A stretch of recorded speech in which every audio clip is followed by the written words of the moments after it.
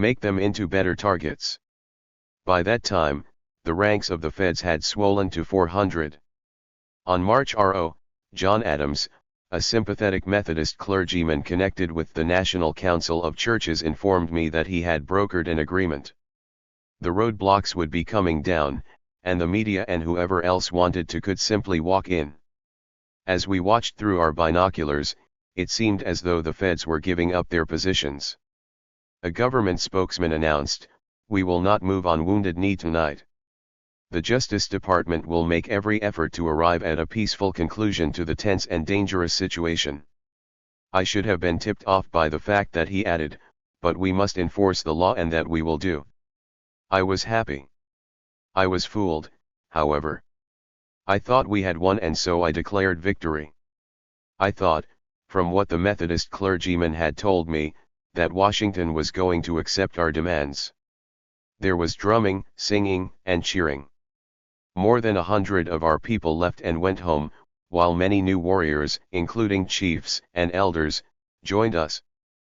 But victory did not go smoothly. During the night, vigilantes snuck in and set fire to the trading post. The fire was discovered and quickly extinguished. Just as it was now easy for friends to come in, it was also easy for enemies. We were forced to send out patrols and to put our roadblocks back up again. The Oglala chiefs and headmen talked things over in the peace teepee and declared that, from that moment on, they would negotiate with the United States as one nation to another nation. They issued a proclamation. Let it be known, March 2, 1973, that the Oglala people will revive the Treaty of 1868, and that it will be the basis for all negotiations. Let the declaration be made that we are a sovereign nation by the Treaty of 1868. We intend to send a delegation to the United Nations. We want to abolish the tribal government under the Indian Reorganization Act. Wounded Knee will be a corporate state under the independent Oglala Nation. In proclaiming the independent Oglala Nation, the first nation to be called for support is the Six-Nation Confederacy. We request that the Confederacy send emissaries to this newly proclaimed nation. Sovereignty. That had been in the back of our minds all along. That's what we had dreamed about for so many years, to be out from under the white man's rule, to govern ourselves again, to be truly independent. Now it had happened, but it meant the war was not over. It had barely begun. We are going to ghost dance for the people buried here in that ditch. There won't be no coffee break. Leonard Crow Dog, Lakota. It was now a whole new ball game. All previous negotiations were meaningless. The Oglalas became what they had been before the white man took their sovereignty away, an independent nation. The Oglalas demanded the same recognition the United States accorded countries such as France or Italy, and they asked the same from the United Nations. In this request, the Oglalas faced the greatest confrontation yet. If we ultimately succeeded, then other Indian nations would also become independent. The whole system under which the United States had ruled us, a system so carefully built over 200 years, would simply collapse. Official acknowledgement of the Treaty of 1868 would mean not only that our sacred Black Hills, but all of the Dakotas, much of Montana, Wyoming, and Minnesota with all their natural treasures, coal, oil, uranium, gold, and silver, would revert to us. White America would never give that up. It would fight for the land tooth and nail. The odds against us were astronomical. I had no illusions. Still, I would fight for Indian sovereignty no matter the cost, if only to establish the principle for future generations. At Wounded Knee, we formed a new warrior society with brothers and sisters from many tribes. A warrior is not the same as a white soldier who gets paid, gets a pension, and who kills because he is ordered to. To us, being a warrior is not about killing. A warrior should be the first to go hungry and the last to eat. He or she should be the first to give away one's own moccasins and the last to get new ones. That is what being a warrior is all about. When the chiefs, holy men, and elders took counsel in the peace teepee, We all agreed that AIM people should be excluded from the meeting. WEFELT that the Oglala people should make ALL decisions regarding their future without outside influence. The traditional leaders emerged from an all-day council inside the teepee and told the crowd that they had chosen to declare their nation's sovereignty. They had voted to send delegates to the United Nations and to inform the White House in Washington, D.C. that the Oglalas were going to be independent from now on. AIM was eager to help them. WE assisted them in setting up a provisional government, and then everyone present began strengthening our positions at Wounded Knee. We planned to be ready to repel any invaders. WE made the Pine Ridge Reservation, onto which the Oglalas had been driven by force, a land base. We had this land, we had a government, and we had the support of Indian people on the Pine Ridge Reservation. WE even had the support of the majority of white America. In the Harris poll, 2/3 of the Americans informed of events at Wounded Knee sided with us. What was at stake was not merely the lives of a few hundred people, but a way of life and our right to live it. To make it perfectly clear that the United States was now a foreign country and that the Oglala Nation now had borders like other nations' borders that included Wounded Knee. Russell Means made a statement.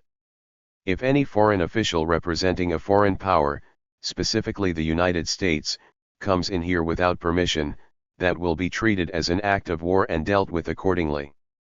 He added that spies would be shot by a firing squad. The last bit was a typical piece of Russell rhetoric. Oddly enough, the guys sent by the government to spy on us were 4 postal inspectors guided by 2 vigilante ranchers. Of course, it wasn't about inspecting the mail. Postal inspectors are federal agents with the same powers as the FBI. They can make arrests. The 4 postal inspectors carried guns and wore badges when they came to our border. Our security stopped them at the checkpoint, disarmed them, and arrested them. They were made to stand in a row with their hands on their heads, shivering. They were photographed, and their pictures appeared in local newspapers, which must have been embarrassing for them. Once caught, the postal inspectors immediately identified themselves as federal agents and said, "We are armed. We have handcuffs," trying to forestall our security from discovering their identity and roughing them up. They said they had come to check out mail tampering. We thought this was more than a little strange for federal agents concerned with mail fraud during a major confrontation with daily firefights. The postal inspectors were brought into the museum, which served as our security headquarters. They were told to sit down and wait. Their guns, handcuffs, and badges were piled on a table. One of the inspectors was so scared that he pissed in his pants. The urine ran down his leg, forming a puddle on the floor. When Leonard Crow Dog came in, one of our security guards asked him, "What do we do with these char actors?" Leonard told him that it was early in the morning, that it was cold, and that they probably needed some coffee. They were provided with coffee and scrambled eggs, although our food supplies were low. For the better part of an hour, Crow Dog explained to them what the situation was at Pine Ridge and why we had occupied Wounded Knee. Then he had the agents politely escorted out of the perimeter. Later, after our stand at Wounded Knee was over, Leonard Crow Dog, Stan Holder, and Carter Camp were tried and convicted on charges of armed robbery and interfering with federal officers in the performance of their duties.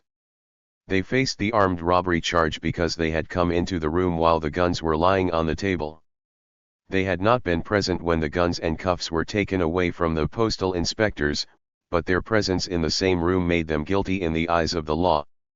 The courts did not go after the security guys who actually disarmed the inspectors because they were only interested in nailing the leadership. The second charge was brought against them because they had interfered with the agents' attempt to spy on us. Even before we dealt with the U.S. spies, we were further refining the nature of our newfound tribal sovereignty. The newly liberated country was offering citizenship to whomever happened to be within its perimeter. Passports were issued and visas given out to the press and to foreigners. I said, "This is no longer a perimeter, it is a border." The newly established provisional government formed committees on housing, defense, immigration, internal security, public health, and information. Though he was not officially named as such, V. Renan Belcourt, who was always on the outside doing what he could from a distance, acted as a foreign minister. The vacant houses of missionaries and business owners who had left on March 6 were taken over for use as kitchens, information centers, sleeping quarters, and so on. The central part of the trading post became an auditorium where people gathered every day to hear the latest news. They listened to speeches by the leadership and elders, voiced complaints about various things we needed to deal with, and sang and prayed together. We had realized that we would have to stay in Wounded for a long time and that security would become all important. WE used a mechanical backhoe to dig deeper bunkers. WE put stoves into our bunkers, and in some we installed sleeping lofts or bunk beds. Our new nation created an army that was as unlike the U.S. Army as possible. It had no generals or colonels. It was an army of equals. It was made of men and women who respected life and hated killing, because the loss of a life, whether white, red, yellow, or black, is still a loss of life and a victory for death. WE had no uniforms, unless you call ribbon shirts uniforms. WE had no officers barking orders, but our warriors sang a lot. WE had no discipline except self-discipline. Ours was a wonderfully strange army. At the knee we had what we called roving patrols. We used cars borrowed from local missionaries. WE used about 5 cars, fueled with gas from the trading post pumps, to patrol the hills and keep the marshals and APCs at bay. The first federal roadblocks had been set up about 1.5 miles from our lines, and we were able to keep them at that distance. WE had our patrols going 24 hours a day.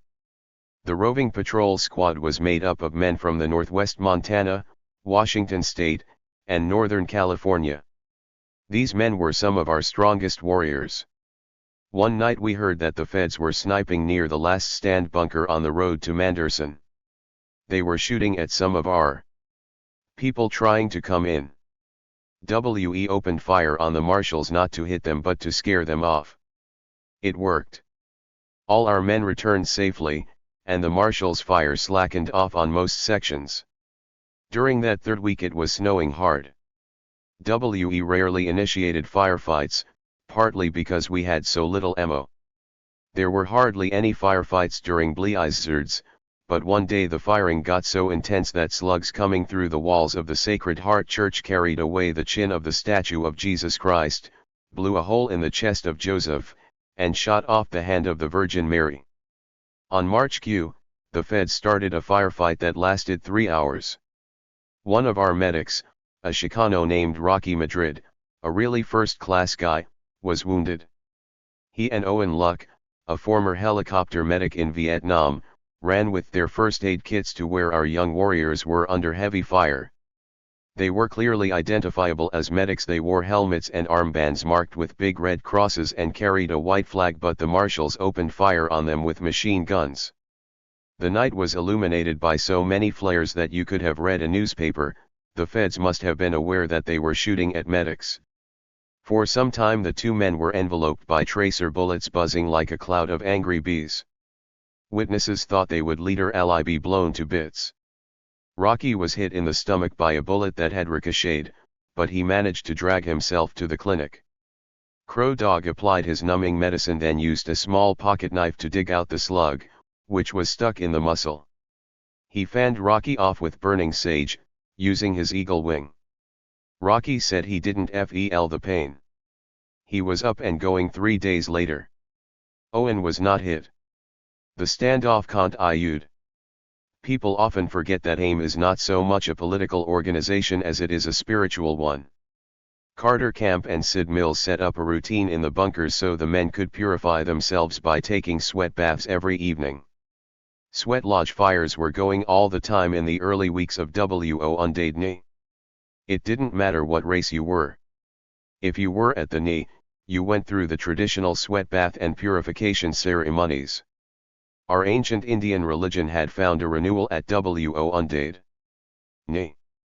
It brought us together once again into the sacred hoop of our ancient beliefs. We were becoming what we once had been. It was in this environment at Wounded that our chief medicina man, Leonard Crow Dog, decided to bring the ghost dance back, because it was here that in 1890, Chief Bigfoot's ghost dancers had been massacred by U.S. soldiers. After that massacre, the ghost dance was outlawed, as well as all other traditional Indian ceremonies. Crow Dog told the people, "We going to ghost dance. There are 40 of us who want to do it right here on that brown, dried up winter grass and patches of snow. We ghost dancing here where our people were massacred. We'll dance for 4 days. You'll be tired, but there is no saying, I'm tired, I've got to rest. There's no rest in the ghost dance, no coffee, no lunch break, no cigarettes. There won't be, I'm a Sioux, I'm a Chippewa, I'm a Mohawk. We'll be dancing as one tribe. And whether it's snowing or freezing, we'll dance. And maybe somebody among us will get a vision or be in a trance and fall down. You must not be scared of this. Not be calling for a medic. The spirit will be the doctor. Just keep going.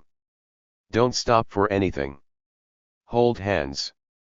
I'll teach you a song, voices of the spirits. The drum will be the heartbeat of Mother Earth. The clouds are the dreams, visions of the mind. We will be praying to elevate ourselves from this world to the other world." The dancers met in a hollow away from the eyes of the feds an hour before dawn the next morning. It was the same gully where Bigfoot's people had been massacred. The dancers moved slowly in a circle in the light flurry of snowflakes. In the center of the dance circle, Crow Dog had planted an evergreen tree, a tree of life.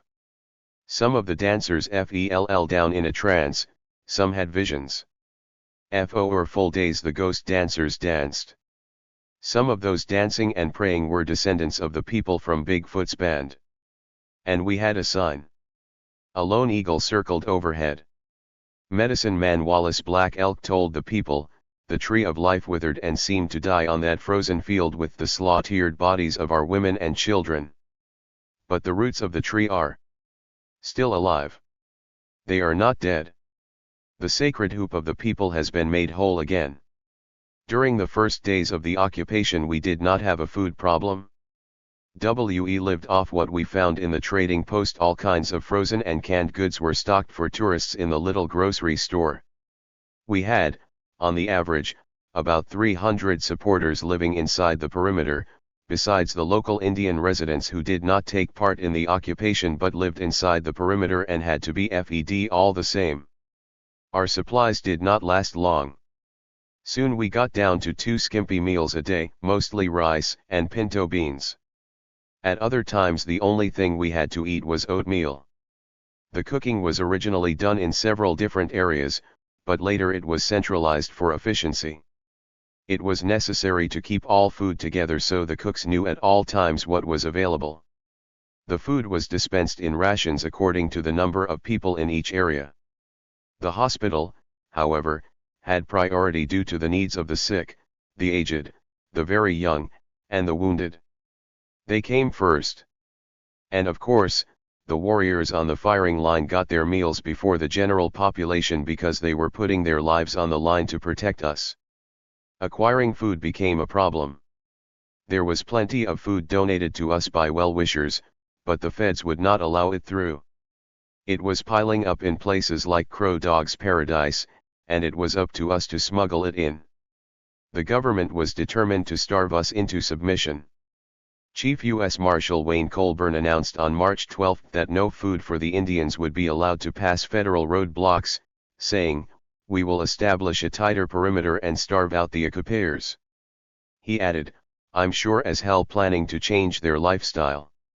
If that means starving, if it means being cold, or not being able to read the evening paper or watch television, or make phone calls, and having no soap to wash themselves or their clothes, well, good.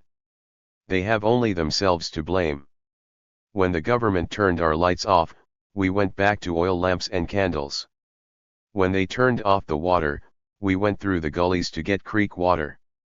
When the feds turned the heat off in the middle of the Dakota winter, we made a stove out of oil cans and made some heat that way. It was my job to organize the nightly backpack caravans that traveled through the ravines and arroyos that crisscrossed the area our Underground Railroad. The marshals and the FBI knew that supplies were reaching us but didn't know by what route. They did interfere with the few backpackers they could find, but they never could stop them completely. Our Underground Railroaders were usually guided by someone like Pedro Bissonette or Oscar Bear Runner, who knew the areas well and could make their way to us in dark. They came by starlight or navigated by the light of a distant landmark. Bringing in food meant a long walk in the night, usually 10 to 15 miles through country teeming with government snipers using infrared night scopes and trained attack dogs. The land was often swept by machine gun fire and streams of tracer bullets, which Crow Dog said looked like swarms of lightning bugs. The dogs, at least, we knew how to handle. I think it was Stan Holder and Owen Luck who invented the urine and pepper anti-dog defense. A group of men would go along urinating on the ground, laying a trail for the dogs to follow. The trail always ended in a handful of hot chili pepper. Once their noses connected with the pepper, the dogs were useless for hours. Our backpacks usually weighed about 40 to 50 pounds loaded. Backpacking was exhausting and dangerous. You could get into a crossfire even if agents did not know you were there. If flares illuminated the area, you had to lie down on your belly, often in some ice-covered puddle, and try to make yourself as flat as a flounder. When passing close to the feds, backpackers often walked for a considerable time in their stocking feet to avoid making noise. The backpackers who were arrested for their efforts were charged with crossing state lines with the intent to incite or participate in a riot. By the beginning of April, the feds had tightened the ring around us so close that hardly a mouse could get through. They finally discovered a particularly well-hidden section of the trail and posted several APCs with mounted machine guns along that path. By March 30th, we were down to 2 meals a day. A week later it was 1 meal a day. And then a week after that, we had to get by with 1 meal every other day with a bowl of thin soup in between. On the day the occupation ended, the only food left was a 40-pound bag of dry pinto beans. The first signs of malnutrition had appeared among our 88. The children. They were very thin and had little immunity to infection. A number of people suffered from respiratory illnesses. The elderly and small children were also suffering from intestinal bugs and diarrhea. There was no toilet paper. Most of us used the great outdoors, but the toilet in the clinic was backing up. Medical supplies were stopped at the road blocks. Our doctors warned us of the possibility of serious disease. Everyone was coughing. Warriors did bunker duty while running a fever.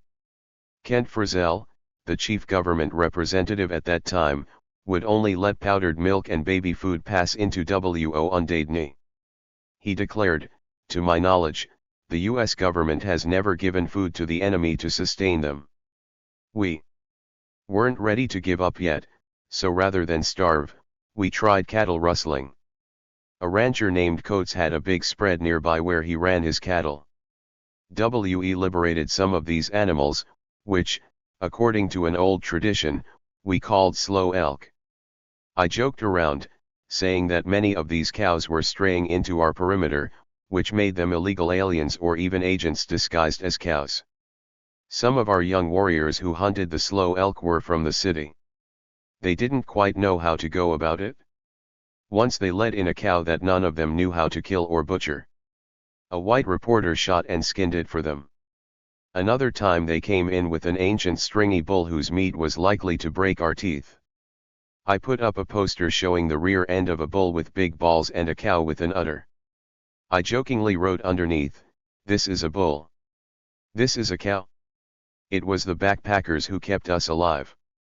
Part of my job was keeping morale up. When people are hungry and freezing, they need a morale booster. That was me. There was a mimeograph machine in the trading post, and we had a lot of paper, as much as 2,000 sheets, so I started a daily newsletter to all the people at the NI. My news service became really important after the telephone line was cut. I would get up before dawn and type out the day's message. Every day the backpackers came in with tidbits of information. They also brought us newspapers. Sharing the news connected all of us with one another. I told the people about our supporters all across the country. It was my job to boost their spirits. Every night I handed out news bulletins and distributed mail that had been smuggled in by our runners. Many times I played psychiatrist to people with troubled minds. I also arranged for people on the inside to get word to their families and friends on the outside via our underground railroad. Before the phone lines were cut, I would read to the people messages we received from hundreds of well-wishers. Letters, telegrams, and phone calls came from every part of the world. Once we got a call from a group of skins in Vietnam, telling us they wished they were with us at the NI, that the real war was happening in America, not in Southeast Asia. During one meeting, I read aloud no less than 70 telegrams from supporters. These telegrams were prayers for our survival and for victory in our struggles. Russ also had a job to do in getting word out to the press, telling the world that the Oglalas themselves occupied Wounded Knee, not some white commies and hippies as Dick Wilson had told the press. On April 5, after days of wrangling, a solemn agreement was signed between us and Kent Frizzell, which seemed to finally end the siege. In the name of the government, Frizzell accepted 6 of the 10 demands representing the conditions under which we would disarm. Under this agreement we would get congressional hearings on the continuing validity of the 1868 TRED of Fort Laramie, and a meeting at the White House. The agreement was signed in front of the media. On the same day, our delegation of Leonard Crow Dog, Russell Means, Tom Bad Cobb, and Ramon Rubido left for Washington, D.C., to finalize the agreement. We had won a further concession. The phone lines were opened once again so that those of us staying at Wounded Knee could communicate with the delegation and discuss their progress. In the meantime, I experienced some of my happiest days inside our encircled little village. It was a time when Kamook and I could begin to breathe again. She had shared so much with me, often going out to the firing line with the first aid crew, taking food to the warriors, and being pinned down by fire during intense exchanges.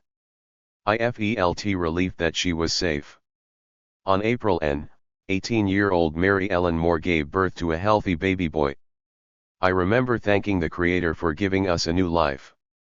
To me, the event was the symbolic rebirth of something good and beautiful that had died in the snow of 1890. The day before we had heard a recurrence of ghostly crying from the grave of the 1890 massacre. Even some of the marshals heard it from their sandbags. We were told later that some of the feds couldn't stand the sounds and broke down. I felt, as many others did, that our ancestor spirits were with us, moving about at the time of this baby's arrival. The birth took place inside a trailer during a firefight. Josette Wasuk acted as the chief midwife. She was 72 years old, and we called her Grandma Aim. She had delivered 13 babies before this one, so she knew what she was doing. Josette was assisted by Annie Mae Pictou, V.E. Renona Kills Right, and Ellen Moves Camp. It was not an easy birth. Mary was in labor a long time. The little newborn was called Pedro in honor of Pedro Bissonette, who was a friend of Mary's. The naming of a baby always has a special significance, but even more so this time. Pedro was later murdered by BIA police. Through Mary and her son, his memory and name live on. WE informed Red Arrow, the Fed's communications center, of Mary's birthing and the possibility that she might need to be moved out of the perimeter. The Feds had seen a lot of our people braving the exposure to danger, milling around the trailer, drumming and singing in spite of the bullets. They wondered what could be going on over there. Just as soon as little Pedro gave his first cry, I went into the trailer with a few others to hug Mary, and I wept openly. She was not even done with the birth yet, as the afterbirth had yet to be taken care. £0 The people neither minded that nor did they pay attention to the marshal's bullets whizzing by. Everybody was just eager to see the baby, hug Mary, and thank her for the great thing she had done for us. The baby's natural father was not at the knee and was never in partnership with Mary after that, but she had a circle of family here all around her. After a while, little Pedro was dressed. Josette held him up briefly through the trailer window for all the people to see. A cheer and a brave heart cry rose up when the crowd saw him. By then the prairie around us was on fire. The feds were still burning off all the underbrush to deprive our backpackers of cover. Renona told me, they're making a smoke signal to announce the birth of our little Wounded Knee warrior. That night there was a ceremony among the people. The AIM song was sung for little Pedro, and I remember talking to the Great Spirit in the sweat lodge, giving thanks for this new life. The next day another event occurred that gladdened me. There took place a wedding between Nogieshik Akwash, an Ojibwa, and Anna Mapiktu, a young Micmac woman from Nova Scotia. Around the second week in March they had come in with a group of 4 or 5 other people from the east. Nogieshik was a thin, rather elegant-looking man who wore a stylish, flat-brimmed hat. Annie Mae was a small woman, barely 5 feet tall, but as I was glad to find out she had the heart of a lion. Usually Stan Holder would bring newcomers over to us leaders late in the afternoon. I remember that March day when he brought the Kuple and their companions to the trading post so we could talk to them. I spoke to both of them and asked Nogieshik and Annie Mae what they wanted to do. I told them, you can be on the firing line, you can help with the cooking, you can go out and hunt, you can bring food in for the warriors, you can be on security, and there are other duties to perform. They looked at each other and Annie Mae said, we'll both take the firing line. And I said, all right. I assigned them back to Stan, who took them to the crow's nest bunker. When I saw Nogieshik and Annie Mae about 2 or 3 days later, they were digging in. They had found a place to dig themselves a big foxhole. I thought to myself, these two are going to stay here for the duration. I saw Annie Mae cooking, digging latrines, and helping out at the first aid station, but mostly she and Nogieshik stayed close to their foxhole on the firing line. One night in early April, Nogieshik came up to me and said that he and Annie Mae wanted to get married at the knee. This idea thrilled me. I told him, maybe you should see Wallace Black Elk and, together with your request, give him an offering of tobacco. Normally Crow Dog would have performed the marriage, but he was still in Washington, D.C., with our delegation. Though we had sent a delegation to Washington, D.C., to negotiate peace, there were still firefights every night. I was usually absorbed by the raging battle, but I would sometimes get a glimpse of Nogieshik and Annie Mae. She sometimes had a handgun strapped to her waist but more often carried a rifle. She always seemed busy. I never saw her idle. She was one person who never was a burden. In fact, she lightened the burdens of everybody else. That's how I remember her inside Wounded Knee. Wallace had told me about their wedding plans and wanted to know what he should do. There was still the possibility that Crow Dog might come back in time to perform the ceremony. We were waiting for word from Russ. He, Crow Dog, and the other delegates were supposed to negotiate with the White House people, then they were to call us to say whether the administration, which we hoped would including the President, would meet with us to end the occupation. But the call never came. Finally, Russ called me from his room in the Washington, D.C., hotel where he was staying. He said the White House people still had him on hold, that at any moment a meeting might take place, and that they had told him to stand by. On April 8, Russ was reported to say, "We are at an impasse. We've abided by the agreement, and we're still waiting. There are over 200 men, women, and children whose lives are on the line at Wounded Knee, and we're sitting here in this goddamn bourgeois hotel that we can't afford, getting fucked over by the White House." It didn't seem that either Russ or Crow Dog would be attending the wedding. Noji Eshik and Annie May were growing impatient and wanted to be married with the pipe in the big hall of the trading post, where we had set up command. Walis asked me, when should we do it then? I said, well, as soon as possible. Within a week. He said, well, set a date. All right. Well'll have it on April 12th.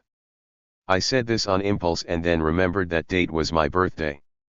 That was just fine with me. It would be a memorable day. 4 male elders gathered on that same evening that Mary had given birth and advised Noji Eshik on the meaning and duties of an Indian marriage. 4 women elders did the same with Annie May. Afterward, the 4 men and 4 women made flesh offerings for the couple. Tiny squares of skin were cut from their forearms as a sacrifice to ensure a good life for those about to be wed. Then we held a sweat lodge ceremony. IFELT good. Here we had a birth, and right after it a wedding was about to take place. I took that as a sign of life continuing for us. IFELT there would always be Indians, that our history was not about to end, and I thought, tomorrow there will be a joining of 2. I9J. People together as man and wife. Children are being born. This is no longer an occupational force, this is a community coming alive here at WO So we prepared for the next day. On the morning of April 12th, we began the ceremony. Ojishik treated us to a small giveaway, very small under the circumstances, but the spirit was generous. We were still hoping Crow Dog would arrive, but we proceeded with the wedding ritual. Wallace Black Elk performed the ritual, and it was beautiful. He put the blanket over their shoulders, 2 radiant people sheltered by 1 blanket, 4 hands joined in holding the pipe. I introduced Noji Eshik and Annie May to the people. Most of them already knew the groom and bride, but every day new people came to the knee. The big room was packed with about 300 people, a joyful gathering after so many weeks of stress. I took my place at the drum, and we began singing songs the way Walis instructed us. Of course, we sang the AIM song, all 5 verses of it. Martina White Bear, a young Winnebago woman, did the cedering and fanning off. She said to me, that's the way I want to be married someday. Walis spoke, my brothers and sisters, this is a great happening, first marriage ever performed at WO under the independent Oglala Nation. And I want to thank you who have come to aid the Oglala Sioux in this time of trouble and uncertainty. And now you are part of our family. We are really proud of you, and may the joy of the Great Spirit be your strength. That is my prayer. We smoked the pipe, first the newlyweds, then the 4 men and 4 women elders who had come to be part of the ceremony, then the inner circle, and then the drum group. We all shook hands. I went up to Noji Eshik to shake his hand. I looked down on Annie May, and she gave me that shining, big, beautiful smile. I said to her, today is a good day. She nodded yes. I said, by the way, Annie May, April 12th is my birthday. So your wedding was a birthday gift to me. She smiled again and said, thank you, thank you, thank you. The 2 of them were very proud as they returned to stand on the firing line together. It was a fine example for the other warriors to see these 2 together under fire in the face of such odds, standing up to the greatest military force on earth. That to me was showing America that we were going to go on. We were not just about foxhole duties and fighting the feds. We were continuing with our lives. We knew the government could and would put us in jail, could even kill us, but nothing could stop our movement. We had a destiny and we were going to survive. I9s. 1-6. The stand down.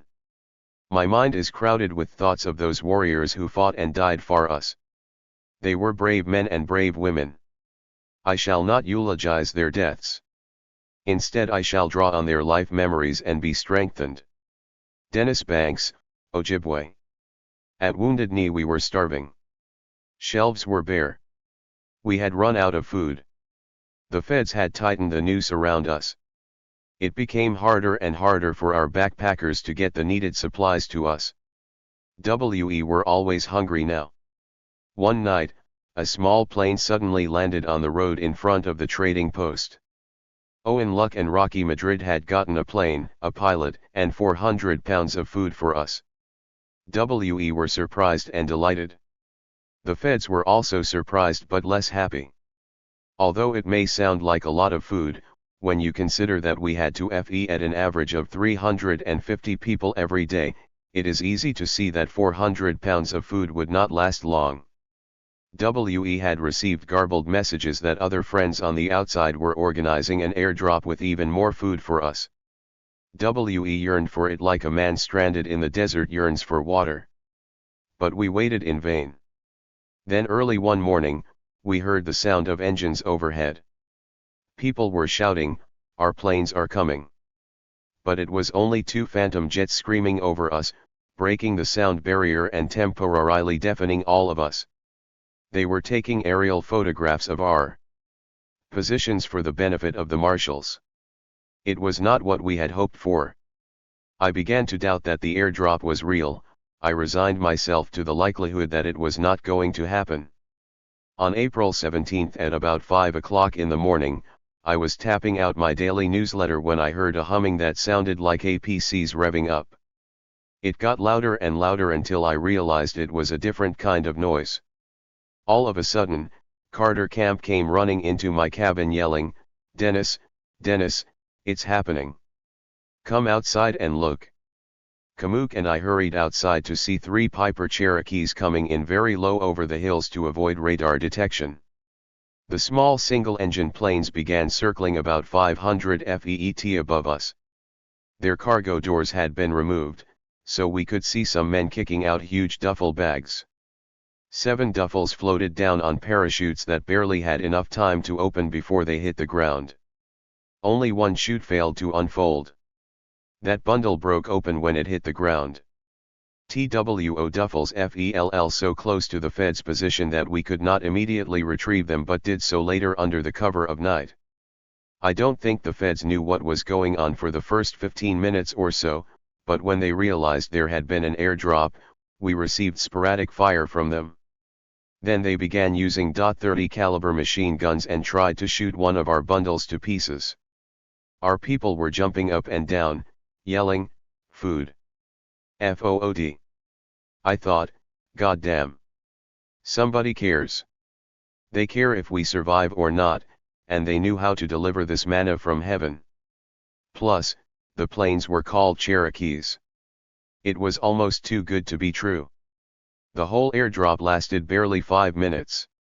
It had been carefully timed for daybreak when the marshals and FBI would still be snoring in their bunkers. The lead plane made a second pass to drop one more load at 250 feet.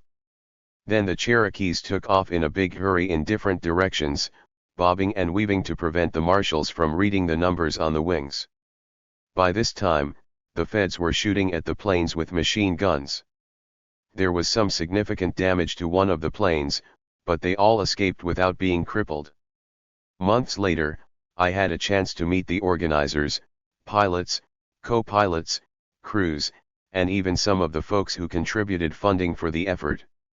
The man who conceived the idea, Bill Zimmerman, a white I-97 friend, also piloted one of the planes. He later wrote a book about the airdrop called Airlift to W.O. Undead Knee, which is a long and fascinating story. The other two pilots flying those rented Cherokees were Billy Wright, a black pilot with superb flying credentials and a zeal for helping Indians that made him the perfect flight leader, and Jim Stewart, a white skydiver who had made over 600 parachute jumps. Larry Levin was a co-pilot who had raised a lot of money for the airdrop. Numerous others also helped make this miracle happen. About 50 of our people lost no time dragging the heavy bundles away from the firing line into the security building. We cut them open and began to inspect our gifts. There was a ton of food, including cheese, flour, pinto beans, rice, sugar, coffee, baking powder, salt, lard, powdered milk, peanuts, raisins, ham, oats, chocolate bars, and cartons of cigarettes. There was also a lot of toilet paper, bars of soap, and even packages of Tampax. Our benefactors had thought of everything. We took some of the food immediately to the little White House where we had our kitchen set up. Our happy women were eager to start cooking. Within each of the bundles we found a printed message for all of us. It began. To the independent Oglala nation and their friends at Wo Undaid Ni, our struggle for freedom and justice is our struggle. Our hearts are with you. This is a fight against an unyielding and brutal government that makes the poor people of the world its victims in its search for power and profit. One lesson is to realize that the frustration and disillusionment we may at times feel are only the result of a misunderstanding of our real ability to affect the course of this country's policies. Wo Undaid Ni shows us that no matter what the setbacks, just struggles are not stopped by any president or any policy. I read the message aloud to the people after we all gathered together in a large room inside the trading post. It was very quiet as I read those words. I began to choke up, feeling a tide of emotions rise in me. I finished the page and looked about me. People were crying openly and quietly embracing. I said, "All right. Let's get to work. Grab all the FELS, make sure that they all are emptied, sort out all the supplies, and let's start cooking." And that's what we did. For us, that food was like the original meaning of Thanksgiving. All the warriors came in from the lines except for a very few who had to stay at their posts. We brought food to those men. Gladys Bissonette and the other cooks prepared a fantastic meal that evening. We didn't know then that we were heading into one of the saddest days since the siege began. Even though this day began in such a miraculous way, we had reason by the end of it to offer prayers of sorrow along with our prayers of thanks. Frustrated by our unwillingness to give in, the feds became vicious. About an hour after the airdrop, they sent their helicopter, Snoopy, into the air over our encampment.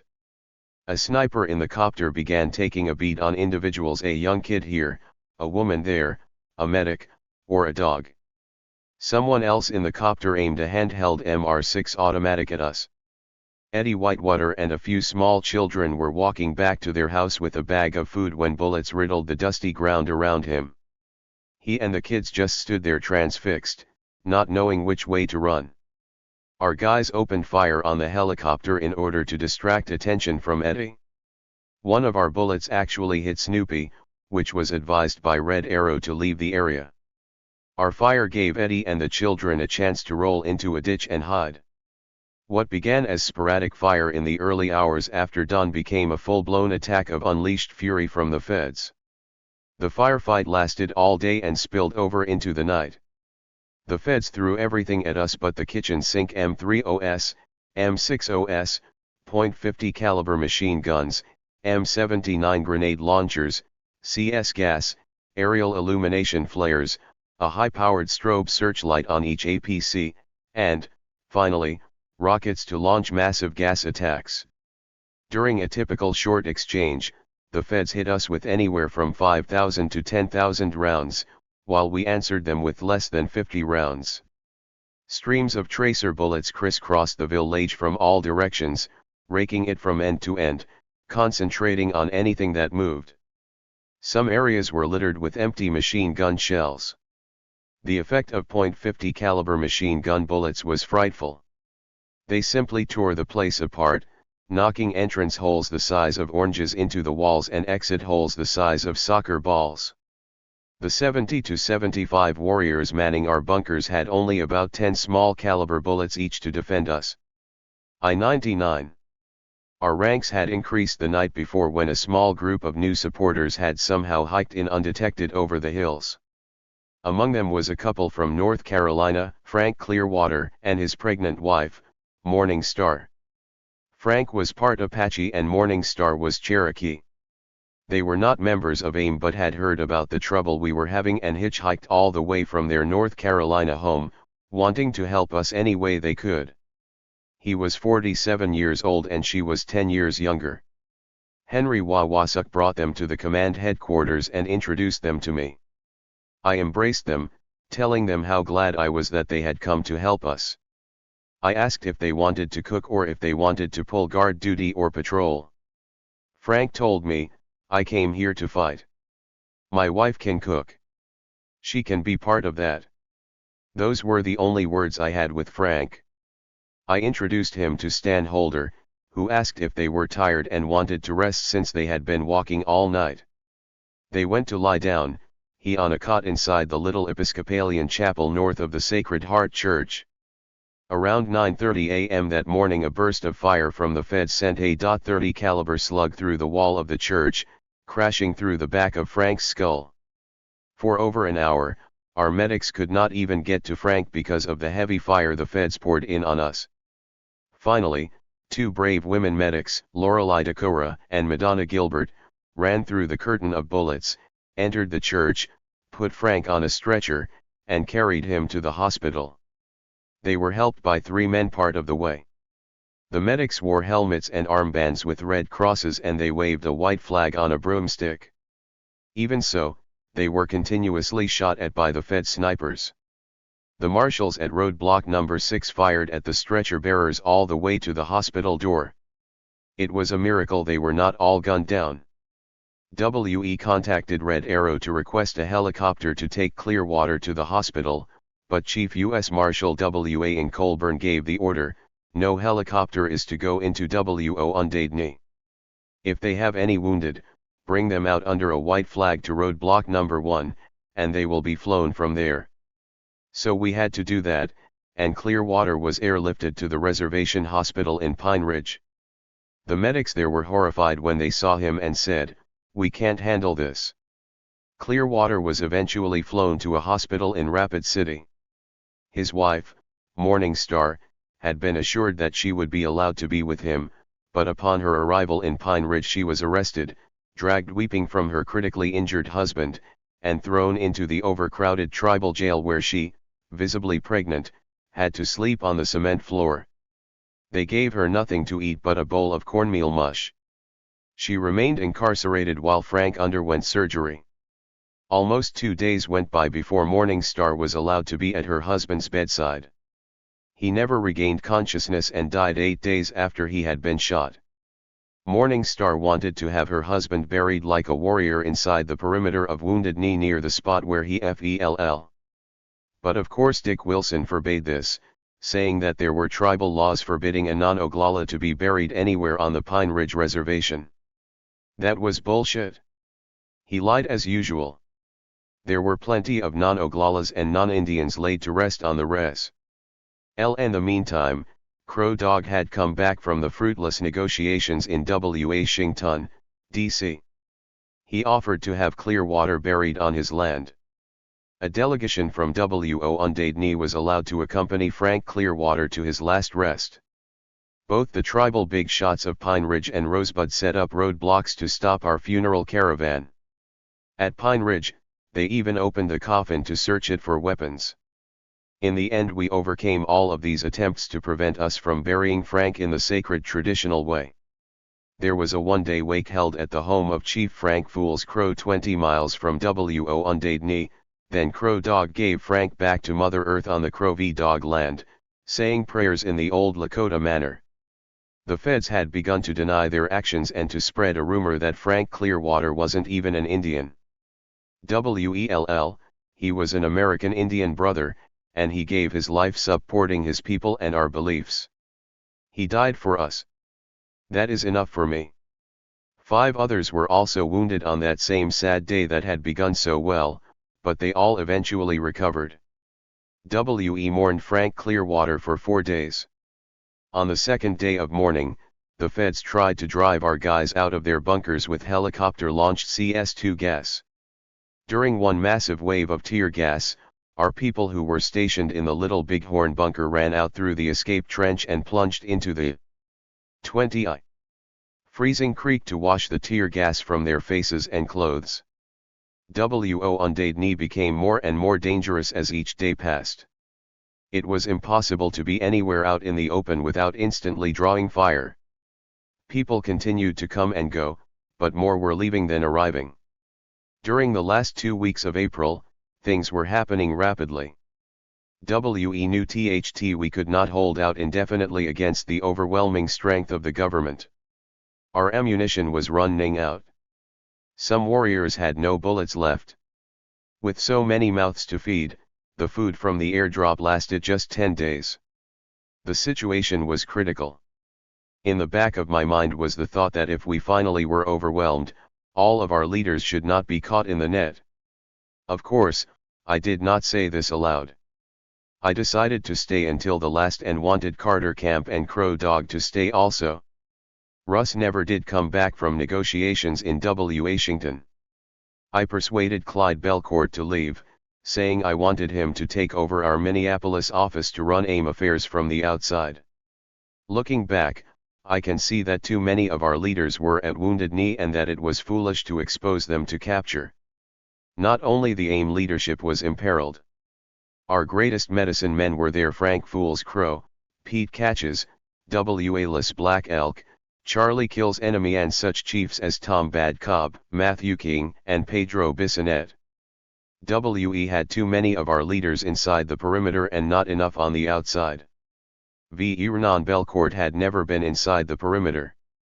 He remained outside, acting as a roving ambassador for us. He had a wonderful way with the media. He made speeches, lectured on TV, and arranged for press conferences. He also had a gift for coining catchy, memorable phrases. TED means, Russ's brother, was asked to be our general support gatherer, and Pedro Bissonette went on to Rapid City to keep the Underground Railroad going. He knew the terrain well and could tell the backpackers which way to go and what to look out for. Noji Eshik and Annie Mae had also left by this time. Annie Mae told me she was losing track of her 2 daughters. She yearned to hold them in her arms again before she continued working for our cause. She did come back after the siege and would later give her life for us. On April 15, Crow Dog had returned from his failed negotiation in Washington, D.C., to a big welcome. He had been away about 202 days. I admired him for returning that late in the game when all signs were pointing to our being overwhelmed by government forces. He didn't have to come back to us, he could have stayed on the outside where he was needed every bit as much as at Wounded Knee. Wallace Black Elk could have provided spiritual guidance inside the knee, but Crow Dog was the center, his gravitational pull held us together. There was never any doubt in my mind that without Crow Dog, some of our people would have just given up. We were strengthened by his presence. He had that special gift of power. April 26 was the biggest and fiercest firefight of the siege. It was also the last. It went on for 2 days. The goons started it by firing in the direction of the feds to provoke a big shootout. The feds naturally thought we were firing at them and opened up with everything they had. Our warriors returned fire. We tried to tell the feds over the 2-way radio that the goons had started the firefight, but the situation was already out of control. The fight was escalating on itself, growing in intensity from minute to minute. I was up at 5 a.m. as usual and Kamook was going out on her assignments with Vernona Kills Wright, who was Crow Dog's companion at the time. They were going from bunker to bunker with first aid kits to see how the guys on the firing line were doing and to give them a morale boost. The shooting began around 9:30 a.m. that morning. After weeks of firefights you get kind of used to them, but I sensed right away that this one was different. It was terribly intense and it never stopped. All hell had broken loose. There was frantic radio traffic between our bunkers and also between us and the feds at Red Arrow. The feds radioed, "Hey, you Indians, if we see one of them dudes jumping out of the bunker with long black pigtails, and if we capture him, first we're going to cut off his hair and then we'll cut off his balls." Little Bighorn Bunker radioed back, "Go to hell." Last Stand Bunker reported, "We're being hit hard." Denby Bunker announced, "We're under heavy fire also, and we're running out of ammo. Hawkeye, can you get us any backup?" Over. Hawkeye Bunker radioed to Denby, "Keep your heads down and hold on. Don't waste any ammo. They would like to drive you out of that hole. Don't let them. Over. 23. Red Arrow radioed Wounded Knee with, be advised that if we receive even one single round, we'll hit you with everything we've got. Little Bighorn radioed back to Red Arrow, fuck you. Over. And so it went, hour after hour, all day long.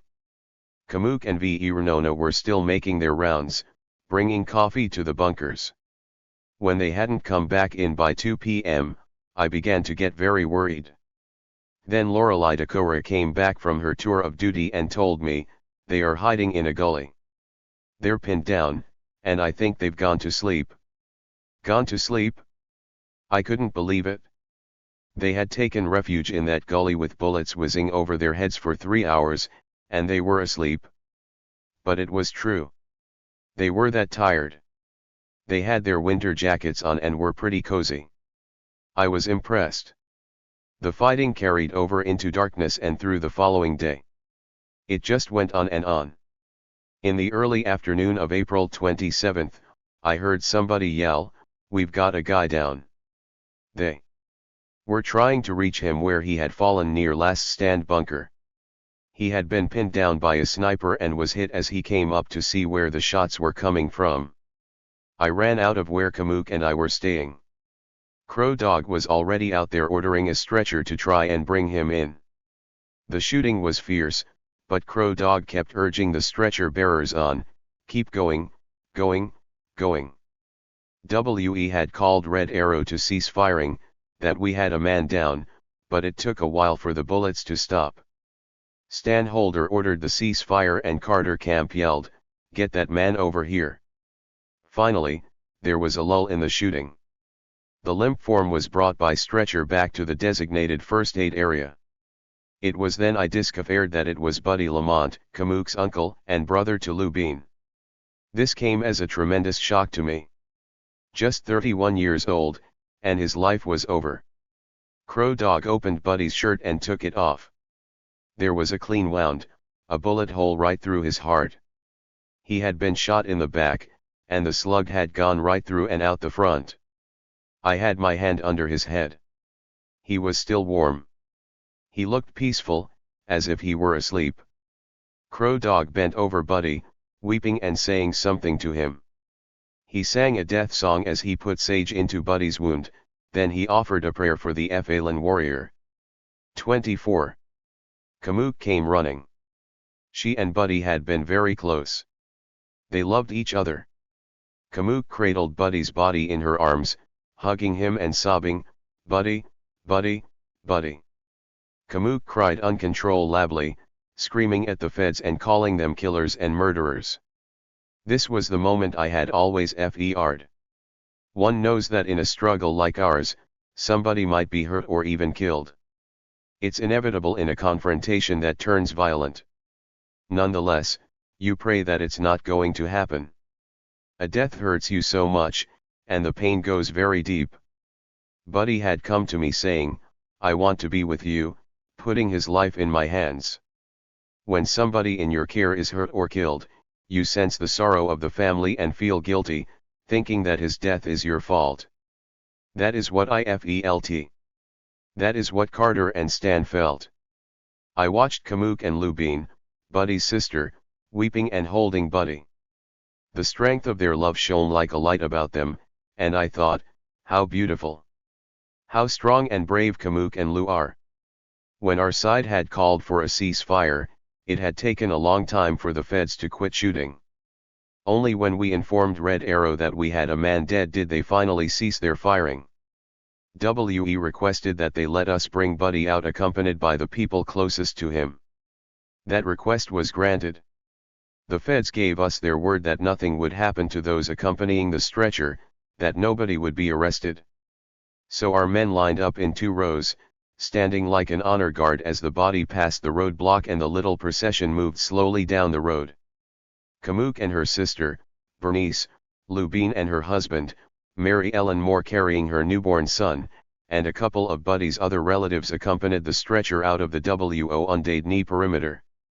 As soon as their feet stepped onto Pine Ridge land, they all were arrested and handcuffed. They were taken to jail by Wilson's tribal police and were detained overnight. Some were kept longer. Mary Ellen Moore was separated from her 16-day-old baby and transported the next day to the Pennington County Jail in Rapid City, where she was fed only crackers and made to sleep on the cement floor. It took her several days to get out. Kamook's mother, Cheyenne, took care of Mary's baby in the interim.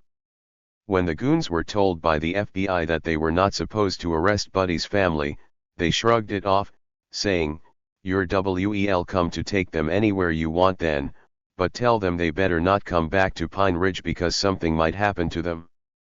The FBI didn't know quite what to do, so they dropped some of the women at Hildegard Catch's house at Oglala on the res. Preparations had to be made for Buddy's funeral. His mother, Agnes, wanted him buried at W.O. Undadney. We all wanted this. Of course, Wilson said that Buddy could not possibly be put to rest there, that he would not allow it. The FBI declared that burying Buddy at the knee was out of the question because it would only stir up trouble. We told them the people were already fasting and involved in sweat lodge ceremonies. Agnes had gone into W.O. Undadney just before Buddy was killed. She was worried about him and had gone in with some food and clean clothes for her son. She had wanted him to come home. Buddy had replied, "No, I've got 2 nieces in here, Kamook and Bernice, and they are young. And my sister is in here too. I have to stay here for their protection. I'm not going." Agnes was afraid for Buddy and for her grandchildren inside the perimeter because of Wilson's threats to go in there with his goons and wipe everybody out. The food she packed and carried to Buddy during the dark hours before dawn was his last meal. Buddy had told her then, "If anything happens to me, I want to be buried right here at the knee. Just cover me up in my bunker because I'm here for a good cause. I wouldn't want to be buried at Pine Ridge. If I'm gone, I don't want any of Dickie Wilson's crowd coming around for me, just our people." So Agnes and Kamook confronted Wilson. Agnes told him, "There's no way that Buddy is going to be prevented from his rightful burial at W.O. Undadney." They pointed out that Buddy was tribally enrolled as a member of the Oglala Nation with the right to have his grave anywhere on the Pine Ridge Reservation. Finally, Wilson shook his head and said, "Well, go on. Bury him out there." A few days went by as preparations for Buddy's funeral were made. The weather was cold, rainy, and miserable. One night the trading post caught fire when someone accidentally tipped over a kerosene lamp, which immediately ignited some old curtains. There was a frantic scramble to 206. Put the blaze out, but the water had been turned up. People grabbed buckets and ran into the night to the old windmill for water. They slogged back and forth through the mud and cold rain, but it was no use.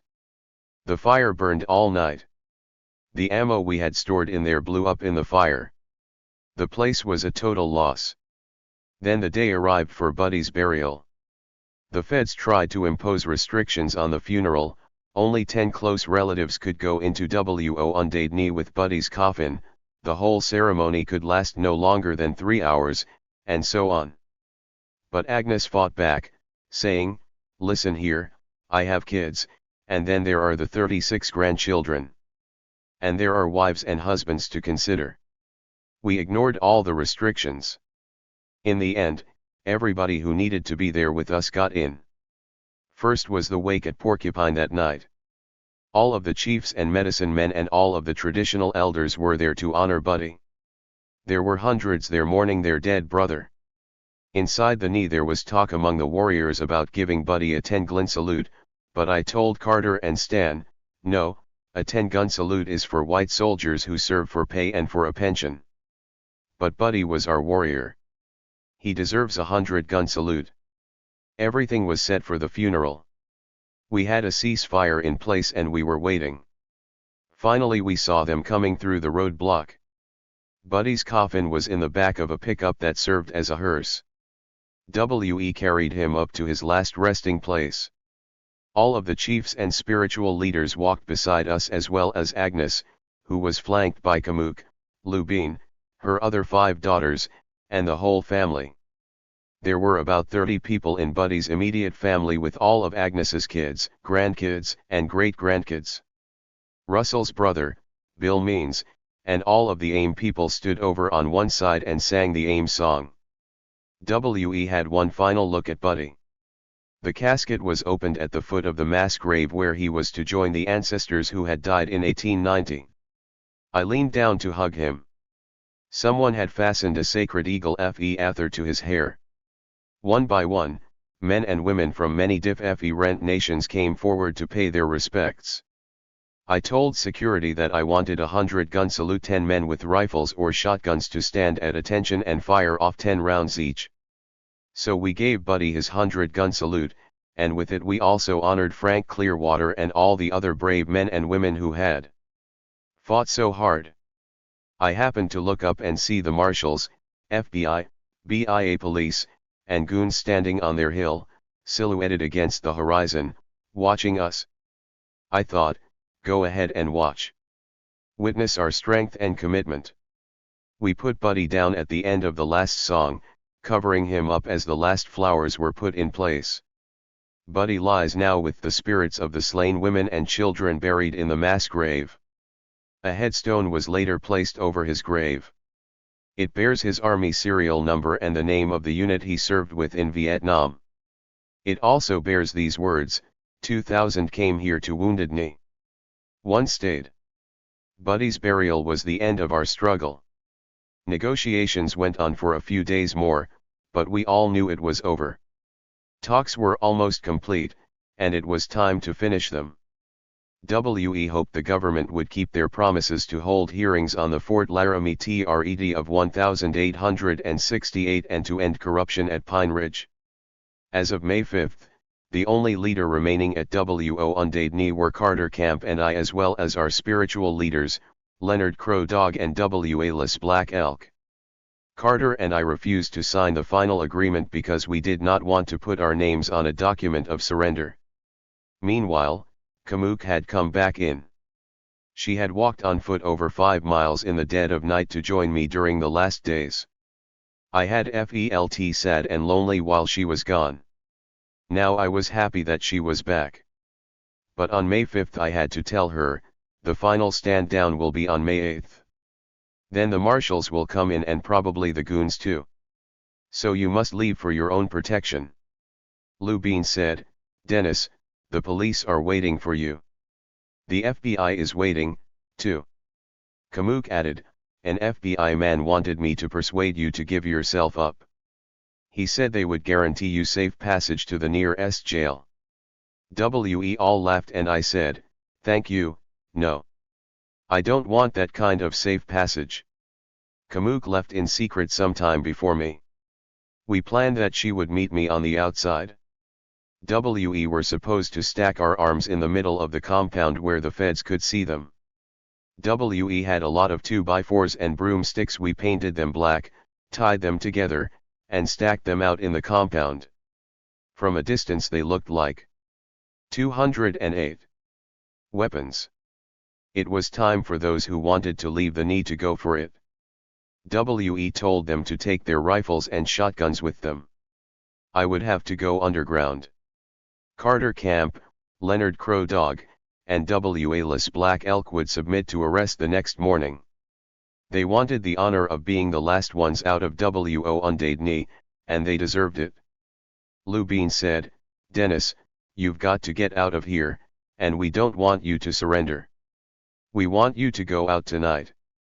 They picked 6 guys to go out with me: Henry Wawasuk, a Potawatomi from Kansas who was my personal bodyguard, Lenny F. Oster, a Navajo, and 4 others. That night, under cover of darkness, we left Wounded Knee. The stand down at Wounded Knee took place on Friday, May 8, 1973. On that day, 146 men and women laid down their arms and surrendered. Also surrendered were 15 inoperable rifles. The feds lowered our AIM flag and raised their stars and stripes while a helicopter hovered overhead. One of the marshals made a victory speech. The marshals and FBI were in full camouflage battle dress, looking for booby traps and hidden enemy holdouts. We had been promised that no goons would be let in, but they were there all right, robbing and destroying whatever they found. Carter Camp and Leonard Crow Dog, in handcuffs, chains, and leg irons, were put on a helicopter to the jail in Rapid City. All of the others were lined up, searched, and fingerprinted. Wallace Black Elk was manhandled and robbed of his medicine pouch and sacred pipe. Over the loudspeaker a voice proclaimed, "Gentlemen, the village of Wounded Knee is secured. Today nothing is left of the buildings inside the perimeter of the 1973 siege at Wounded Knee. The government wanted no reminders that Indians once made their stand here, that they fought and died for what they believed in. But it does them no good. What happened there is not forgotten. Wounded Knee was the greatest event in the history of Native America in the 20th century. It was our shining hour, and I am proud to have been a part of it." 17. The Waters of J. Eustace. Have been Pollutted. I don't care, and I submit to you that it doesn't make any difference if conditions on the Pine Ridge Indian Reservation are good or bad. I don't care if the 1868 THIRD was violated by the United States. Prosecutor R.D. Hurd, U.S. Attorney, South Dakota. There was a manhunt on and I was the prey. The feds were determined to get me, not only for Wounded Knee but also for the Custer Uprising. Kamook and I were hiding out with friends in Rapid City, but that was too close to Pine Ridge, which was swarming with agents and marshals. We got hold of a car and drove to Utah. For a short while we found shelter on the Goseut Reservation southwest of the Great Salt Lake. When it became clear that bail money was not forthcoming, we moved on to Canada. There we were joined by Ron Petit and his wife, Cheryl. They brought with them my 9-year-old son, DJ, a child of my former marriage to Jeanette. Kamook, DJ, and Cheryl drove across the Canadian border without incident. Ron and I crossed on foot through the woods, and they picked us up on the other side. From there we drove all the way to the Northwest Territory, finally arriving at Yellowknife on the northern edge of the Great Slave Lake. 2 Iowa. Even there, we could not stay due to a silly accident. Ron lost his briefcase after leaving it on the roof of the car at a gas station. It fell off into the road. Someone picked it up, found Ron's gun and some AIM papers inside, and took it to the police. The next day there was an article in the local newspaper about the presence of AIM at Yellowknife. It said that the AIM member was a certain Ron Petit, and that among his possessions was a handgun. So we had to make ourselves scarce. We took a small float plane that friends had chartered for us to a place at the end of the world called Ray Lakes. It was near the northernmost edge of the continent. The only way you could get there was by plane. We landed on one of the lakes. By then it was autumn and already getting cold. We had brought enough groceries to last us 3 months, boxes and boxes of provisions. We took a lot of salt to cure meat because we intended to hunt with the rifles we had brought along. We decided to build a log cabin. We had a chainsaw and axes, everything we needed. We settled among thousands of lakes and islands. The lakes were shallow, usually only 8 to 10 feet deep. The area was supposedly teeming with game, particularly moose. A lot of deer and moose antlers were lying around everywhere, and we often saw hides tacked to the outside walls of local Indian homes. Years before, disgusted with the alcoholism at Yellowknife, the current chief of Ray Lakes had taken a band of about 100 people up north. They wanted to make a new settlement where there were neither drugs nor alcohol. First they scouted by plane, then traveled north up the lake system. Sometimes they were forced to carry their boats across land, but they mostly rowed across water. Eventually they made their settlement at the place they had picked from the air. They built wood frame houses and log cabins. They had no way of bringing in large supplies of any kind because there were no roads to Ray Lakes.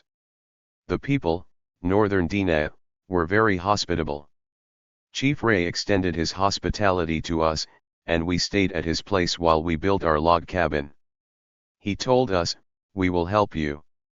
All the logs you need are right here. If you build with green logs, you'll have problems next year. They'll start to buckle from the sun. So use only dry wood. We said, we'll build it to last only this winter, then we'll see what happens next. As the weather turned sharp, we finished the cabin and moved in. 2-2. Next, Chief Ray's men showed us how to fish with nets. The catch out on the lakes was 80 or 90 fish every time the nets were brought in.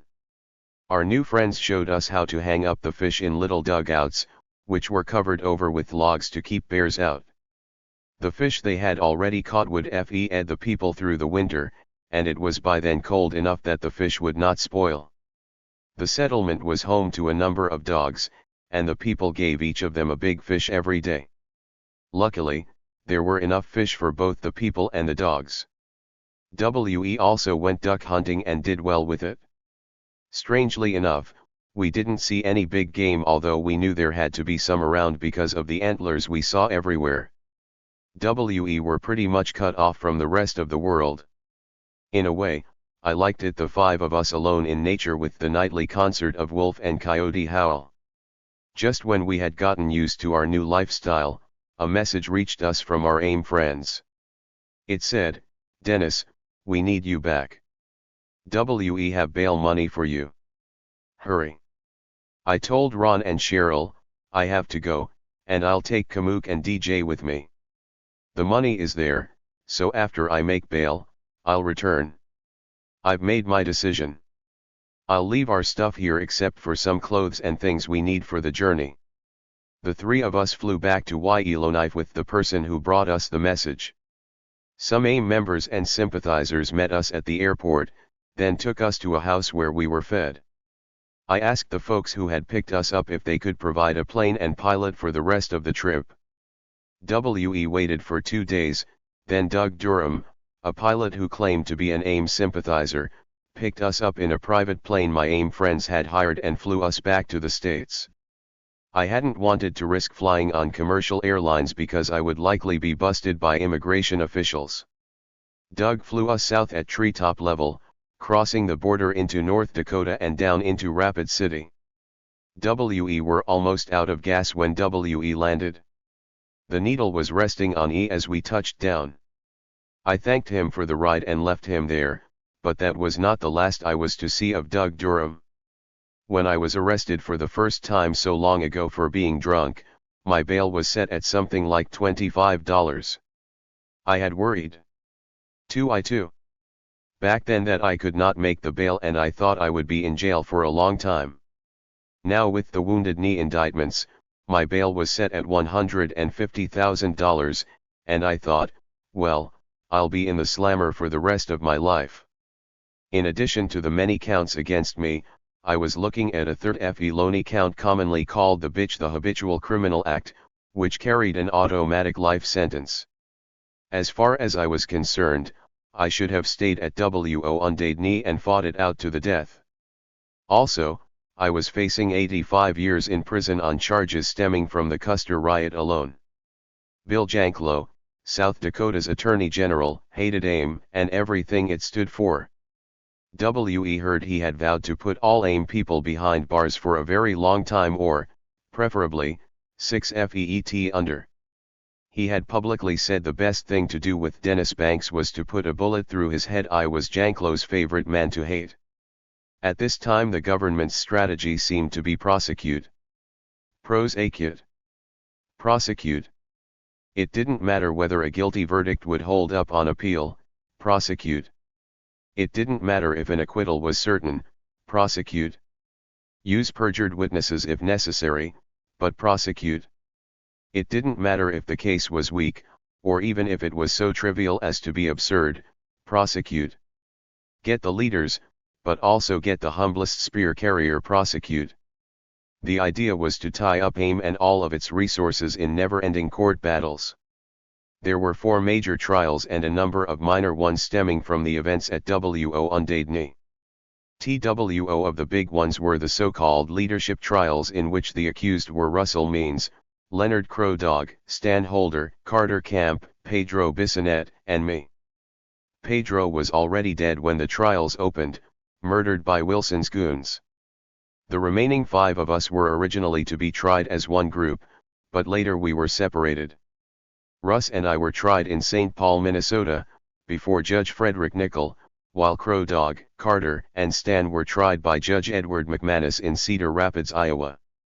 The other trials were to take place before Judge Bottom in Sioux Falls, South Dakota. No less than 127 of our people were charged in this trial. Nationwide, some 1,200 men and women were arrested because they were AIM members or supporters, anti-Wilson Oglalas, or in some way connected with the occupation of Woundedni. 2IJ. Another trial dealt with the riot at Custer, and I was one of the chief defendants. Naturally, with all of this facing us, going back to Ray Lakes was out of the question, so I sent word to Ron and Cheryl Petit to come on home. There was an 11-count indictment against Russ and me for larceny, burglary, assault, theft, interference with a federal officer, creation of armed roadblocks, arson, possession of destructive devices, aiding, abetting, counseling, commanding, or inducing commission of various crimes, and conspiracy. Even I was impressed. WE managed to get a formidable defense team. Russ was represented by Mark Lane and William Kunstler. My own attorneys were Larry Leventhal, Ken Tilson, and Doug Hall. Ramon Rubido was in charge of general strategy for the whole defense team. Of these 6 men, Bill Kunstler was probably the best known. He was brilliant. During his defense of the Chicago 7 in 1968, he had become famous. Kunstler was a craggy, handsome man who appeared in court one with ruffled hair, rumpled clothes, scuffed shoes, and his necktie out of place. His trademark was a pair of eyeglasses perched high on top of his head instead of on his nose. He had a wonderful way with the jurors. He could play them like an experienced angler plays fish. I sometimes thought he should have been an actor instead of an attorney. I liked him very much, and we became friends. Kenneth Tilson was a good man and also became a friend. He was a first-class lawyer, very sharp and able to swoop down like a hawk on any lie or error on the part of the prosecution. Mark Lane was a great showman and good at sniffing out any misconduct on the part of the prosecution.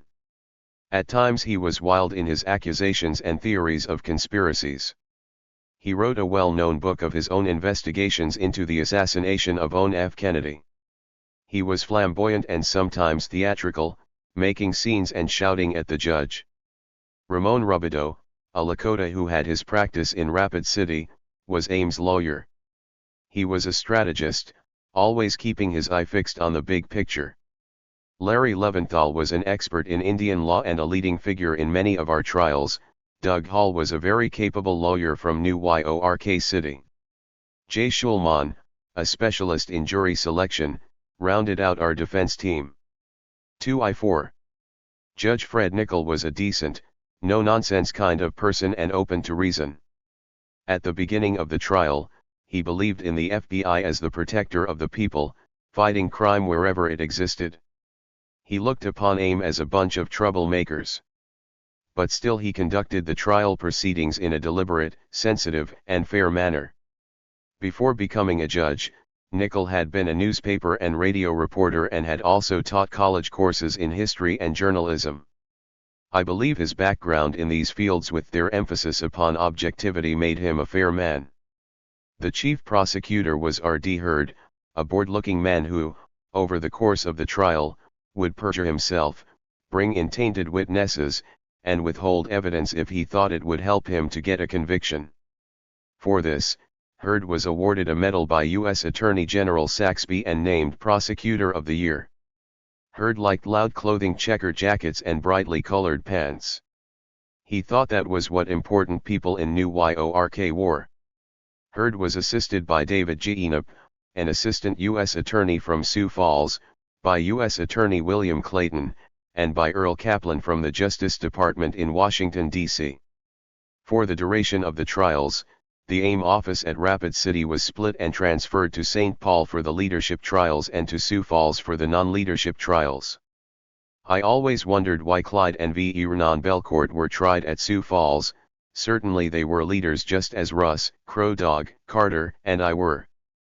My and Russ's trial opened on January 8, 1974.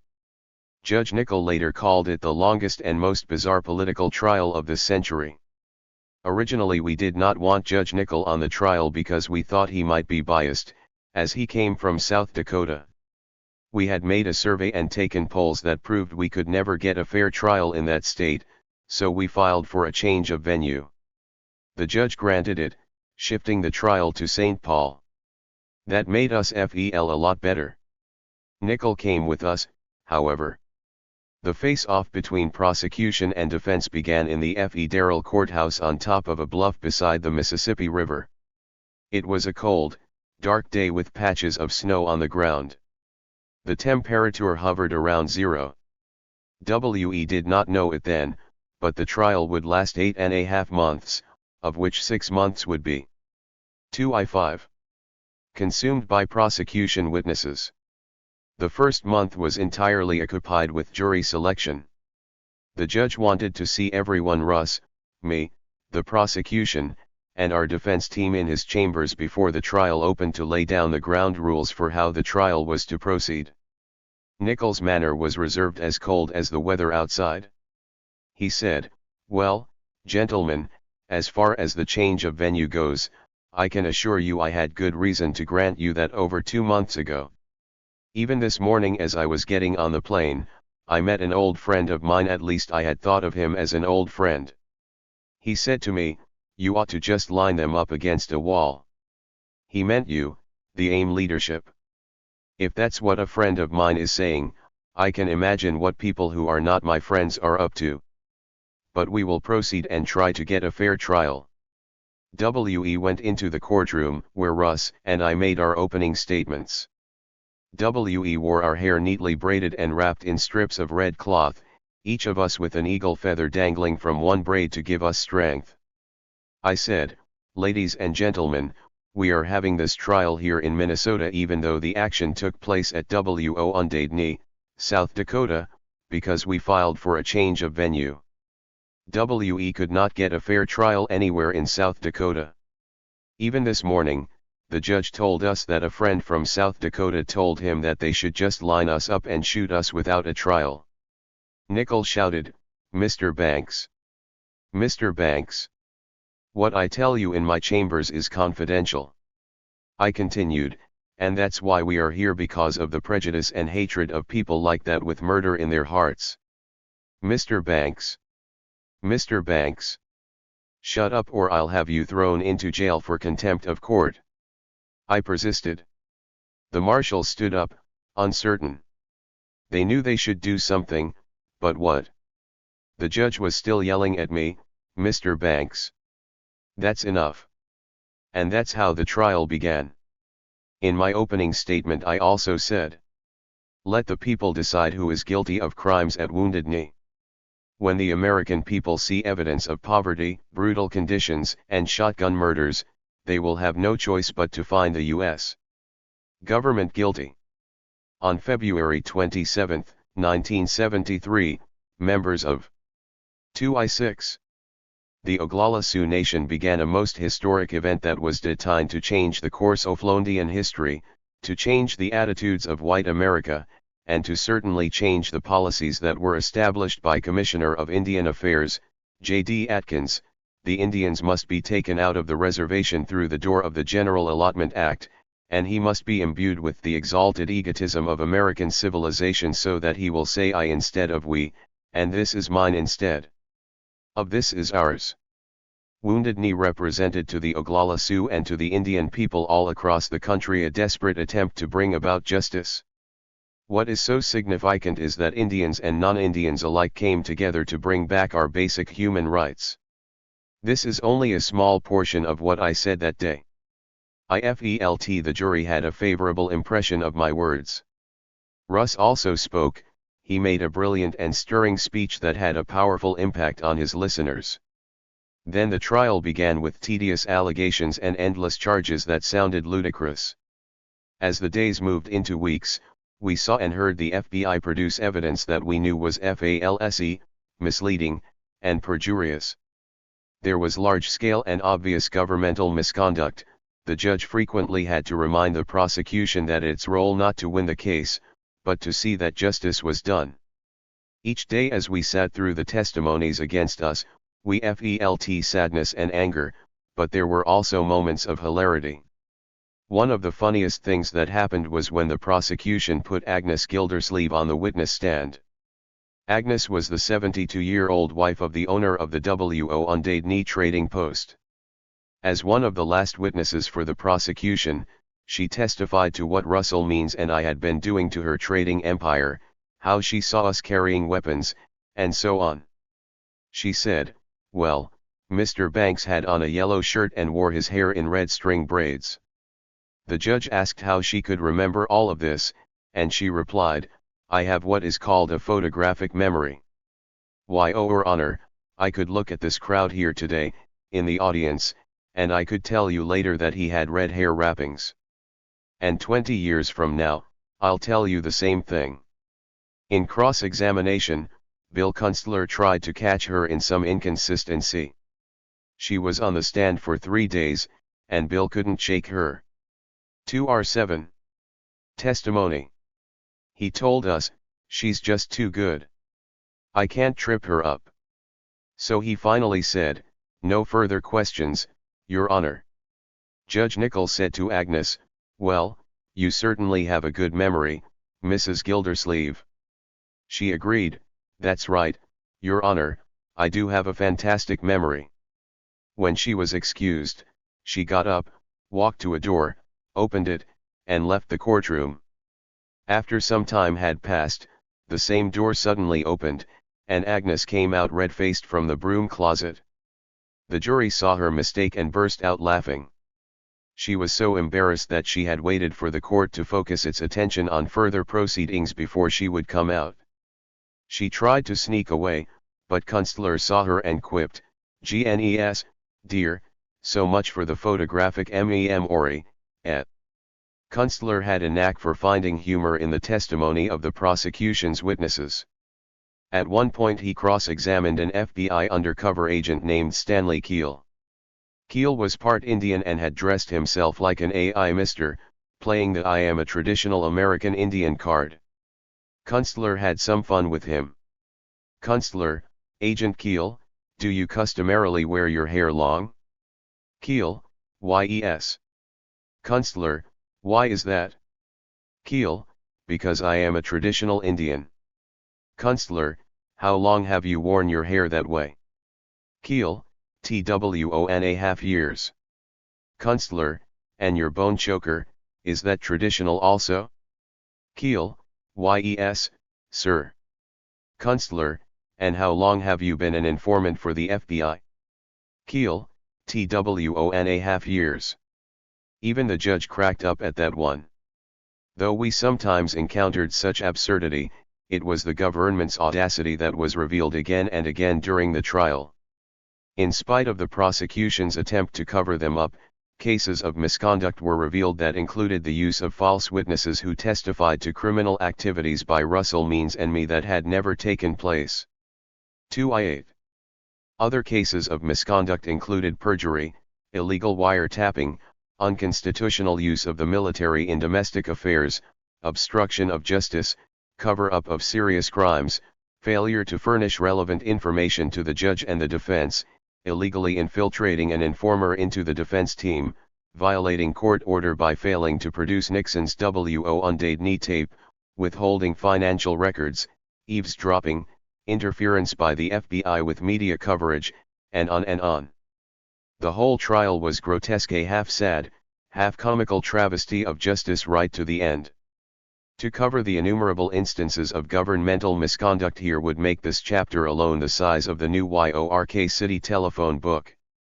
For a start, the prosecution trotted out 16-year-old Alexander Richards, who swore that he had seen Russ and me commit certain crimes at a time when Richards was actually in jail.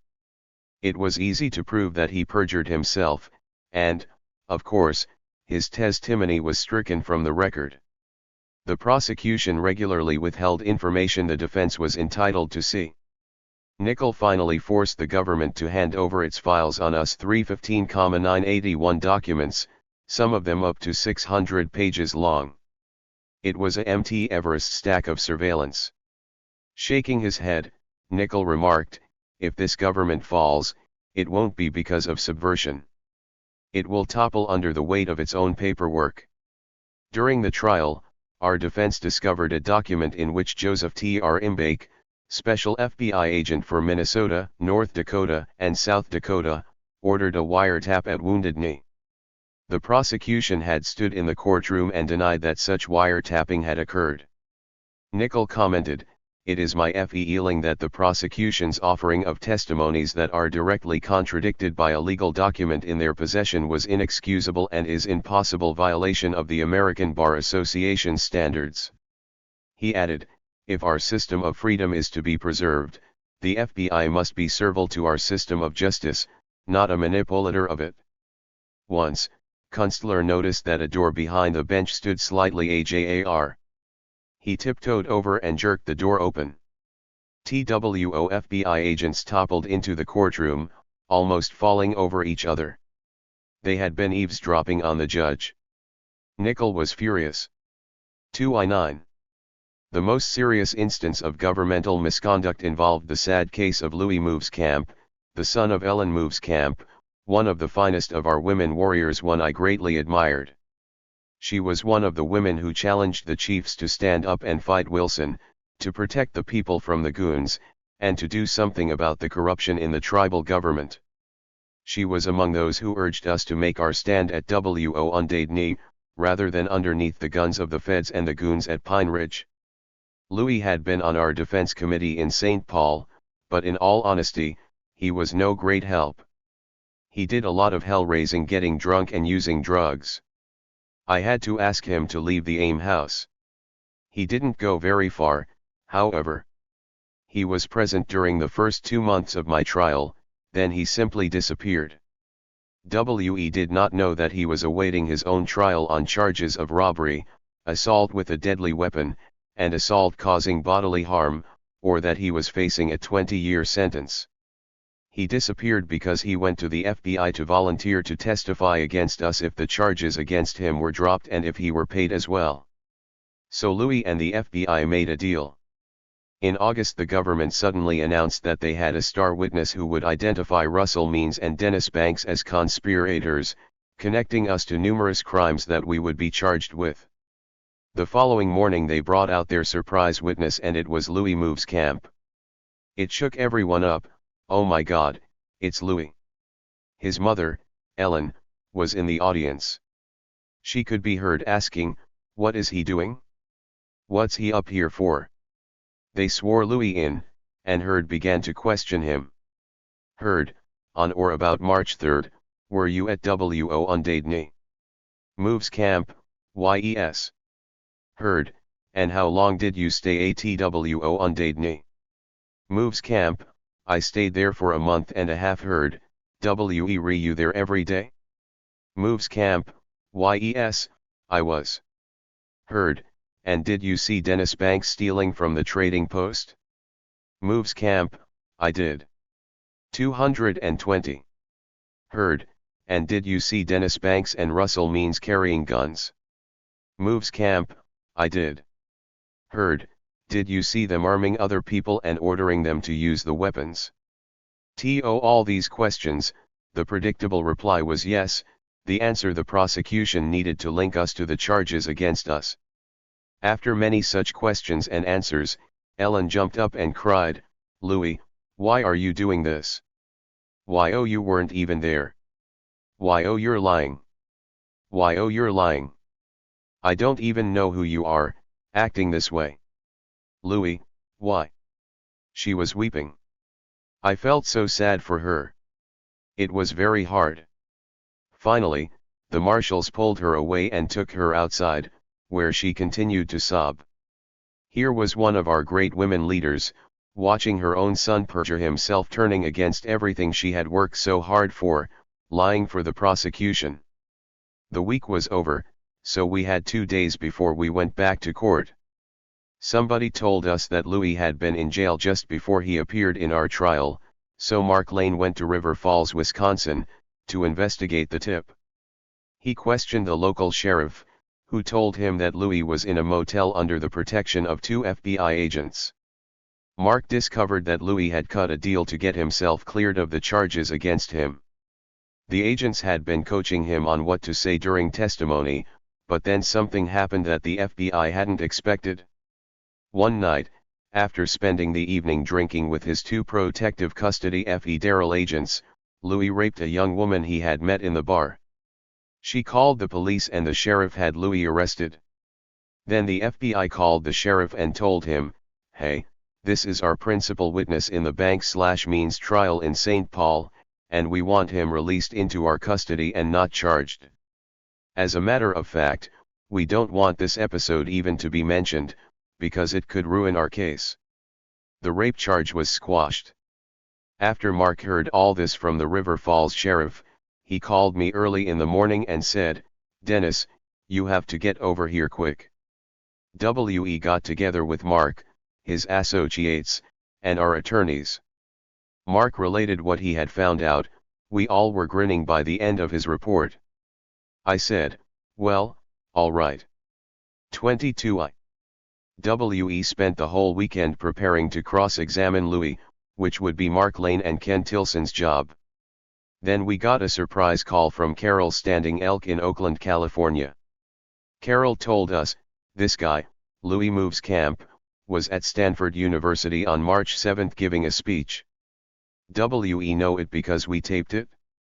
The people of Monterey Levi's Ion Cable Company have him on camera. This was proof that he was in California at a time when he claimed to have been at Ojibwa. I said, "Listen, you've got to express this to us tonight or, better yet, hand carry it." Carol got on a plane and arrived in Minneapolis later that same day with the videotape. On the next morning, we watched it. We heard and saw the person doing the interview say, "Here it is March 7, and we are here with the people in support of the action by Indians at Ojibwa." The spokesperson with us today is Louis Moves Camp, who has agreed to talk about the issues involved. And there was Louis on camera. I said, "Man, oh man, we're going to tear him up." It was Monday, August 27, the government's last rebuttal day, as it turned out. Louis was on the stand again. Heard conducted the questioning, and Louis went on and on like a parrot, giving the kind of answers the prosecution had coached him to give. Our attorneys had decided not to make any objections early on, but to allow him to talk, to trap him so pound. Finally, Mark Lane thought it was time to end the charade, and he let Louis have it. "Lane, Mr. Moves Camp, you say you were at Wounded Knee from March 7 until maybe a week before it ended?" Moves Camp, "That's right." "Lane, so that means every day you were there?" Moves Camp, "Yeah, that's right." "Lane, that does not mean that you came out and went to Rapid City or Sioux Falls on behalf of the occupants but stayed there all the time." Moves Camp, "Yes." 222.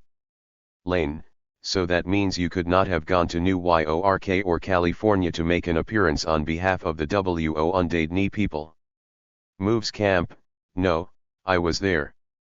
I never left from March 3 until a week before it ended." "Lane, you said you saw Mr. Dennis Banks on March 8 and that you observed he and Mr. Russell Means commit the following acts." Mark went over some of the allegations while Louis answered yes to all the related questions. Then Mark asked, "Lane, Mr. Moves Camp, before you came to testify here, where were you staying?" Moves Camp, "I was staying at a hotel in Wisconsin this past month." Lane, "Were you arrested in Wisconsin this past month?" Moves Camp, "No." Lane, "Do you know a girl named Brenda?" Moves Camp, "No." Lane, "Do you know the sheriff of River Falls, Wisconsin?" Moves Camp, "No." Lane, "These people mean nothing to you?" Moves Camp, "No." Then Mark stunned the courtroom. "Ladies and gentlemen of the jury, first of all, Mr. Moves Camp says that he never left WO on Dade after March 3rd. WE would like to show you a tape. He darkened the room and put the tape on, and there was Louis giving a speech at Stanford University on March 7th. Then Mark said, "Ladies and gentlemen, Mr. Moves Camp says that he was not arrested in Wisconsin, and that he does not know the young woman whose name I mentioned. But I would like to present to you a copy of the sheriff's report on an incident of rape, after which the FBI went over to River Falls and had Louis released into their custody and charges dropped." The courtroom was buzzing. The judge said, "Will the prosecution and the defense please approach the bench? There will be a 15-minute recess." We went into Judge Nichols' chambers. The judge was furious, absolutely livid. 22-3. He looked at the prosecution with fire in his eyes. "All right, you better have an explanation for this, a damn good one too, because I am on the verge of dismissing this case due to governmental misconduct. WELL find out about this. If this man, Louis Moves Camp, has been in jail, and these things that I have just heard are true, I'm telling you right now, this case is a hair away from dismissal." WE all filed back into the courtroom and the questioning proceeded. Williams, one of the FBI agents who had held Moves Camp in custody in Wisconsin, took the stand. He related that on the evening of August 14, he, the other agent, and Louis went on a binge, traipsing from bar to bar. According to Williams's own testimony, he downed 9 scotch and waters while Price, the other agent, contented himself with a mere 5. What and how much Louis drank was not mentioned, but he probably swallowed more of the hard stuff than his 2 drinking buddies combined. Nickel dryly remarked that the 2 agents had been doing a fair job of keeping up with Louis. At ROO AM when the bars closed, Williams and Price were ready to call it a night, but Louis was coming on to a girl in her late teens named Brenda. Louis told the agents that he wanted to take her back to his room, but they told him that this type of arrangement was impossible. They left Moves Camp, the girl, and another couple sitting in the bar, and went back to the motel to sleep. In the morning, the 2 agents had a rude awakening when Louis called from a place where he was having breakfast. He announced that he was in some trouble, that the girl they had seen him talking with the night before had gone to the police, charging that Louis had raped her. The local sheriff was preparing to have Louis arrested and placed in custody pending further investigation. In court, Lane asked Agent Williams about this. "Lane, did you get dressed and go down immediately to pick up Louis Moves Camp?" Williams, "No, I didn't." Lane, "What did you do?" Williams, "I went back to sleep." If you've ever eaten with Louis, you would understand that. 224. Lane, "Why, does it take Louis a long time to eat, generally?" Williams, "He usually eats 2 breakfasts." Testimony revealed that after the agents dragged themselves out of bed that morning, they went down to persuade the River Falls sheriff to drop the charge and release Louis into their custody. On the stand, Williams tried to justify getting Louis released by painting the victim as a slut who enticed Louis to have sex with her and by making it appear that the whole event was just a mutually agreed upon romp in the hay. Prosecutor Heard had known all about the rape charge, but he had told the judge that Louis had been arrested for public intoxication. In the judge's chambers, Heard twice denied knowing anything about the rape charge. When it was finally proven that he had lied about it, Heard tried to squirm out of the accusation by saying that he had been asked whether Louis had been charged with rape, and since Louis's charges had been dropped, Heard claimed his no was not a lie. This kind of trickery did not sit well with Judge Nickel. He said to the jury, "Mr. Heard deceived the court up here at the bench in connection with the Moves Camp incident in Wisconsin. It hurts me deeply, and it is going to take me a long time to forget it. When I finally decided after the hearing behind closed doors in chambers that the sordid story was going to come out after all, Mr. Heard broke down briefly and cried. I don't know whether it was his conscience or his humiliation." Heard replied, "Your Honor, we were not aware, we did not know that Moves Camp was arrested." Then he reversed himself and stammered, "Your Honor, it appears that the FBI admits the possibility that Moves Camp was in jail for assault." Finally, Heard was forced to conclude, "Your Honor, we move to have all the testimony of Louis Moves Camp in regard to W.O. Undadeny stricken from the record."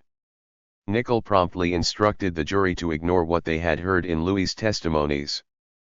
Basically, the trial was over at that point, but there were still a few odds and ends to be taken care of. There was one more witness. Col. V. Olaney Warner of the 82nd Airborne was supposed to be a witness for the prosecution, but as it turned out his testimony was more favorable to the defense by proving that the Army had been involved at W.O. Undade. 22-5. Ni in violation of the Constitution. After hearing his testimony, the judge dismissed 5 charges against us, saying, "As long as I am a federal judge, the military of this country will never run civilian affairs or have anything to do with the execution of the law. I was a Navy commander myself, and I served my country well. But I remember this is a country run by civilian rule, not by military rule." These 5 charges concerning Ames' confrontation with the Army are dismissed. Special Agent Ron Williams was one of the last on the witness stand. He sputtered so many falsehoods that the judge asked him, "Do you know what perjury is?" When Williams got down off the stand, both Russ and I stood up to place him under a citizen's arrest. A scuffle ensued and Williams ran out of the courtroom with us chasing him down 6 flights of stairs and out of the building. The St. Paul police were trying to protect him as they ran down the road behind us with their guns drawn. The cops finally managed to put him into a squad car and take off with him. It was a bizarre scene. Russ, me, and a few other people chasing an FBI agent down the road in the middle of winter in St. Paul, Minnesota, like something right out of an old silent Keystone Cop movie. Finally it was over. The judge was fed up with all of the lies, perjury, and continual misconduct on the part of the prosecution. On September 17, one of the jurors got sick. The prosecution refused to let the remaining 11 jurors decide the case for fear of losing it. The judge blew up and, rather than declare a mistrial, dismissed all the remaining charges. For over an hour during his final summation, the judge raked Heard over the coals. The U.S. attorney may strike hard blows, but he is not at liberty to strike foul ones. I am forced to conclude that the prosecution acted in bad faith at various times throughout the course of the trial. The fact that incidents of misconduct formed a pattern throughout leads me to believe that this case was not prosecuted in good faith. The waters of justice have been polluted. Dismissal is, I believe, the appropriate cure for the pollution in this case. As for the FBI, Nickel concluded, it is hard for me to believe that the FBI, which I revered for so long, has stooped so low. It was not only a victory for Russ and me, but a triumph for AIM and every Indian in the country. I also want to give credit to Judge 226. Nickel. As the trial progressed, Nickel changed his mind completely. We started out as opponents and ended up as friends. That he could overcome his prejudices made me respect him. He grew in stature, day by day. The trial began with the judge yelling at me, and ended in his home with my eating a delicious home-cooked meal served by his wife. 22-7. 1-8. The Symbionese Liberation Army. I'm not going to give in to these kidnappers. I'm not going to give them $50 million. I'm going to give them $2 million. If they demand 1 penny more they can kill her. Randolph Hearst. This was absolutely crazy. On the one hand, the FBI tried to put me away for life, on the other hand, they wanted my help and even wanted me to do some undercover work for them. It was crazy. It happened during the Banks/Means trial at St. Paul. Early in 1974, a group calling itself the Symbionese Liberation Army kidnapped Patty Hearst, the daughter of Randolph Hearst, owner of a vast newspaper empire and publisher of the San Francisco Chronicle. Nobody had ever heard of the Symbionese Liberation Army. It was led by Donald DeFreeze, who called himself Field Marshal Sink. The Field Marshal's army was rather small, composed of only about a dozen people, both men and women. The Hearsts were old money. George Hearst had been a U.S. Senator and the owner of a gold mine. His son, William Randolph, had been the founder of the Hearst newspaper empire, while his grandson, Randolph, was the multimillionaire heir. The Hearst newspapers were decidedly right-wing. Their editorials generally supported the European fascist dictatorships. Patty's kidnapping created a sensation and a feting frenzy among the media. When the kidnappers demanded a ransom of $50 million, the police and the FBI initiated a manhunt in an attempt to find the elusive slaw and destroy it. Some people in California zipped up their lips, saying nothing that might expose the slaw in any way. They, in fact, supported the actions of the slaw and tried to hide its members. The 60s and 70s were times when younger Americans challenged the right-wing forces in this country, of which the Hearst Empire was an influential part. In late February, 1 month into our St. Paul trial, we got a call from George Martin, chairman of the San Francisco, California, AIM chapter. He told us the slaw had issued a cassette tape to be played over KPFA Pacifica Radio in San Francisco that disclosed their demands to Randolph Hearst in exchange for the release of his daughter. One of their conditions was that the $50 million were to be split among certain organizations that were to distribute the ransom money, or food purchased with the money, to various community groups. Among the organizations listed was AIM, and George Martin wanted to know what he should do. I told Clyde and Russ, there is that kidnapping, and the people who abducted this woman want us to be among the distributors of the ransom money to poor people. What should we do about it? We agreed not to be involved. Russ called the press, saying, the slaw are punks. We will have nothing to do with this. The slaw put out a second tape about 2 weeks later insisting that AIM must be among the distributors of the ransom money before they would consider releasing Patty Hearst. George Martin called us back. Dennis, they won't take no for an answer. And the whole town here, absolutely everybody, is warning me that if something happens to that girl we will be responsible for it on account of our refusal. I asked Clyde and Renan for their advice. They said, yeah, let's see what we can do then. Maybe we could help to bring that girl back safely, because we have so many contacts inside the local communities in San Francisco. 22-9. I told them, let me think about this. It's Friday. I don't have to be back in court until Monday morning. Maybe I could accomplish something over the weekend. On Saturday afternoon I spoke to Randolph Hearst over the phone. I told him that I would be willing to help if I could find a way to do that. He said, I want my daughter back. I explained to him that I was on trial in St. Paul and had practically no time at all to devote to his problem. He asked, on trial for what? I said, for the WO undated knee thing. He asked, who is the judge? I told him, Judge Nickel. He said, I'll talk to Nickel on Monday morning early. I want you to be part of this. You have the FBI's blessing. I explained to the judge on Monday morning that I had talked to Randolph Hearst in San Francisco and that he had asked for my help in the case of his kidnapped daughter.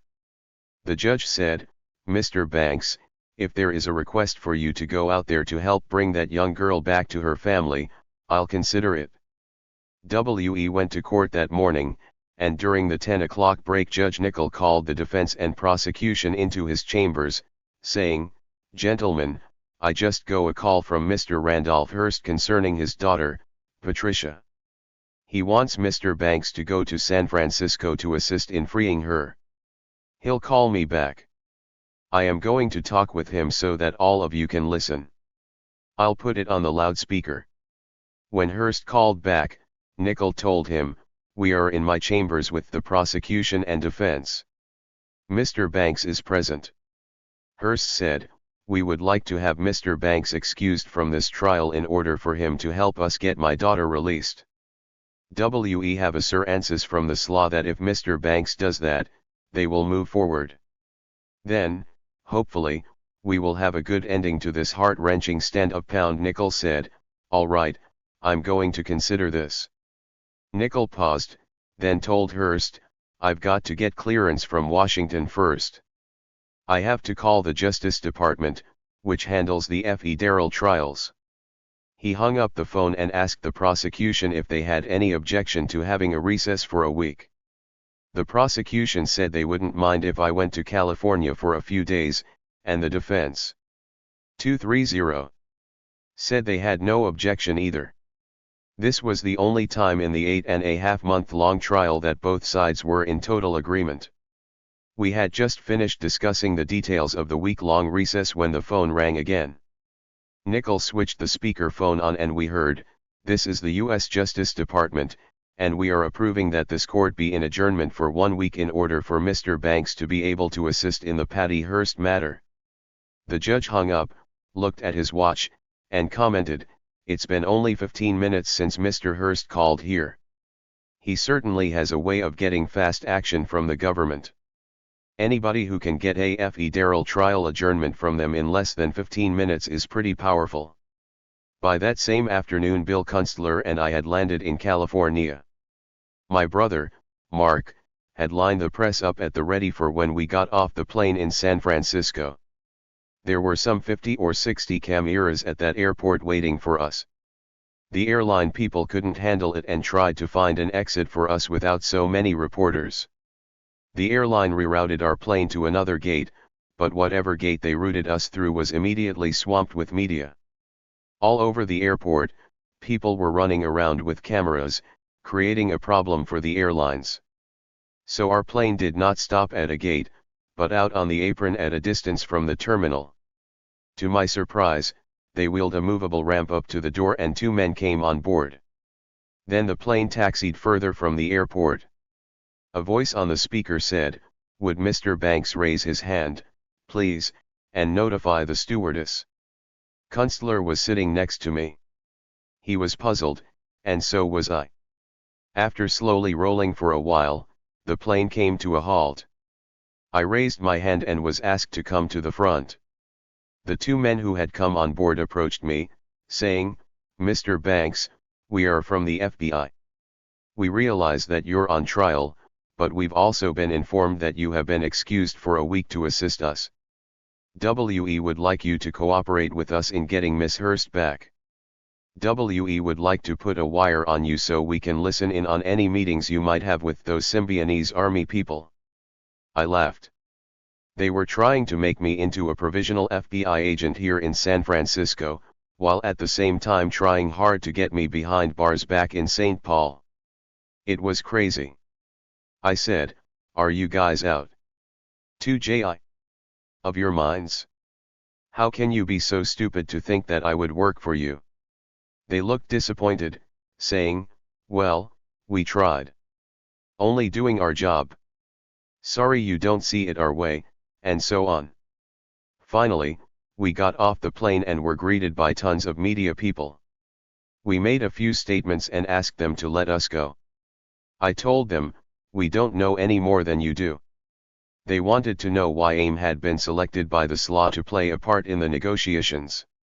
I said, "I don't know that either. I only know that we are going to try to get Miss Hearst released." Once Kunstler and I were finally able to leave the airport, we were taken to the 6th floor of the downtown Hilton Hotel. The entire floor was reserved for the Hearst family. There were about 15 to 20 FBI agents and a large group of law enforcement men standing around. I was feeling very much out of place as I was introduced to all those people. Then at last I met Randolph Hearst. He addressed those present, saying, "I have asked Mr. Banks to be involved in this case." I said, "There's a group of community leaders who have also been named by the SLA as ransom distributors. I'll meet with them then let you know what we have decided." My brother, Mark, my friend Lee Brightman, and I went to meet with the other community groups named by the SLA. We settled down to talk. They said that if the SLA was successful in getting the huge ransom, they were not comfortable handling the money, even to distribute it to the poor. What they wanted instead was food, tons of it, to distribute to organizations working with the poor. They said, let Hearst buy the food. We'll see to it that it goes to the right places. I said, okay then, let's see how we can make a plan to accomplish this. There were about 20 community leaders there representing the 11 other groups selected by the SLA. AIM was the 12th group. We met for over 5 hours, in which we decided to make a joint statement directed toward the SLA. The next day I got a call from Randolph Hearst saying he wanted to see me. He did not want to meet with the other community leaders. So I met him for lunch at the Hilton. Hearst asked me, how did it go with the group meeting? 232. I replied, we discussed ways to let the SLA know that we are meeting and to send a message to them through the media not to harm your daughter, Patty.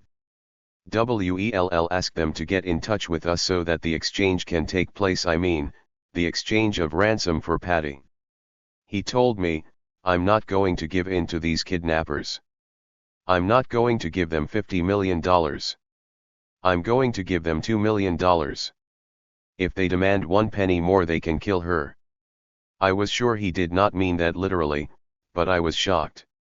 I told him, Mr. Hearst, I have children of my own, and if one of them were in your daughter's situation, I'd give everything I own to get her back. He said, well, you are not me.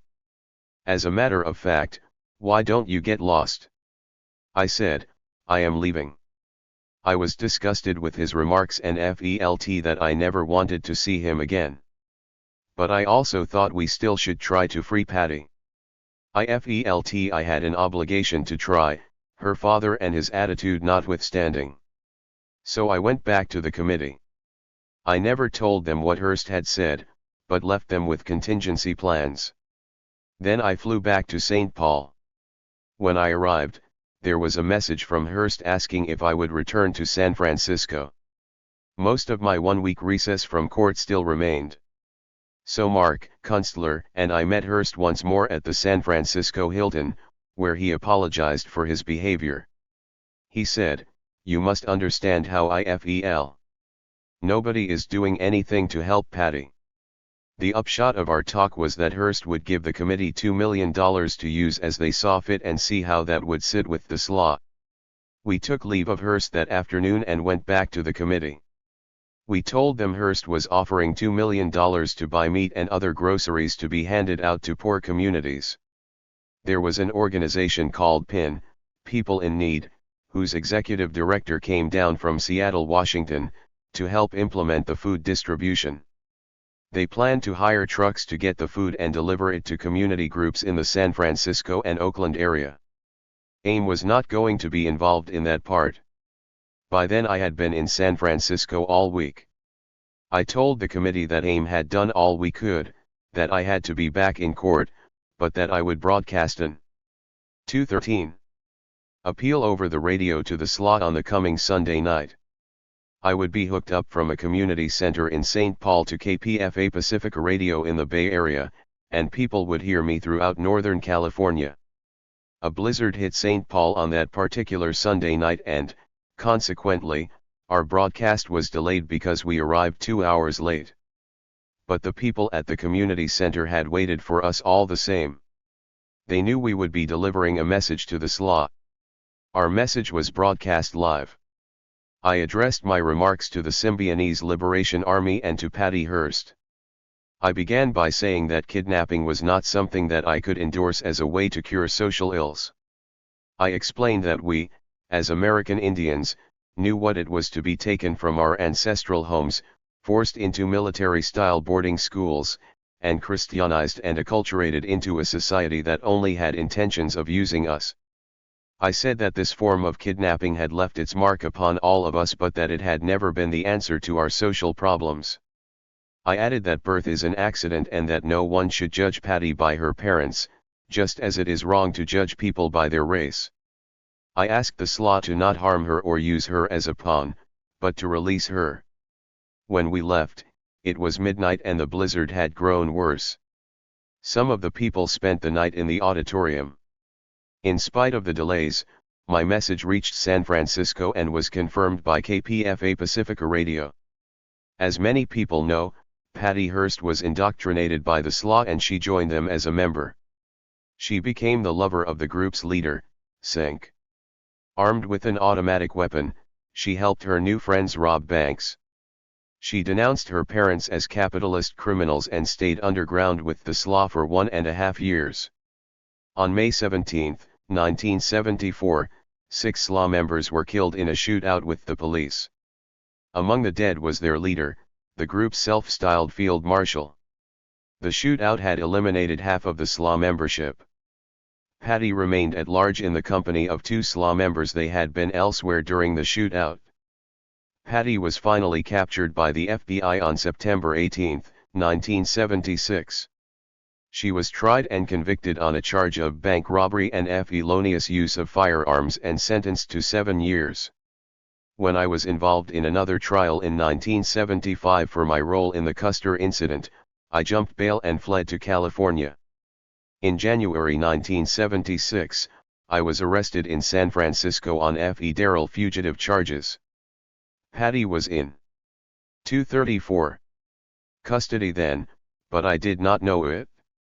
I was being taken with 2 other prisoners to court on the 19th floor of the federal building. We had to stop on the way to pick up women prisoners. 3 of us wearing leg irons got out of the elevator. We were all hooked together with me on the end, then the feds handcuffed me to a white girl. I looked at her and saw that it was Patty. I said, "Hey, you're Patty Hearst." She said, "Yes." I told her, "I'm Dennis Banks." She said, "I know who you are. Listen, my mom told me what you did for me, and we listened to your broadcast that night when you appealed on my behalf to the SLA. If there is anything I can do." We went to court. She was arraigned on the bank robbery charges. When we left the court, they handcuffed us again and took us to holding cells. Patty was placed in the cell next to mine. We talked. I said, "Patty, I just want you to know that I'm glad you are all right." I was bailed out shortly afterward. I saw Randolph Hearst one last time. I was on my way to a meeting in San Francisco and accidentally ran into him in a hallway. He asked me how I was. I said, "Fine." He told me, "Whatever help you gave me, I still appreciate it very much." We shook hands and that was it. I never saw him again. At the end of the Banks/Means trial in St. Paul, Judge Nickel gave voice for over an hour to his outrage about the many cases of misconduct on the part of the prosecution and the FBI. However, he was still unaware of the worst case. The FBI had sent an informer to infiltrate our defense team. He was present when defense strategies were discussed between the defendants and their lawyers. The name of this informant was Douglas Durham. He reported directly to the FBI about the activities of the American Indian movement. After the 1973 Sundance at Crow Dog's Paradise, I had a meeting with Bob Burnett, Ted Means, Russ Means, Clyde and V. Renan Belcourt, Lorelei Decorah, and Madonna Gilbert. After we had discussed South Dakota activities, I said that my friend Ron Petit would like to make a request, and that I thought he should make it himself. Ron told our group that he wanted to introduce a man who had been working in his Des Moines, Iowa, AIM office. There was no objection, so Douglas Durham came in. He admitted to being a former policeman who had been busted and since then had been going from job to job. He said that he liked what AIM was doing and wanted to know if he could help out as a clerk or photographer. He also said that he was a licensed pilot, so it looked like he had some skills that could be useful to the Des Moines office. Doug Durham was just over 6 feet tall, roughly 180 pounds, well-built and rather nice-looking with shiny black hair. I didn't know then that his hair was dyed and that he wore contact lenses to hide the fact that his eyes were gray-blue. He seemed to be about 35 or 40 years old. He had a very upbeat attitude, wasn't pushy, and accepted the fact that we were in charge and he was to follow orders. He seemed very confident in himself, so we agreed to let him join us. Only V. Renan Belcourt had objected, saying, "Once a pig, always a pig." Everyone else had made statements to the effect that if this guy can help and if we keep an eye on him, then fine, let him work. My second encounter with Doug Durham was when he piloted a plane to fly me, Kamook, and DJ back from Yellowknife in Canada to the States.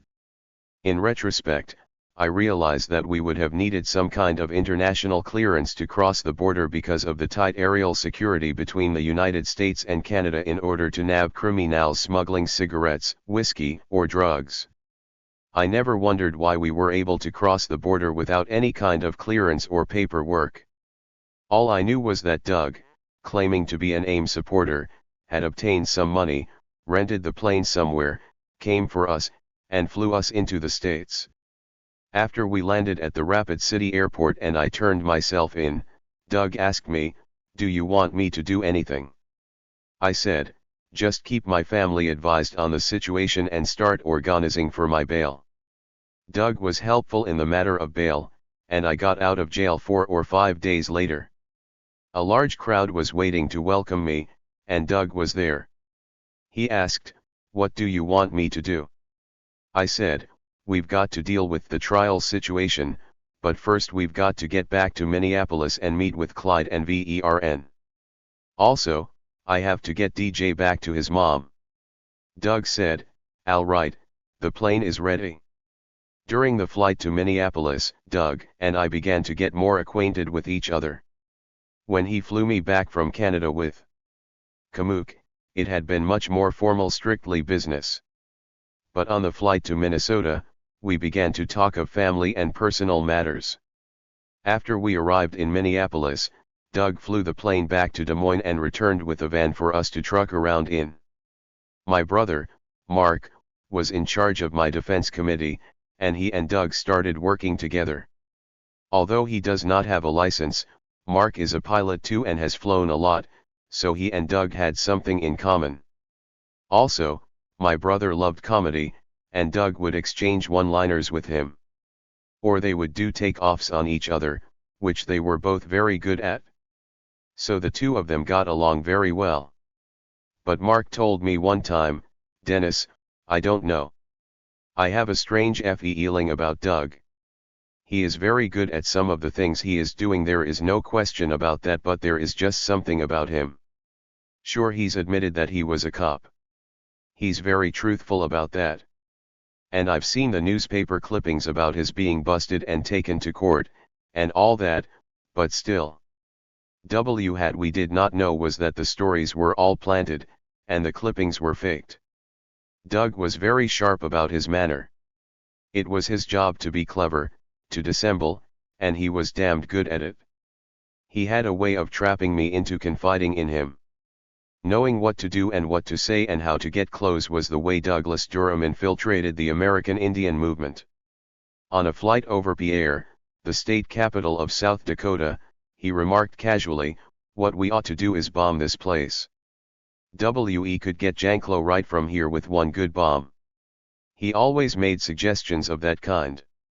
In the last weeks of October 1973, we started to move AIM's main office, as well as Kamook's and my personal belongings, from Rapid City, South Dakota, to St. Paul, Minnesota. Kamook, who was by then pregnant with our daughter Tash, and I had been living provisionally near Oglala on the Pine Ridge Reservation, but we needed to look for a house in St. Paul.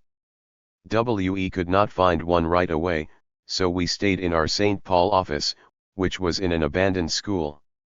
We made ourselves at home in the auditorium. People came to us from all over the country. We housed about 60 or 70 people in the school at any given time. Mark was in charge of the office and Renan was there as well. At about that time, some people in the movement started to become wary of Durham. When Paula Giese, who worked out of the National AIM office, met Doug, she told me, "Dennis, he's a pig." I said, "Come on, everybody tries to tell me that. I know better. Doug's all right." My feelings of friendship betrayed me. Doug seemed to be very loyal to me. He would do anything I asked him to do. He was a first-class worker who would stay up until all hours doing things that needed to be done. He was a good typist, and he was good at writing letters. He was saving us money by flying me wherever I needed to go. He flew me out to California in a private plane he had rented. We went to Marlon Brando's place and stayed there for 3 days.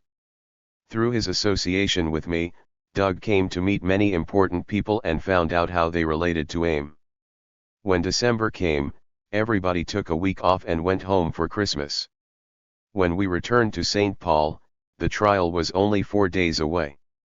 All our lawyers, as well as the principal defendants, got together for our first meeting on defense strategy.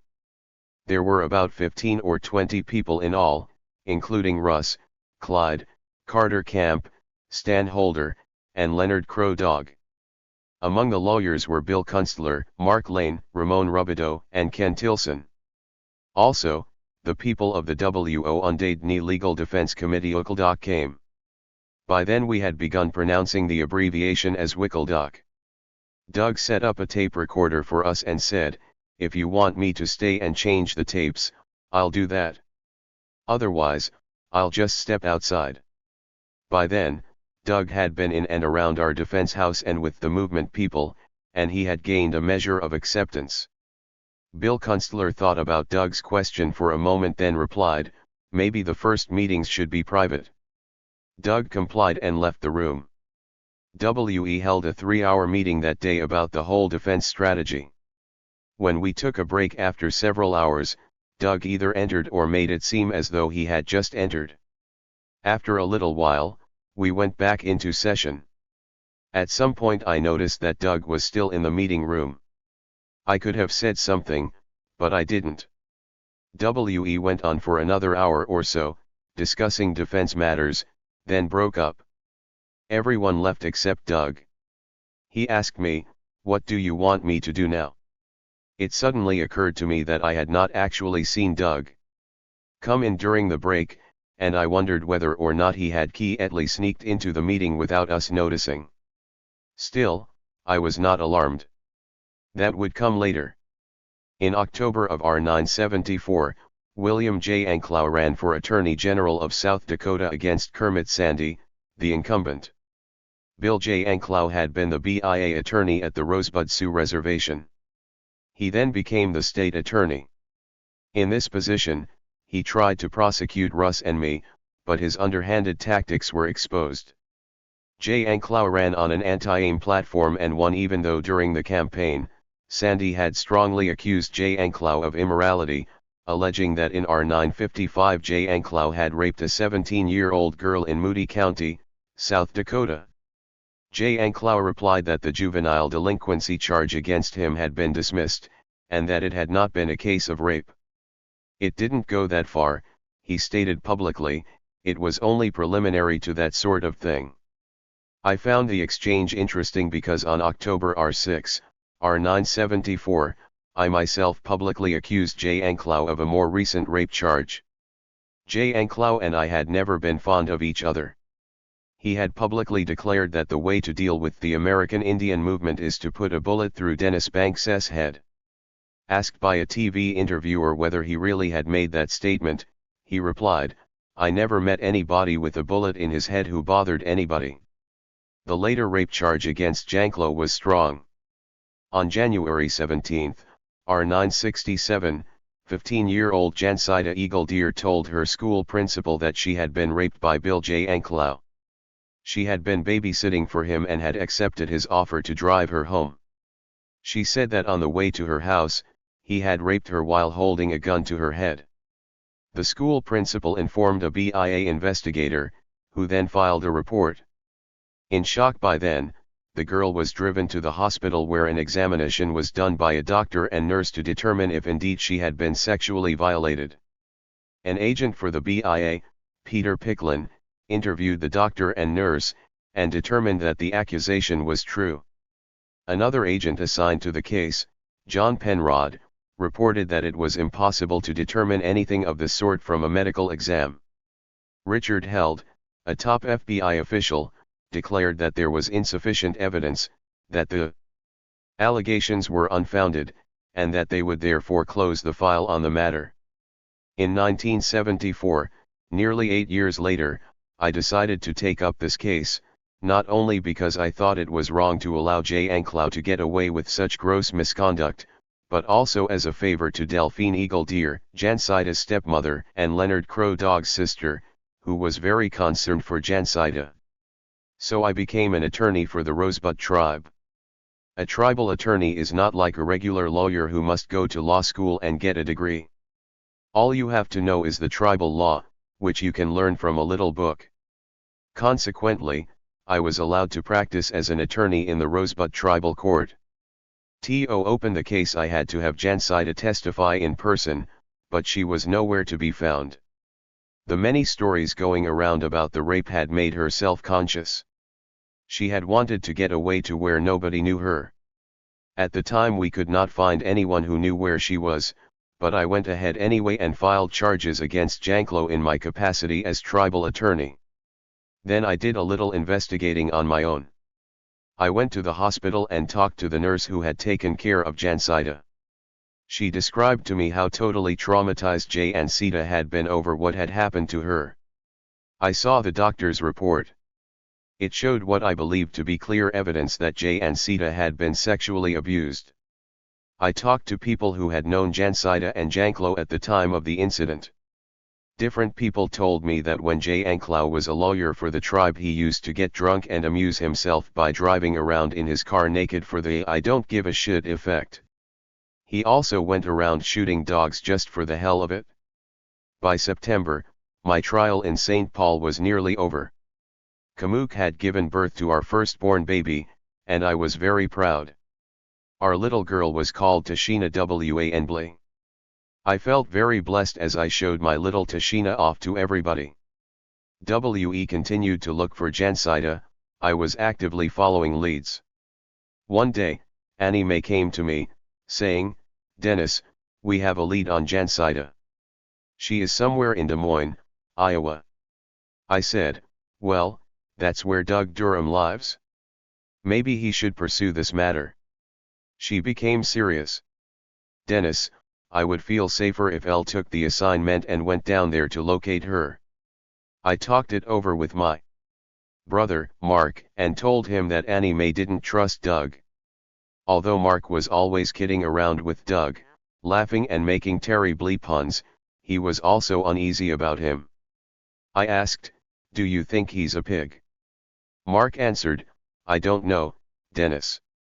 If he is with the FBI, he sure is clever in hiding it. Maybe Annie Mae ought to be the one to go and see where Jansaida is." I said, "All right. We arranged for Annie Mae to catch a flight to Des Moines. She called me the next morning from Des Moines and left a telephone message for me. As it happened, Doug was the one who picked it up and delivered it to me. He noticed the area code of the number Annie Mae had left. As he handed it to me, Doug asked, "Where's Annie Mae at?" "That's the same area code as Iowa." I said simply, "Well, yeah. What's she doing down there?" He asked. I replied, "Well, Doug, we sent her there for some business." He pressed on, "Well, I was just wondering, because I could have gone there for you." I looked him in the eye and said, "We found out where Jansaida is at and sent Annie Mae down to talk with her." He was taken aback. "Wow, I could have done that for you." I called Annie Mae later on. She told me, "I have made contact with Jansaida and she says she would agree to make a statement. She is still fool to deal with this, but will consider making her testimony." I said, "Annie Mae, you've got to get a commitment from her. It is crucial for her to take the stand." Annie Mae called back that same evening saying, "Guess what? That goddamn bastard, Doug Durham, called me. I don't want anything to do with him. I told you that. How does he know I'm here?" I told her that he happened to intercept her message to me.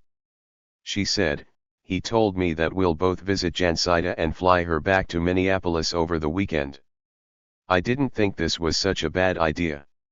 I said, why not go ahead and ask her if she would come up here? Maybe Doug can fly her back. Eventually, Annie Mae agreed, okay, but I won't fly back with him. I'll come back on my own. When she arrived at the airport, I picked her up. She said, Dennis, I don't trust Doug Durham. I don't trust him. I don't trust him. I said, well, listen, Annie Mae, you have done everything very well. You found Jancida, and going to court is the next step. Well, all right, she said. Doug flew down to Des Moines and brought Jancida back. After Jancida arrived and got settled, I finally began to form a friendship with her. At first she did not want to testify, but in the end she decided to do it. I noticed that Doug was always hanging around her. It seemed to me that there was a relationship beginning between them. It didn't disturb me then, it was none of my business. Just the same, I told Annie Mae to watch her, and Annie Mae stayed at Jancida's side. Each day in the late afternoon, Jancida and I would talk. I told her that I was going to ask her some questions about the incident that might be embarrassing and difficult to answer. She said, okay, I can handle it. I asked her, Jancida, when we go to trial, are we going to prove that a certain man raped you at gunpoint? She said, yes. I continued, and the man who raped you, was that man William Janklow? Yes, she answered quietly. All right, I said then, we are going to trial. Often Doug would come into the office to take Jancida to breakfast or lunch or something. Of course, he never included Annie Mae because she absolutely refused to be seen with him in private or public. She felt sure he was betraying us, but I still could not believe I could be so misled by him. Jancida finally had her day in court. During questioning, she was a little hesitant to answer me. I don't think she wanted to describe to me and to the court the embarrassing and intimate details of what Janklow had done to her, but she testified about the main facts in the case. Judge Mario Gonzalez ruled that there was enough evidence to try Janklow on rape and other charges. He issued a subpoena to Janklow to appear as a defendant. The trial opened on October 3. On November 2, Janklow was elected Attorney General of the state of South Dakota. He ignored the subpoena. Neither he nor his lawyer appeared in court. 273. Janklow vowed to put all AIM leaders either in jail or 6 feet under. He, and white South Dakotans in general, depicted the trial as an attempt on the part of AIM to discredit him in his bid to become state attorney general and, some years later, to further discredit him in his campaign to become governor. This was untrue. I had become involved in Jancida's rape case before anybody knew that Janklow would run for office. The court convened without Janklow. Jancida had agreed to undergo a lie detector test. In all, she was on the stand for 2 hours, both before and after the lunch recess. She had more to say than she had been able to tell me before. Bill Janklow had taken her home and, when they were almost there, he had pulled over at a deserted place, ripped off her blouse, and raped her. After hearing all the witnesses, the judge called 3 times for Mr. Janklow, who, of course, was not present. The court called in the BIA police, asking whether they had, in fact, delivered Janklow's subpoena to the U.S. Marshal who would serve Janklow the papers. They said that they had. They had a written notice from the Marshal stating that he had delivered the subpoena to William Janklow. When Janklow still failed to appear, the judge issued 2 warrants, for carnal knowledge of a female under 16, and assault with intent to rape. Those 2 warrants were still outstanding as of today. Gonzalez ordered Janklow to be arrested if he set foot on the Rosebud Reservation. All efforts to try him in federal court were squashed. Most documents relating to the case against South Dakota Attorney General William Janklow simply disappeared. In the meantime, it became clear to me that Jancida and Douglas Durham had become intimate with each other. This was none of my business, at least under normal conditions it shouldn't have been. Annie Mae told me that Jay and Sita had been back in Des Moines, that she had begun drinking, and that she was with Doug all the time. Annie Mae said, "Dennis, Doug is abusing Jansita. He beats her up." I did not want to believe this. I had not seen Jansita with a black eye, cut lips, or bruises, so it was hard for me to accuse Doug face to face. Annie Mae told me, he's made her his woman and he's abusing her sexually. I didn't know what to say. I had no first-hand knowledge about it, but I confronted Doug. I said, "Listen, Doug, I think you ought to let her go. It's not right. There's something between you two that is not working. Why you argue all the time?" But I never saw him physically violent with her. Others saw it, but he hid it well from me. Still another voice was raised against Doug, this time by Eda Gordon, a white legal aid, friend, and trusted supporter of AIM. She helped us in any way she could. On one occasion, I told Eda to work on a project with Doug Durham. She told me, "I absolutely will not. I distrust him. I am sure he is an informer." I said, "Eda, that was an order." Which I realize now was out of line.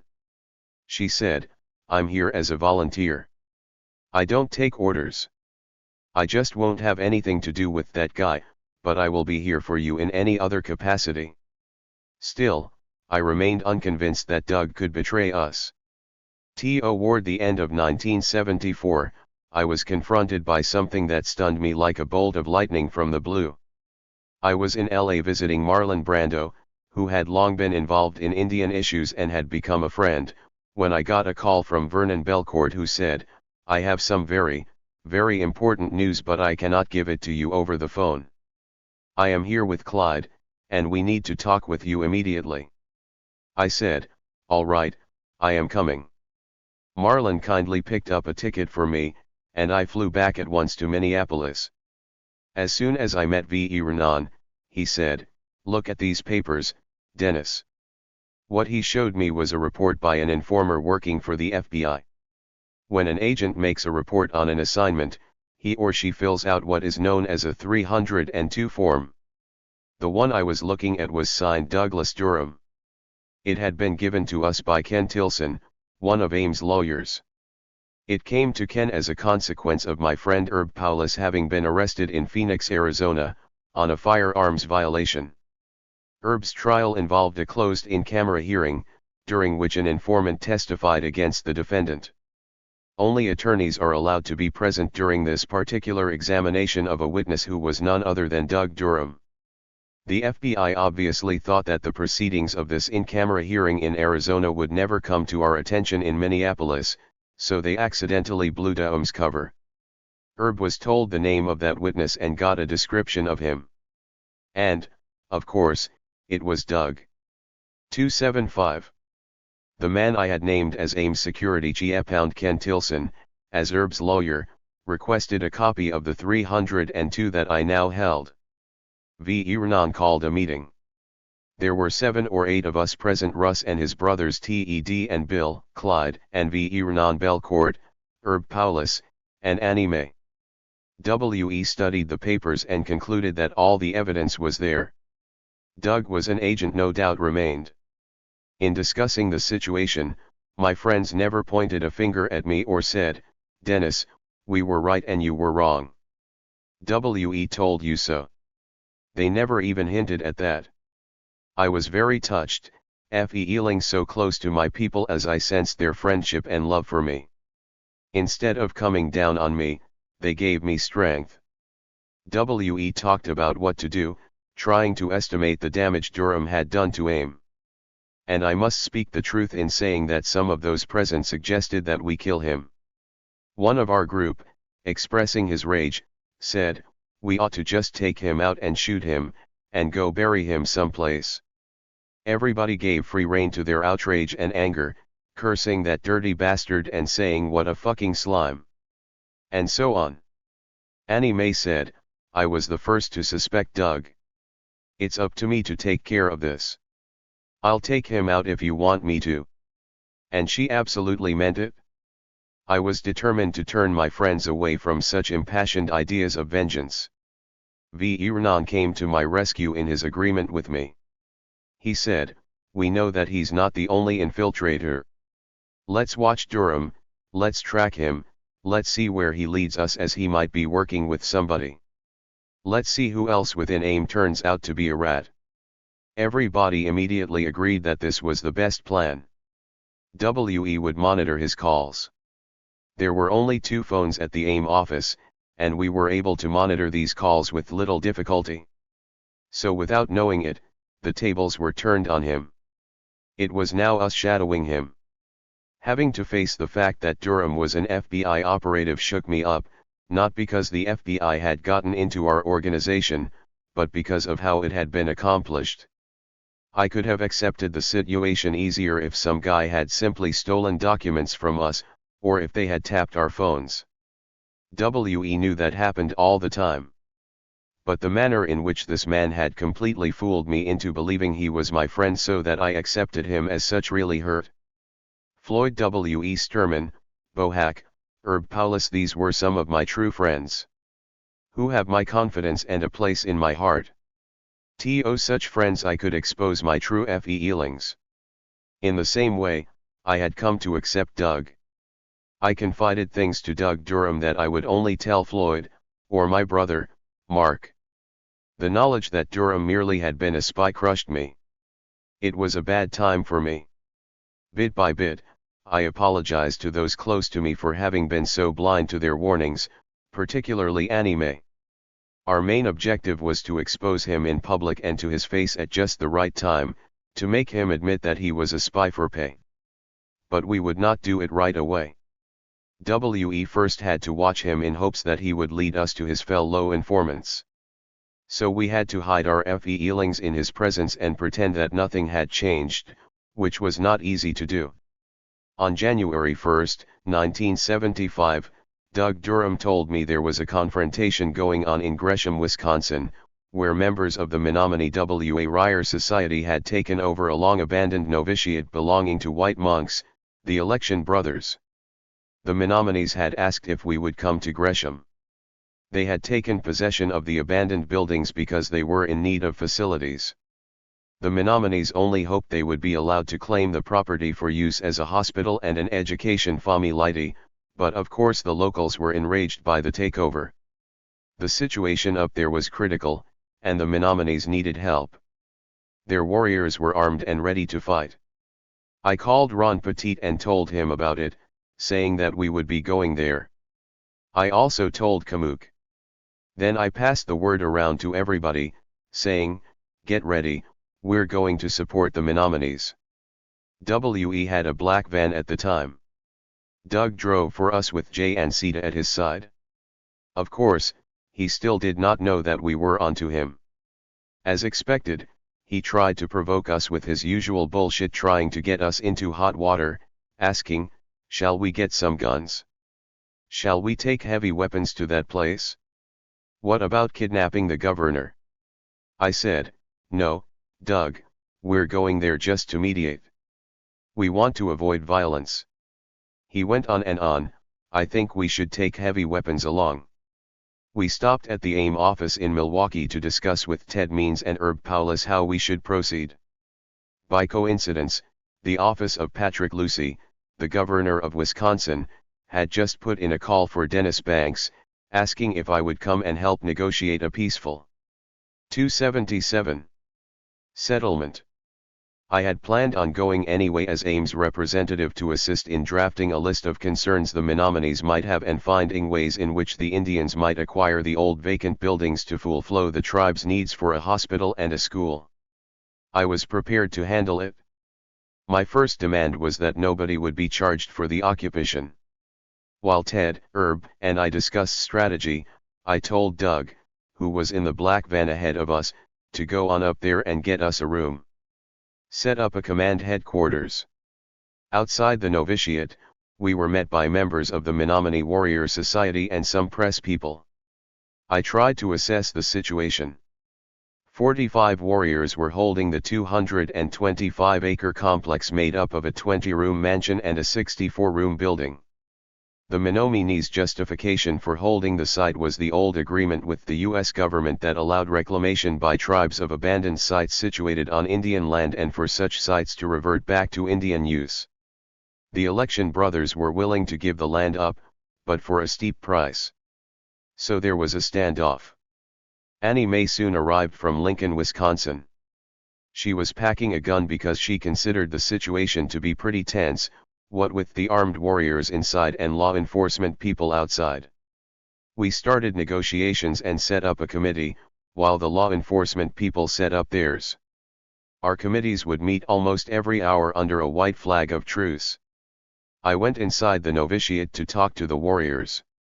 Herb Paulus and Ted Means came in with me. It gladdened us to see old friends in there from AIM. My friends told us, "Okay, Banks, here's what we want. We would like this whole abbey turned back to the Menominee people. We want it to be converted into a hospital, a cultural center, and a meeting place for native people. It must be given back to the tribe." We went back outside and met with the election brothers. They insisted, "No, we are not giving it up.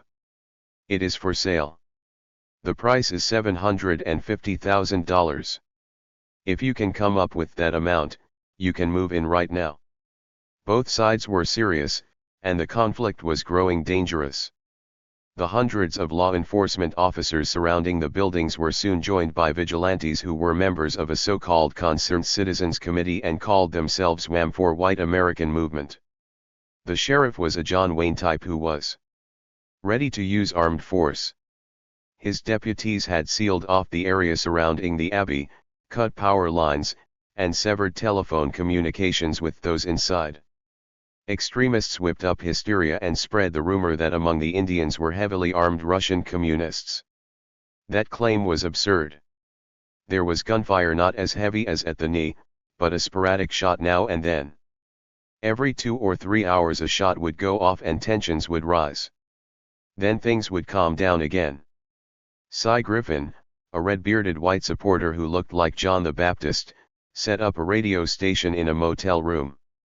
We broadcasted on this station to communicate with the men inside, as the phone lines had been cut. Later we set it up on the top floor of the tallest building in Gresham. It was an underground station. We did not have a license. Our broadcasts could be heard by people throughout the county. At first, Doug Durham tried to take over this operation, but we quickly put Annie Mae in charge. Durham by this time was strutting around introducing himself to the press as AIM's public relations director. We let him anything to keep him away from where serious matters were being discussed and to prevent him from entering the abbey. Matters improved when Governor Lucey sent in the National Guard 250 men strong to replace the local police forces. The Guard was led by Col. Hugh Simonson, a good man determined to avoid bloodshed.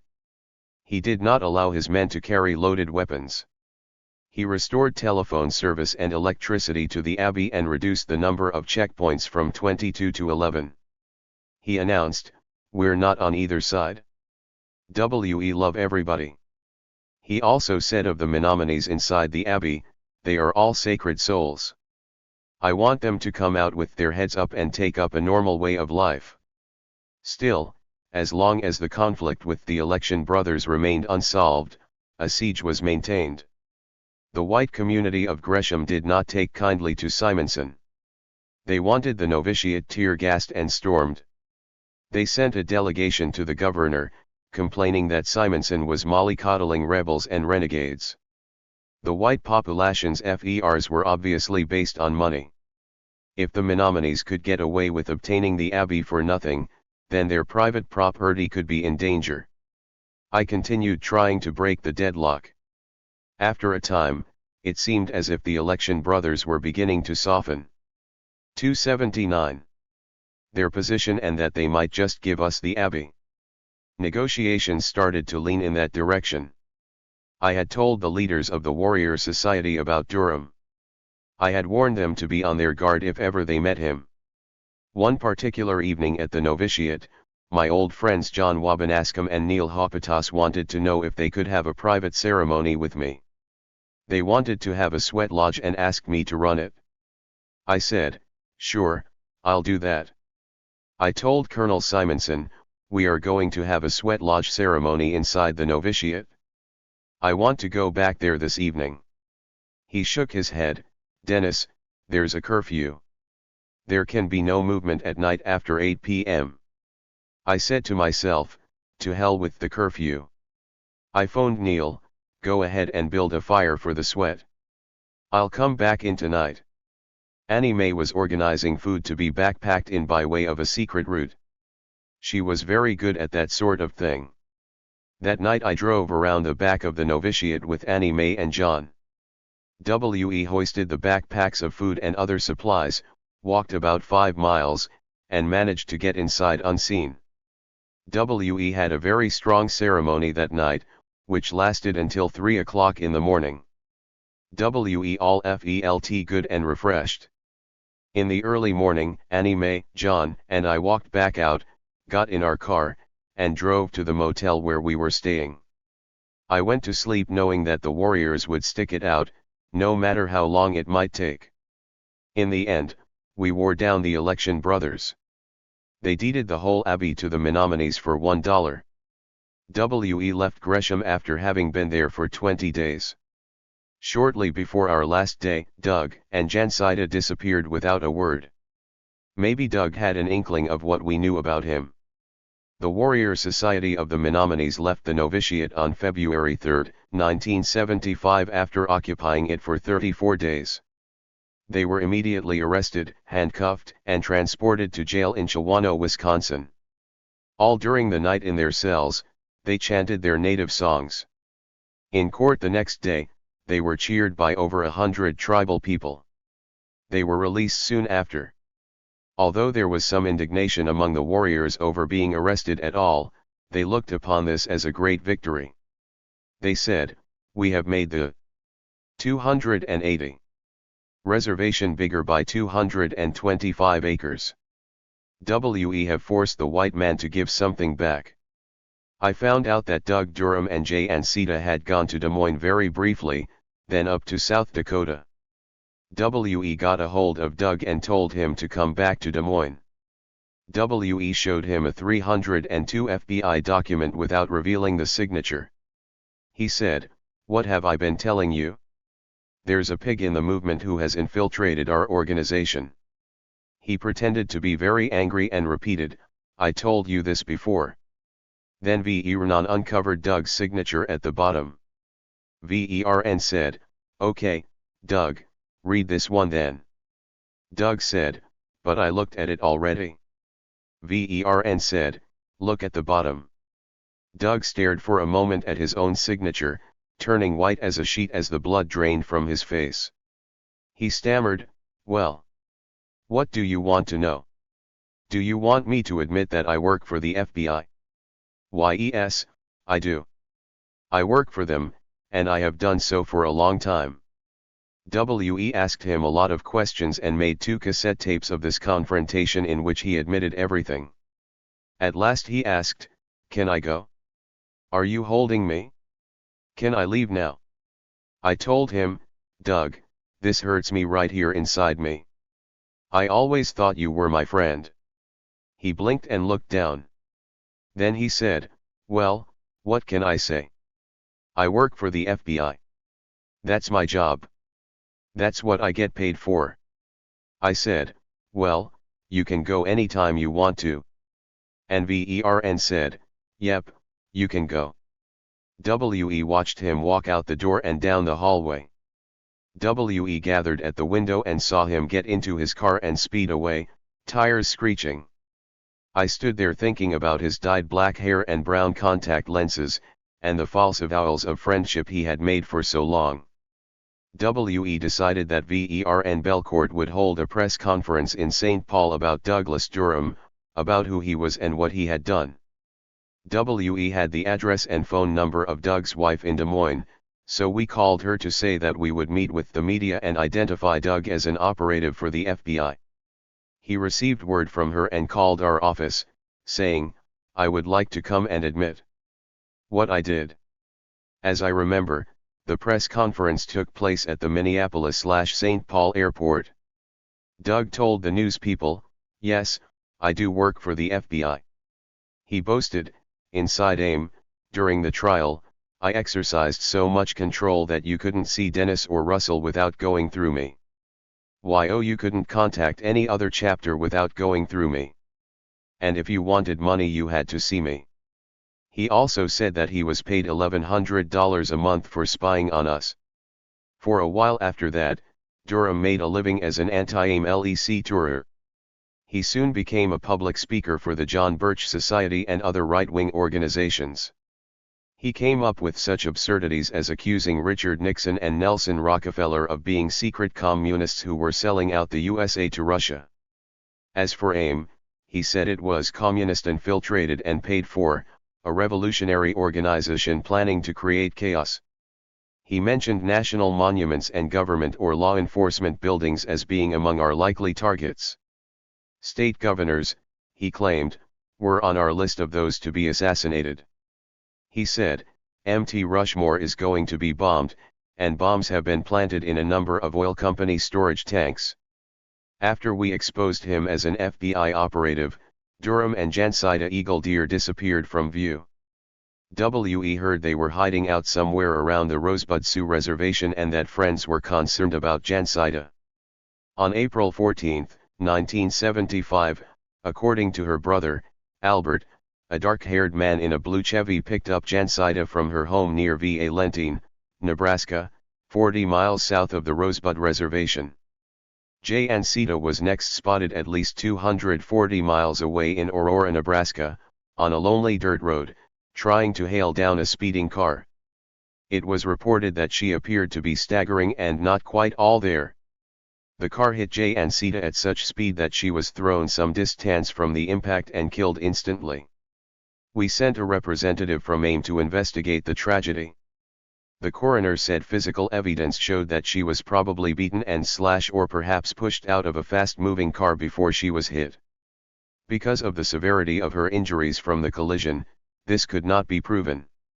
Up to this point, Jancida still had hoped to get the rape case against Janklow into federal court. After Jancida's death, her stepmother, Delphine Eagle Deer, tried to take up her case. About 3/4 of a year later, on a winter night out on a desolate reservation road, Delphine was beaten to death by a BIA policeman who pleaded drunkenness as his defense. Delphine's body, her legs broken, was found lying in the snow with her tears frozen on her face. The man who killed her was never charged. Note: Bill Janklow has finally been held responsible for his actions. On Monday, December 8, 2003, a South Dakota jury declared Janklow guilty of all charges against him for an August 6, 2003, wreck in which motorcyclist Randy Scott was killed. Janklow was convicted of manslaughter, failing to stop at a stop sign, speeding, and reckless driving. Janklow immediately resigned his seat in the U.S. House of Representatives, effective January 20, 2004, the date of his sentencing, which could include up to 10 years in prison. 0. Fields of terror. An extraordinary number of unresolved homicides and incidents of terror and violence have unfortunately become commonplace on the Pine Ridge Reservation. Arthur S. Fleming, U.S. Commissioner on Civil Rights. Sometimes I am surprised at being alive. From 1972 to 1976, the Pine Ridge Reservation was a killing field, and I spent a great deal of time there. More than 300 people are reported to have met a violent end in this place of fear and suppression. I have a list of 62 confirmed murders. The vast majority of these victims were killed by the BIA police, FBI agents, and Dickie Wilson's goons. Most of the victims were members of AIM or sympathizers, adherents of OSCRO, the Oglala Civil Rights Organization, or traditional full-bloods who had no liking for Wilson's way of ruling the res. Over 90% of the killings and other violent hate crimes were never even investigated. Pine Ridge in those days was described as a place of shootings, knifings, beatings, firebombings, and every other kind of assault. Since I was at the top of Wilson's hate list, as well as on that of the FBI and State Attorney General Janklo's, I was a prime target for being wasted. I thank the spirits and my luck for being alive to write this story. Basic rights taken for granted everywhere else in this country had been suspended on the reservation by Wilson's order. I myself, an Amerindian Indian, was forbidden to set foot on Pine Ridge land, and so at times was Russell Means, though he was a member of the Oglala tribe. Wilson once stated publicly that he would personally cut off Russell's braids if he should dare to come to the res.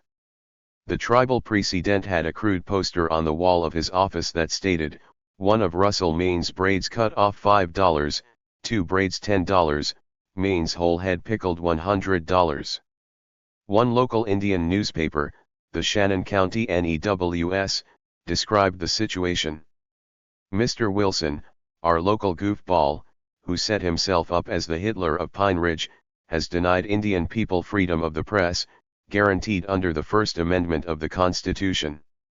He has denied our people freedom of speech and freedom of assembly. The question now is, will all of our Sioux who oppose him be escorted to the reservation lines to be forced into exile? If this local bully continues, it may come to that." This was written at the beginning of Wilson's rule before it turned deadly. A clipping from the Newark Times, dated July 6, 1975, describes the situation at that time in this paper's manner of cautious understatement. There have been at least 8 killings on the reservation so far this year, along with uncounted fights, beatings, and outbreaks of shooting.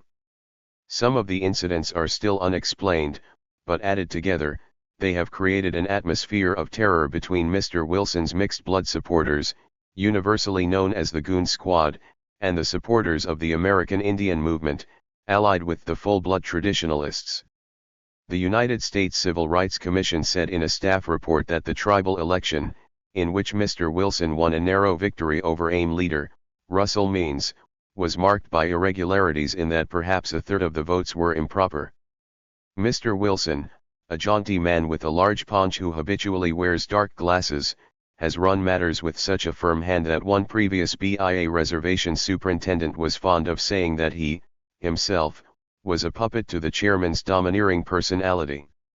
His opponents have often charged that he ran a corrupt and dictatorial administration, backed up by the intimidation of the Goon Squad, most of whom hold government jobs.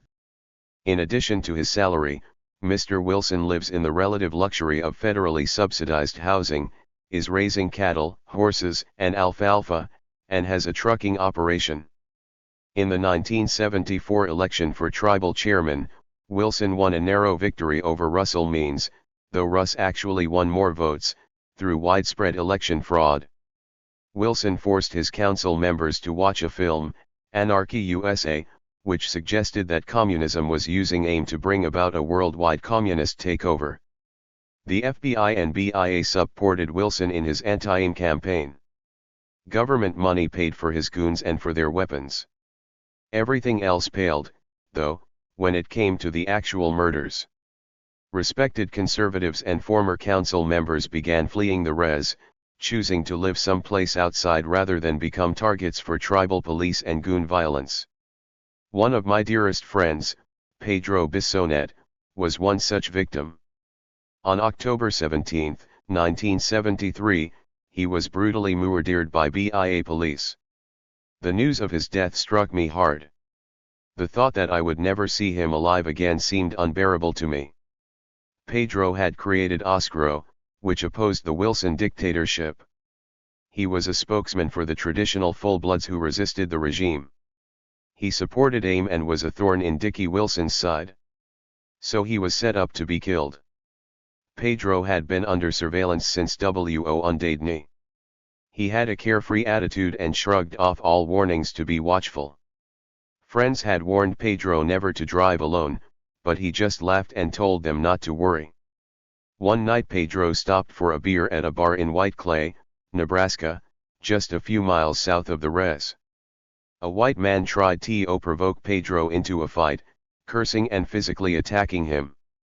Pedro, who had been a boxer in his youth, knocked the fellow down and walked out.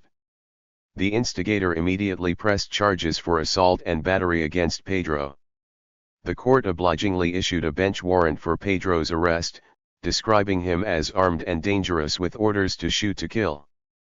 Pedro was waylaid by 2 or more BIA policemen on a lonely Pine Ridge road. One of them was Joe Clifford, a personal enemy and goon. The other was Del Eastman, a special agent for the BIA and a confirmed Sioux hater from the Crow Reservation in Montana. Pedro died from multiple gunshot wounds to the chest. He had been shot point blank at a range of 2 feet. There was never an investigation of Pedro's death.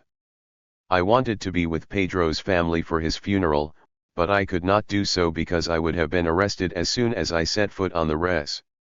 I told Ames' lawyer and friend Ramon Rubido to relay my deepest prayers and condolences to the family. I felt low and devastated.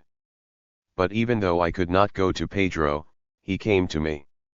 His family arranged for the funeral procession to come to the reservation border, where I would be waiting a few feet short of the boundary line. Ramon drove me to the border and we stopped right in front of the BIA police cars sitting on the other side. We waited for 15 minutes, then in the distance saw the lights of many cars slowly coming toward us. There were at least 100 of them. The procession came to a stop. I stood in silence as Pedro's friends brought the casket out and carried it over to a spot near me. They opened the lid and let me see Pedro's face for the last time. It was one of the saddest moments in my life. With tears in my eyes, I fumbled in my pocket for the aim patch I had brought. I placed it on his heart and I held him for a moment before I sprinkled some sage into his coffin. I told the hundreds of people who had come about Pedro's gentleness, his sense of humor, his compassion for the poor, the sick, the children, and the elderly, how he always managed to provide food for the hungry and a roof over the head of the homeless. I talked about his courage in the face of death. I said, Pedro was small off body, but he had a heart as big as the universe. The coffin was closed and placed in the hearse. The cars made their U-turns and drove slowly back the way they had come.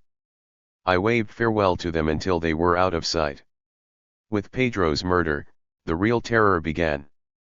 Violence and bloodshed became almost daily events. None of the attackers ever worried about concealing their identities. They were under Wilson's protection.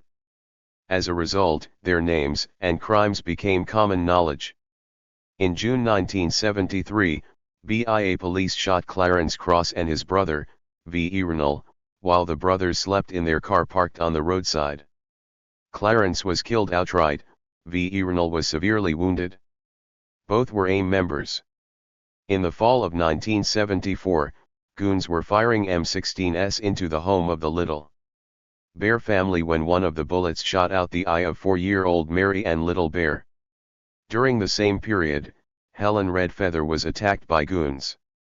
They sprayed mace in her face and brutally kicked her in the side, though she pleaded with them that she was 4 months pregnant. On November 20, 15-year-old Allison Little Horse was found dead in a ditch, a bullet through his heart.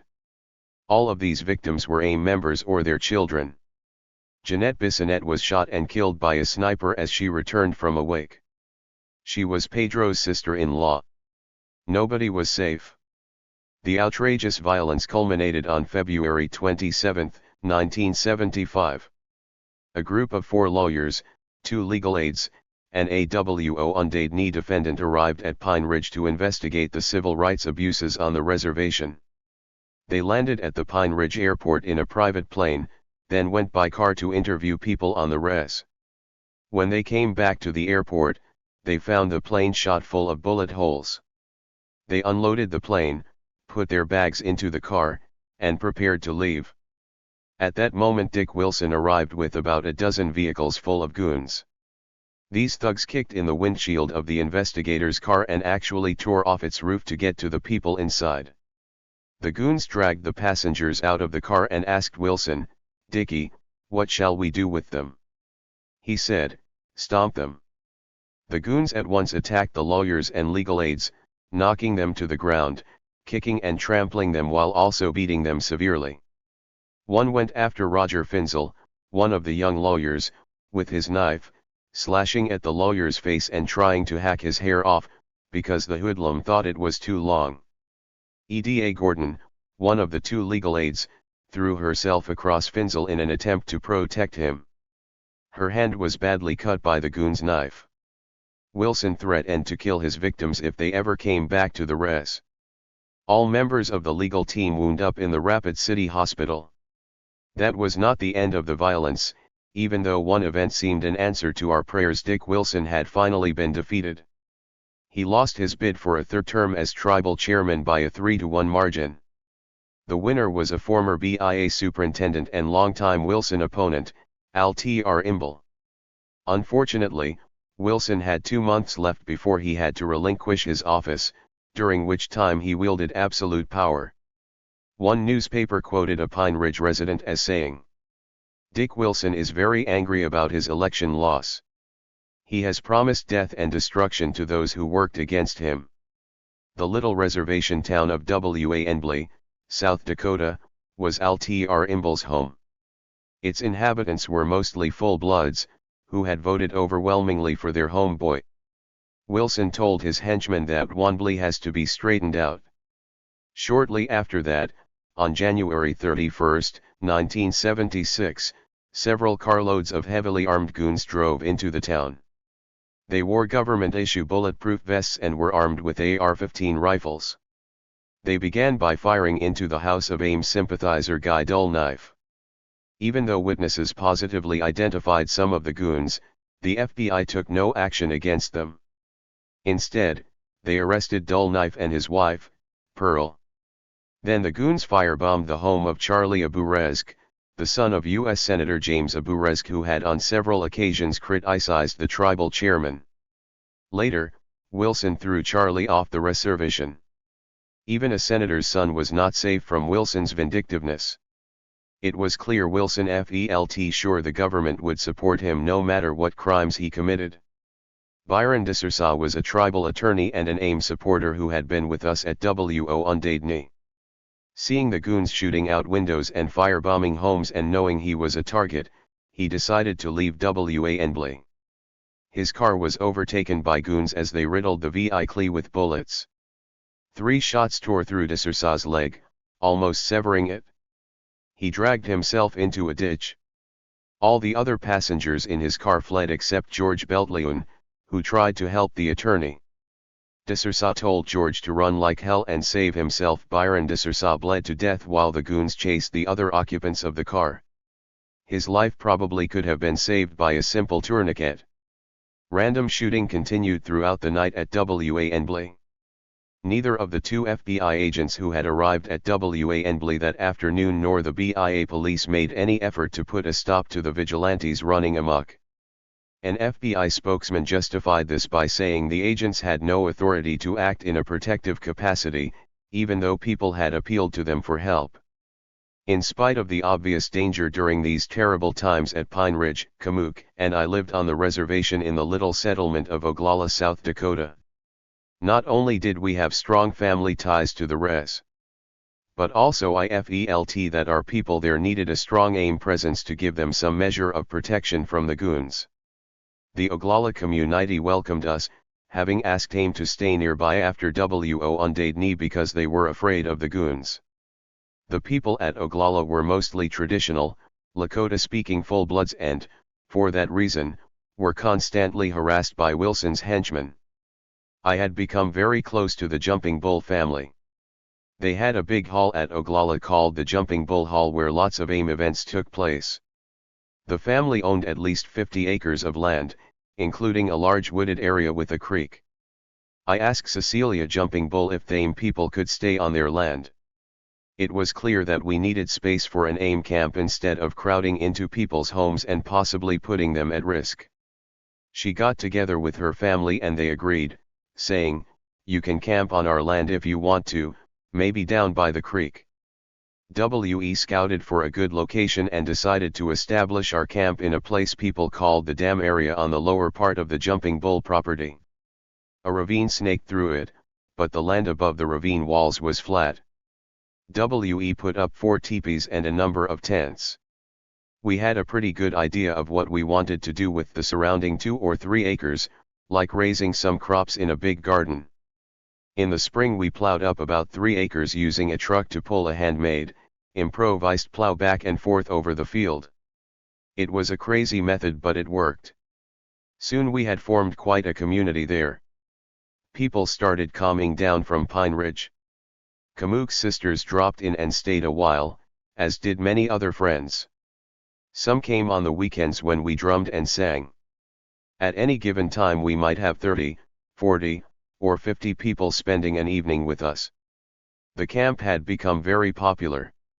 Among the people who came to live there was my old friend, Leonard Peltier, a Lakota Anishinaabe from the THIRD-WORLDISM Mountain Reservation, 4 miles north of Belcourt, North Dakota. His joining us forever changed his life. In 1975, I was once more a defendant, this time in a trial at Custer, South Dakota, some 50 miles west of Oglala, for my role during the confrontation at the Custer courthouse after W.E. Slay Bad Heart Bull was murdered. I was out on $10,000 of bail. The trial started June 16. My pre-trial motions were heard in a heavily secured courtroom. Spectators were forced to give their names and addresses, told to empty their pockets, purses, and briefcases, and then made to walk through electric sensors. Even a baby was subjected to having his diaper scanned. The courthouse windows and the judge's bench were reinforced with quarter-inch steel plates, and 40 South Dakota police officers were brought in to guard the proceedings. An additional squad of armed volunteers, including the local Share IFF's deputies, state troopers, and state game, fish, and parks employees increased the number of law enforcement personnel. All of these protective measures had been carefully orchestrated by William Jan Clow. Clearly he hoped his security circus would increase FEAR and apprehension of aim in the jurors and the public. Jan Clow was by then the state attorney general, the highest law enforcement official in South Dakota. From the first day of court I could see that I could not expect a fair trial at Custer. Judge Marshall Y. Oung imposed a gag rule on the press. He forbade reporters covering the trial from giving out any information except that which occurs in open court, adduced only in evidence and arguments. This meant, for example, that if someone had shot the judge inside the courtroom, the reporters could not mention it. It was a ridiculous situation. The judge also forbade all extrajudicial statements or any release of any leads, gossip, or information obtained outside the court. The gag rule also barred reporters from giving their own interpretation of the trial, speculating on the merits of the case, or mentioning the credibility of the witnesses. It was pointed out to me that the gag order would also protect the jury from outside influence and, that in consideration of the prejudice white South Dakotans had against me and AIM and the influence such people might have on the jury, it would be favorable to my defense. I did not see it that way. Jan Clow had decided to try me personally, making the trial a face-off between 2 men who, in the purest form, represented the opposing views of 2 races. Jan Clow himself read the charges against me. The prosecution claimed that my trial was merely an ordinary criminal case, and neither a political nor a sociological experiment. While giving my own opening statement, I made it crystal clear that this was a purely political trial, and that, in trying me, they were trying AIM. I told the jury that the state of South Dakota had created an atmosphere that led directly to a police riot, and that the question was not whether I was guilty or not, but a question of whether we would find the state guilty or not. I acted as my own attorney because when I questioned jurors for selection, I was able to get underneath their veneer of impartiality to the racism hiding beneath it, like lifting a rock to expose a mass of slimy worms. During the entire trial, I strove to keep my face impassive and to speak quietly even while making witnesses squirm under my questions. I managed to remain calm even while Jan Clow browbeat and coerced defense witnesses. Janklo was petulant. He whined and complained when he did not get his way, and smirked and gloated when he did. For the duration of the trial I traveled each weekday to Custer in the morning and back to Oglala in the evening, where Kamuk, Tashina, and I were living in a two-room, green-painted tar paper and log shack we rented from the Jumping Bull family. Our home was located near the AIM camp, which had come to be known as TENT City. Harry Jumping Bull, who was then in his 80s, and his wife, Cecilia, had just celebrated their 50th wedding anniversary. It was also the anniversary of the Battle of the Little Bighorn, where General Custer had met defeat and death. Late in the afternoon of June 25, 1975, 2 FBI agents and 2 BIA policemen showed up at the Jumping Bull Ranch. They wanted to search the house for a young Indian named Jimmy Eagle, who reportedly had stolen a pair of old cowboy boots from a white youth at a party. They checked out the area, asked a few questions, and left. That night we had heavy thunderstorms and tornado conditions. Kamuk and I were up during the night because little Tashina had developed an ear infection. In the morning we decided that Kamuk would take her to Pine Ridge Hospital while I went to Custer for the trial. Had we remained at the camp that day, who knows if any of us would still be alive or if I would be serving out a life sentence in a federal prison. Leonard Peltier was running the camp in my absence. He had assigned Joe Stunts-Kills-Right, a young, tall, rather shy Coeur d'Alene Indian, as my bodyguard. Every day I picked up Joe early and took him with me to Custer. On this particular day, however, I gave him the day off because he had not slept well. I went down to the camp at about 4 a.m. to wake up 2 of our security people to go with me to Custer while Kamuk took off for Pine Ridge with the baby. Promptly at 9 o'clock, trial proceedings began at the Custer courthouse. Sometime after the mid-morning break, our defense committee's runners came in and asked the court for permission to hand me a note saying there was trouble at Oglala. A short time after that, the committee workers returned to say, "There's shooting at Oglala." At that moment a state trooper whispered something to Attorney General J. Anclow, who rose and asked if we could all approach the bench. He explained to the judge that because there was violence breaking out at Pine Ridge, he wanted to have the trial put in recess for the day so that he could take charge of the situation. I knew it had to be TENT City that was under attack. I was very worried about Kamuk. I quickly called the hospital to find out when she had last been seen. They said she had left an hour before. I was afraid that she and the baby were already back at the camp under fire, and I was concerned for everybody out there. Once outside the courthouse, I took off immediately for Oglala. What actually happened on that fateful morning of June 26 can only be reconstructed from what was reported by people who were there. Late in the morning 2 strange cars appeared on the Jumping Bull property. They stopped near the creek behind the main house. TWO federal agents, Ronald Williams and Jack Kohler, got out and removed a high-powered .308 rifle and a handgun from the trunk of one car. They were the same 2 men who had shown up the evening before on the pretext of searching for Jimmy Eagle, and the year before, the same Ronald Williams, then a member of a SWAT team, had aroused the anger of Judge Nickel at the Banks/Means trial with his gross professional misconduct. Also near the main house was a red pickup truck occupied by a few people from camp who were either arriving or leaving. Some of the people of Tent City were not yet awake because of the heavy storms and the babies that had cried all night before. A few young Indians leaned on a car, waiting for some hot oatmeal the women were fixing. Angie Long visitor was in the main house washing breakfast dishes while her 4 small children played outside. Suddenly she heard sounds like 293 firecrackers. She ran to a bluff behind the house to see what was going on. From there she observed 2 white men in civilian clothes firing guns in the direction of the camp. Angie and her husband grabbed their children and fled. The agents were using their 2-way radios to call for help. "Looks like they're shooting at us." The next calls were urgent, "Come on, guys, come on." Then, "We been hit." Kohler was hit first in the arm. It seems that Williams took off his shirt to make a tourniquet to stop Kohler's bleeding. Then Williams was hit. It all happened pretty fast.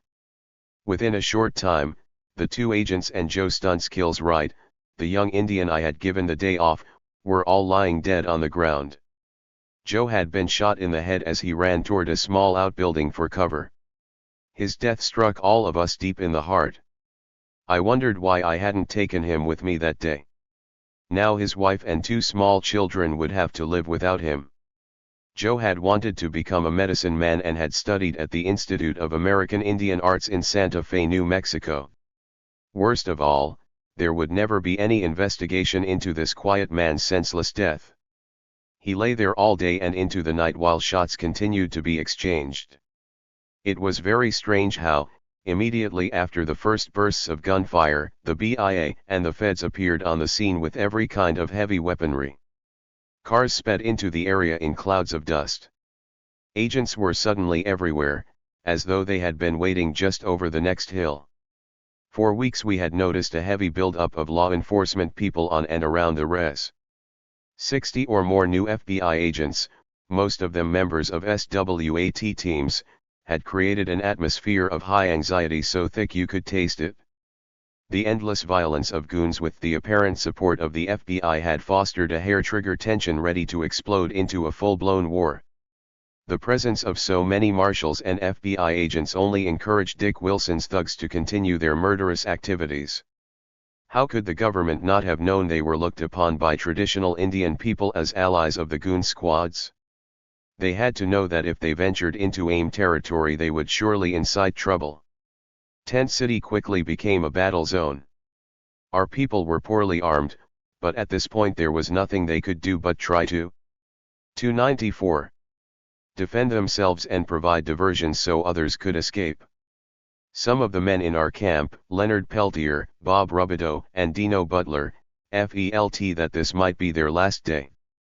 The only hope was to get out of there. They checked the only available vehicle and found it was too low on fuel to get them very far. The only way out was through a grove of trees that was fast being taken over by the feds. They hastily gathered some supplies. Someone collected some ammunition and the rifle belonging to Agent Kohler, then about 16 people took off on foot, looking for a miracle. The feds, BIA police, and vigilante ranchers who had come along for the ride moved in with deadly speed using high-powered automatic and semi-automatic weaponry, MR6s, tear gas bombs, spotter planes, helicopters, and trained marksmen scouring the area for any signs of movement. The feds destroyed the camp. They shot up the houses, privies, garbage cans, anything at all. They wrecked the Jumping Bull home, seemingly deliberately destroying even the framed photographs of family members. They put a bullet in the head of a child's doll. The acrid smell of tear gas hung over this entire scene of desolation. The initial arrival of the two agents at Tent City always seemed to me to be a case of calculated provocation. The FBI had wanted to create an incident that would give them an excuse to wipe out our camp. I believe, and so do many others, that the feds set up their own two agents. Kohler and Williams were used as bait. The FBI might not have intended for the two agents to die, but they deliberately put them in harm's way. The feds apparently went looking for trouble, and they found it. They were amazingly well prepared for it. 3 days before the incident, members of the goon squads had begun moving their families off the reservation into Nebraska, along with Dick Wilson's political allies. Then several hours before the shootout occurred, the goons had already started setting up roadblocks to seal off the highway to and from Oglala and Pine Ridge. After Kohler and Williams fell, more than 50 highly trained marksmen swarmed in, peppering the whole camp with lead. It is a wonder that Leonard and his group of men, women, and children got out of there alive. The terrain in that area consists of open, arid hills. 295. And gullies with few trees or natural places to take cover. With the overwhelming odds against the little group of fugitives, it did not seem possible that even a mouse could escape. But the Great Spirit protected them. A bald eagle appeared above them, showing them a way out. They followed it. Leonard and his people had stopped running only long enough to pray, and their prayer was answered by a truly miraculous escape involving a trek of more than 100 miles over barren country. Wherever they knocked on a door, they were given a meal or a place to rest. Leonard has never denied having fired in the direction of the agents from about 150 feet away. Everybody who could grab some kind of weapon fired it to keep the attackers at a distance. But Leonard could not and did not fire the shots that killed the two agents. Even now the government admits that its specialists actually do not know who killed them. Our camp came under attack by agents of the US government who came in shooting. We hadn't gone out looking for trouble. We were just there. We had done nothing against the law to justify an invasion. The FBI admits they have not the slightest idea who killed the two agents, yet more than 20 years have passed and still Leonard is in prison for something he did not do. But his strength is with him wherever he is. The prison will never crush him. For me, not knowing what was happening that day and the powerlessness I experienced were awful. I was unable to get to Oglala at all. 3 of us had left the courthouse in Custer and driven like hell until we came to the first set of roadblocks. The feds weren't letting anybody through, so we ran the first roadblock, only to be stopped at the next one the FBI had set up. We were pretty close to the camp at that point and could even hear shooting in the distance. The agents were rude and somewhat hysterical. I kept saying, "My wife and child are there. That's where I live. I need to go and find my family." One of the BIA officers said, "Go ahead. Why, oh, you're on your own. Walk on in there." The shooting was still audible in the distance. An FBI agent laughed and said to me, "Go ahead, Big Chief, start walking." They searched the car but still did not let us pass. We could see that there were other roadblocks ahead.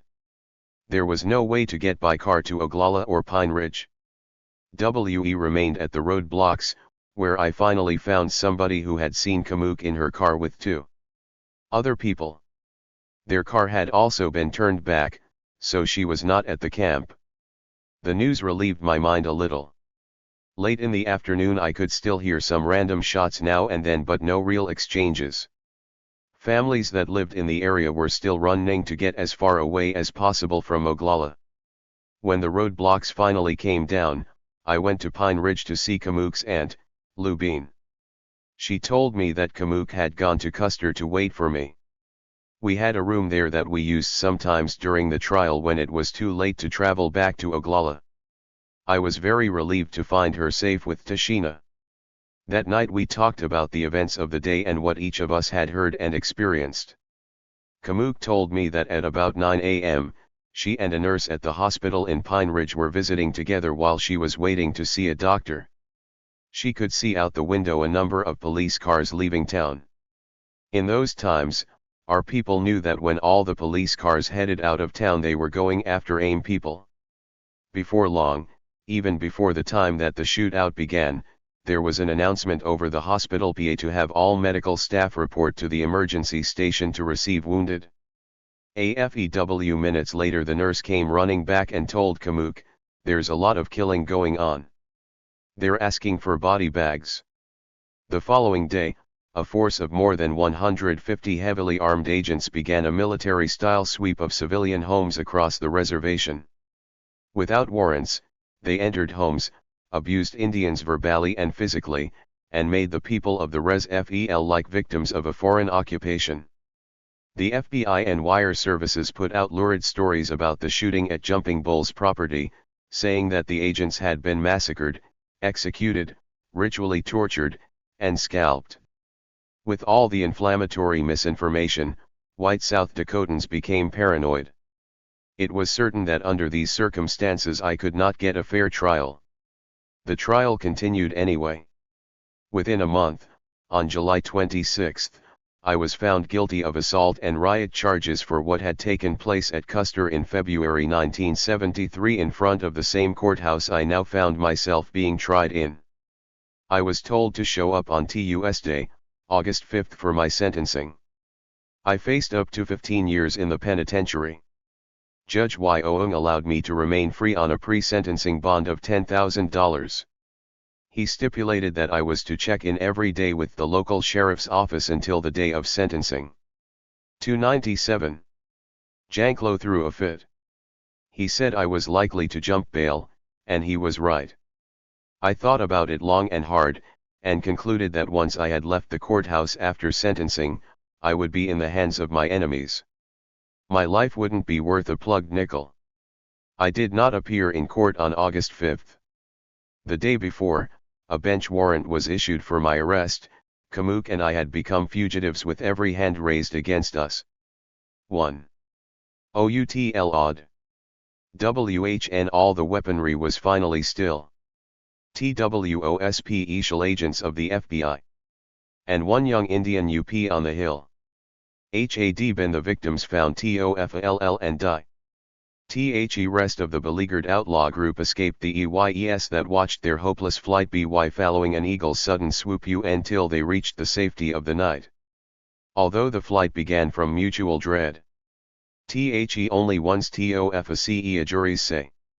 Were those accused of shooting agents DEAD. And not the man who blew JOE stunts away. Law, it sadly seems, will always be. From time to time, AP plied selectively. Anonymous. They looked for me everywhere. A nationwide search for me was conducted by local, state, and federal officers. My friends joked that every Indian male with long hair between 30 and 50 years of age was liable to be stopped and questioned. I heard on the radio that police almost got me twice, once in Kansas and once in Oregon. They broke into a sympathizer's apartment in Sioux Falls. I wasn't there. They looked for me in regional AIM offices. I wasn't there either. They searched for me in the Oakledock office in Rapid City and laid siege to the national AIM. 299. Headquarters in St. Paul. Helicopters hovered overhead, and reporters yelled to the people inside, "Where is Dennis Banks?" In an action like a Keystone Cop comedy, a state trooper pursued a vehicle driven by an Indian with braids. The Indian turned out to be Vernon Belcourt. Later, State Patrol officers, helicopters, and FBI agents tracked down Vern's car and searched it. Vern told them, "As you see, Dennis isn't in the car, but you can look under the hood if you want to." Leonard Peltier and his group of 16 followers had evaded the FBI dragnet and made it to Crow Dog's paradise at Rosebud, where they found shelter among hundreds of sun dancers. At the end of the month, I also arrived at Crow Dog's. Kamuk was there, too. We didn't know that one of the people there, someone we trusted, was an FBI informant who regularly reported on our activities to his bosses. But we had our ceremonies and were united for a time. We all pierced, giving our bodies to the Creator, and felt strengthened by it. Leonard and I were fugitives from justice. We thought it best not to bring the hunt down on the sun dancers, so we decided to keep moving until we found a place of safety. We left Kamuk and Tashina at Crow Dogs because I thought it too dangerous for them to travel with Leonard and me. Kamuk joined a group of young AIM people, headed by Bob Rubidoux, traveling in an old, decrepit Mercury station wagon. The men were transporting rifles and ammunition for use by the people in Pine Ridge to defend themselves should it become necessary. Kamuk, her sister, Bernice, and of course little Tashina were among the passengers. They were driving along the Kansas Turnpike when someone yelled, "Hey, this thing is starting to smoke back here." Everybody piled out of the car. Bob Rubidoux was trying to find out what was wrong when the old clunker blew up. The explosion was terrific. Bits of asphalt were flung into Bob's face, temporarily blinding him. He rolled away from the car just as the rounds of ammo went off. Then the exploding gas tank blew the roof off the old station wagon. Kamuk was hit in the arm by shrapnel and cut badly. A farmer stopped to help, got suspicious, and called the police. The whole group wound up in a Wichita, Kansas, jail. Kamuk was charged with transporting illegal weapons across state lines and sentenced to 3 years of probation. She did her probation time in Rapid City while staying with her mom and dad.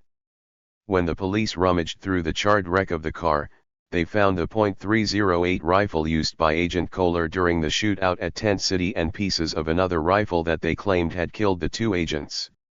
Leonard and I were still the subjects of a nationwide search. Wherever we went we found support and a place to hide. On the doors of many reservation homes, and even on those of some white sympathizers, people posted signs that read, "Dennis Banks welcome." It was a way to make their thoughts known and to mock those who were hunting for us. We kept close contact with Kamuk and other AIM people. I got a message about a meeting to be held at Oglala by Loudhawk, the headman there. The elders had told him, "We need help. Our young men have no weapons or ammunition to defend the PEOPLE, and we need some explosives. If the goons and FBI come near us, we need some means of scaring them away. We need to be prepared this time." We went to Oglala to meet with them. I was not worried about going into the lion's den. Oglala was the last place the FBI would be looking for me. The elders asked me, "Can you go and find this kind of stuff for us?" I said, "All right, I will try," and I talked it over with Leonard Peltier. I had heard that explosives could be found in logging camps. Then friends told us, "We can get you what you need in the Seattle area." I do not consider myself a violent man. On the contrary, I hate violence and have always tried to avoid it. I often had persuaded our men to resolve conflicts peacefully, but Pine Ridge had become the scene of a life-or-death struggle. It seemed to me that I should gather arms for our people to defend themselves since the law would not protect them. Even if the guns were used only for show, perhaps the goons would realize that resistance was gathering momentum. I found myself caught in a web of events that might easily lead to violence. We drove to Los Angeles and went to Marlon Brando's place. Marlon pointed to Leonard and asked, "Who the hell is this?" When I told Marlon, he said, "God damn, you've got some nerve. But it's okay." We helped Marlon unpack the motorhome he had just driven home from a trip. Joy. I told him, "Marlon, we're going to leave tomorrow because it is too hot for us to stay around here. Leonard is wanted under a federal warrant and so am I. We don't want to put a lot of heat on you, so we're going to leave." He said, "Don't leave. Let's talk about getting you some legal counsel." Still, I felt that we needed to keep moving. We had dinner with Marlon and talked for hours about all of the events and issues we were grappling with. The next morning, Harry Belafonte, who was in town for a movie deal, showed up. When I told him that we had gone underground, he hugged me and wished us good luck. As we were leaving, Marlon asked what we were traveling in. "Well," I said, "we have that car. It's outside." He looked at it and said, "Dennis, this car isn't going to make it very far. I'm going to give you this motorhome. Do you know how to drive it?" "Well, I can learn," I said. "You'll have to," Marlon said. Then he asked, "Do you need any money?" "That's why I came here to get some gas money," I said. "You're going to need more than gas money. How long do you think you'll stay underground?" he asked. "I don't know. A lot depends on what they are going to charge us with," I said. Marlon left the room and returned in a short while. He handed me an envelope, saying, "Dennis, here's some money for gas and food." I thanked him as Leonard and I left. I could tell by the FEL of it that there was a good amount of money in that envelope. As we got to the bottom of Mulholland Drive, I counted the money and told Leonard, "Look what Marlon has given us." Our food and gas money was $10,000. We headed out in the motorhome. We wanted to get some rifles. We bought 10 of them right there in Los Angeles, where we could buy them over the counter without having to register them. Leonard and I drove back to South Dakota because I knew that Kamuk needed money. When we got there, we had to be careful not to be seen. We parked the motorhome during the day near Rushville, Nebraska, then drove it during the night into Pine Ridge and J02. Oglala. We made contact with Kamuk and our many friends there. We had a ceremony that night with our friends. I told them about Marlon, what we had done, and where we had been. We left $3,000 and the rifles with them. They were good rifles .30s and .60s, all brand new. We took off again, this time for the northwest coast to get more weapons and the explosives. Kenny Loudhawk and Russ Redner, AWE Stern Shoshone, came along. We asked Annie Mae Aquash to join us because we needed someone who was not wanted by the law who could go around openly buying whatever we needed as we traveled. The 5 of us drove across North Dakota and Montana to Portland, Oregon, then to Puyallup and YELM in Washington State, where we stayed with friends for 4 days. We put the word out that we needed explosives for Pine Ridge. 3 different groups of supporters brought us what we needed. We wound up with about 200 sticks of dynamite and 10 assault weapons. We had some concern because the weapons were automatic and, of course, illegal. I don't know why we worried about that considering all the other things we were wanted for. We decided to protect the people who had supplied them by filing off all of the serial numbers so the feds could not trace the source of the weapons. While we were staying in Nisqually and Puyallup country, we held sweat lodge ceremonies. Many people came to support us. They brought us ammunition boxes of 12-gauge shells, boxes of .22s, and boxes of .3006s. We ended up with about 500 to 600 rounds of assorted ammunition. We bought a station wagon because we wanted to carry all of our explosives in a separate vehicle. I called Kamuk, who said she wanted to join us. We bought her an airline ticket and she flew to Seattle, where one of our supporters picked her up and brought her to us. She had Tashina with her and was visibly pregnant again. It was a good reunion for all of us. On our last day there, a small single-engine plane buzzed us 3 or 4 times. We realized that we were under surveillance and had to leave. That night we got out of there. I was driving Marlon's motorhome with Leonard in the passenger seat, while Kamuk, Tash, and Annie Mae slept in the back. Kenny and Russ were behind us in the white station. 3°3. Wagon. About 6 miles down the road we ran into one of our supporters, a beekeeper named David. He gave us several large jars of honey to sweeten our journey. We arrived in Portland in the morning. Leonard phoned the place we had been staying about some things he mistakenly had left behind. Whoever answered the phone said, "The police are here," and hung up. On a hunch I called up David, the B-man, and he whispered, "The police are all over the place, and the FBI. You guys got out at just the right time." That was all he said before he hung up, too. That day we drove out of Portland on the interstate, determined to get the weapons to those who needed them.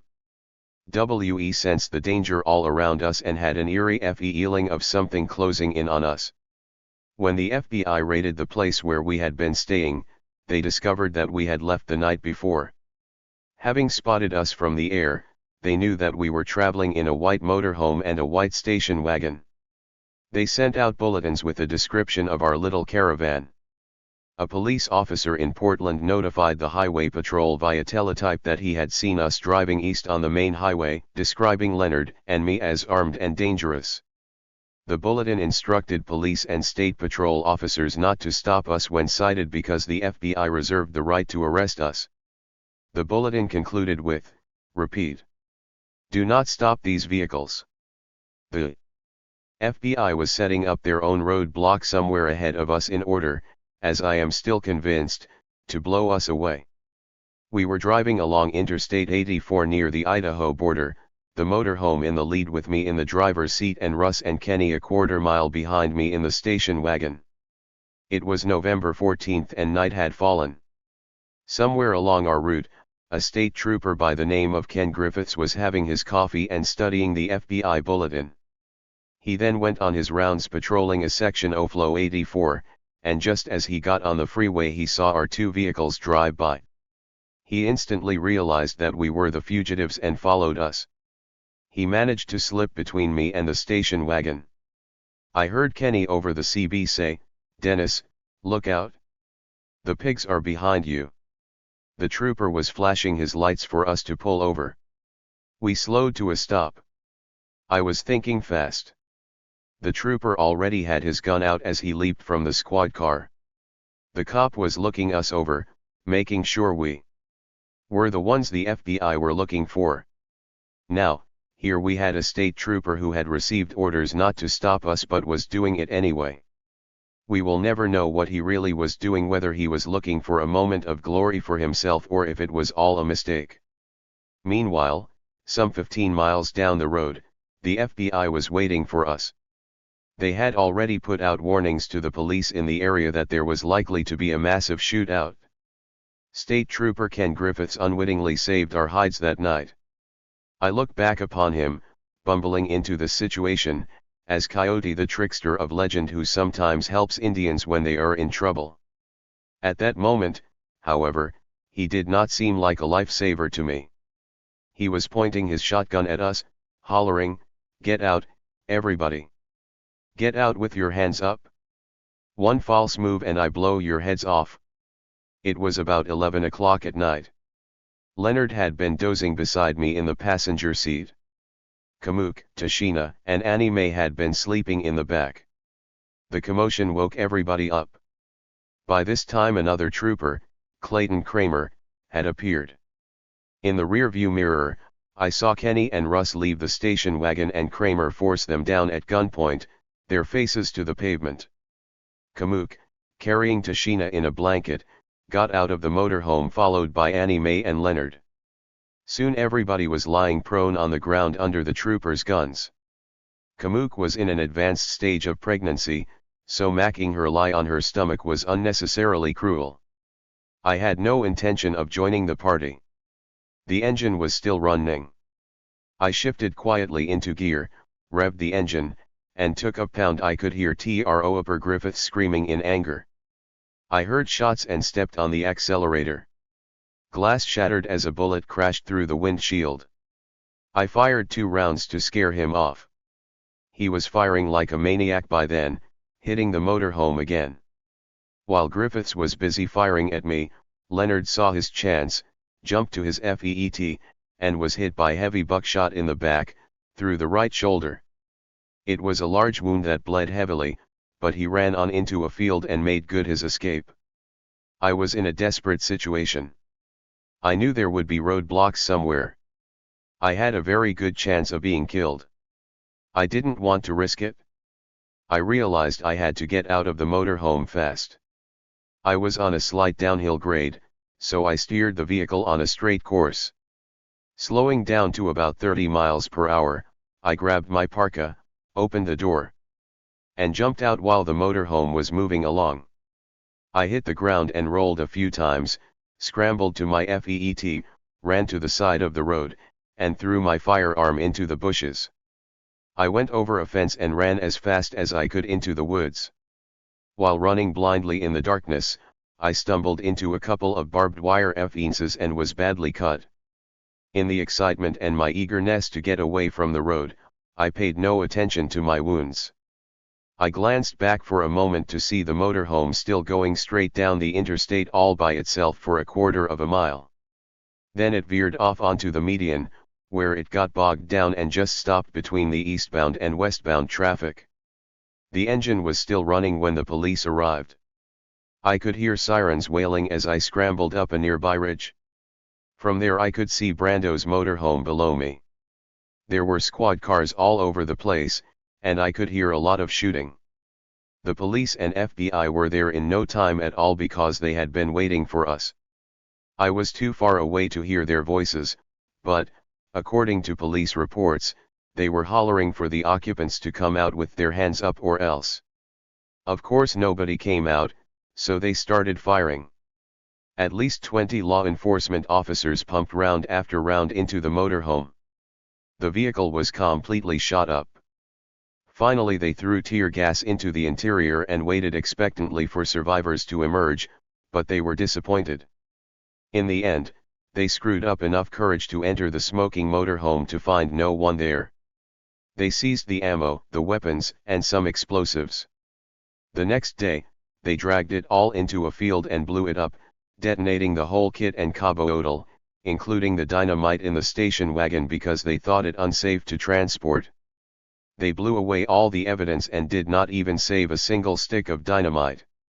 So when we went to trial 6 months later, they did not have any proof to support a weapons charge against us. I watched the whole wild scene from up on a distant ridge, the flashing lights and the police milling around the shot-up motorhome. It was a picture of utter confusion. Then I turned my back on the scene and went deeper into the woods.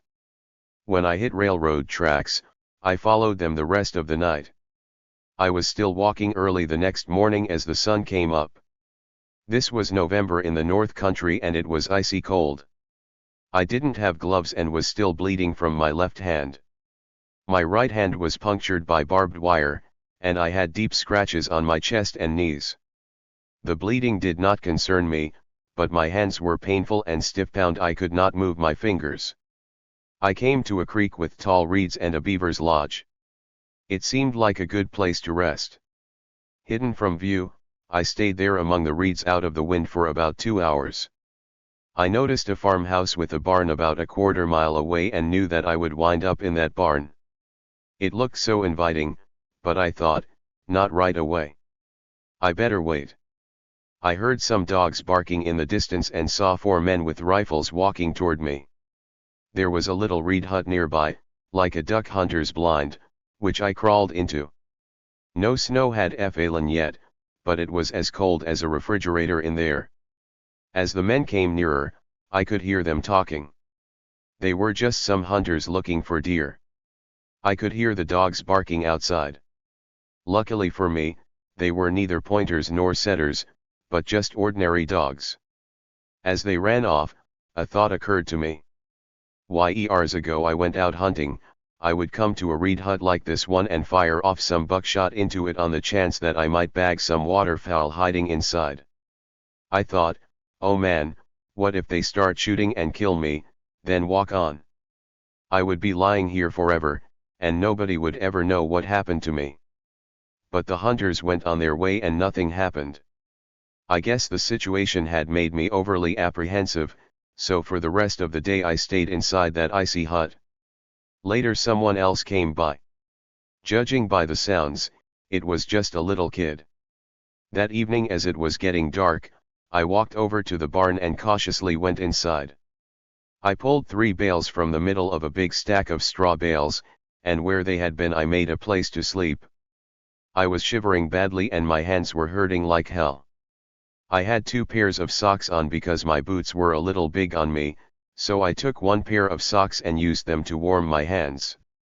I had a wool cap on when I ran into the woods, but it was gone, maybe stuck on a branch somewhere along the way. I had the light hood of my parka, though. I slept that night burrowed in the hay. The next morning, the sound of someone talking woke me with a start. It was the farmer, and he was talking to his dog, saying, "What's the matter, girl? What is it?" The dog kept barking, but the owner dragged her away. That afternoon the dog came back, sniffing around. I saw the animal standing there, growling at the spot where I was hiding. The owner came in once more, trying to calm the dog.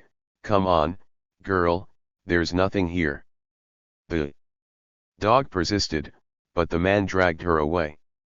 I was afraid that the farmer would come back and start checking around, so I went back to the reed hut and watched the farmer return to the barn with his dog, rummage around in there for about a half hour, then disappear into his house. For 4 days I went back to the barn to sleep at night in the hay, during the day I hid in the hut. I was ravenously hungry, having survived only on water that I licked from icicles. I saw the farmer pumping water into a gallon jug from an outdoor pump. Then he put the jug down beside the pump and went back into the house. I waited for a while, then made a run for the jug. I took it into the reed hut and drank deeply from the pure water. During all of this time I was worried sick about Kamuk and little Tashina. It was torture not knowing what had become of my family and Annie Mae and Leonard. The fear that they had been hurt was gnawing at me. I knew that most of the shots had been directed at the motorhome, but the uncertainty was driving me nearly mad. A thought went through my mind: did I do the right thing? Did I abandon my people just to save myself? Feelings of guilt overwhelmed me. I had to have answers. I noticed the farmer was loading up his hauling trailer. Other cars were coming and going. What I didn't know, and was to find out later, was that the farmer was being joined by the rest of his family, and they were all moving away from the farm.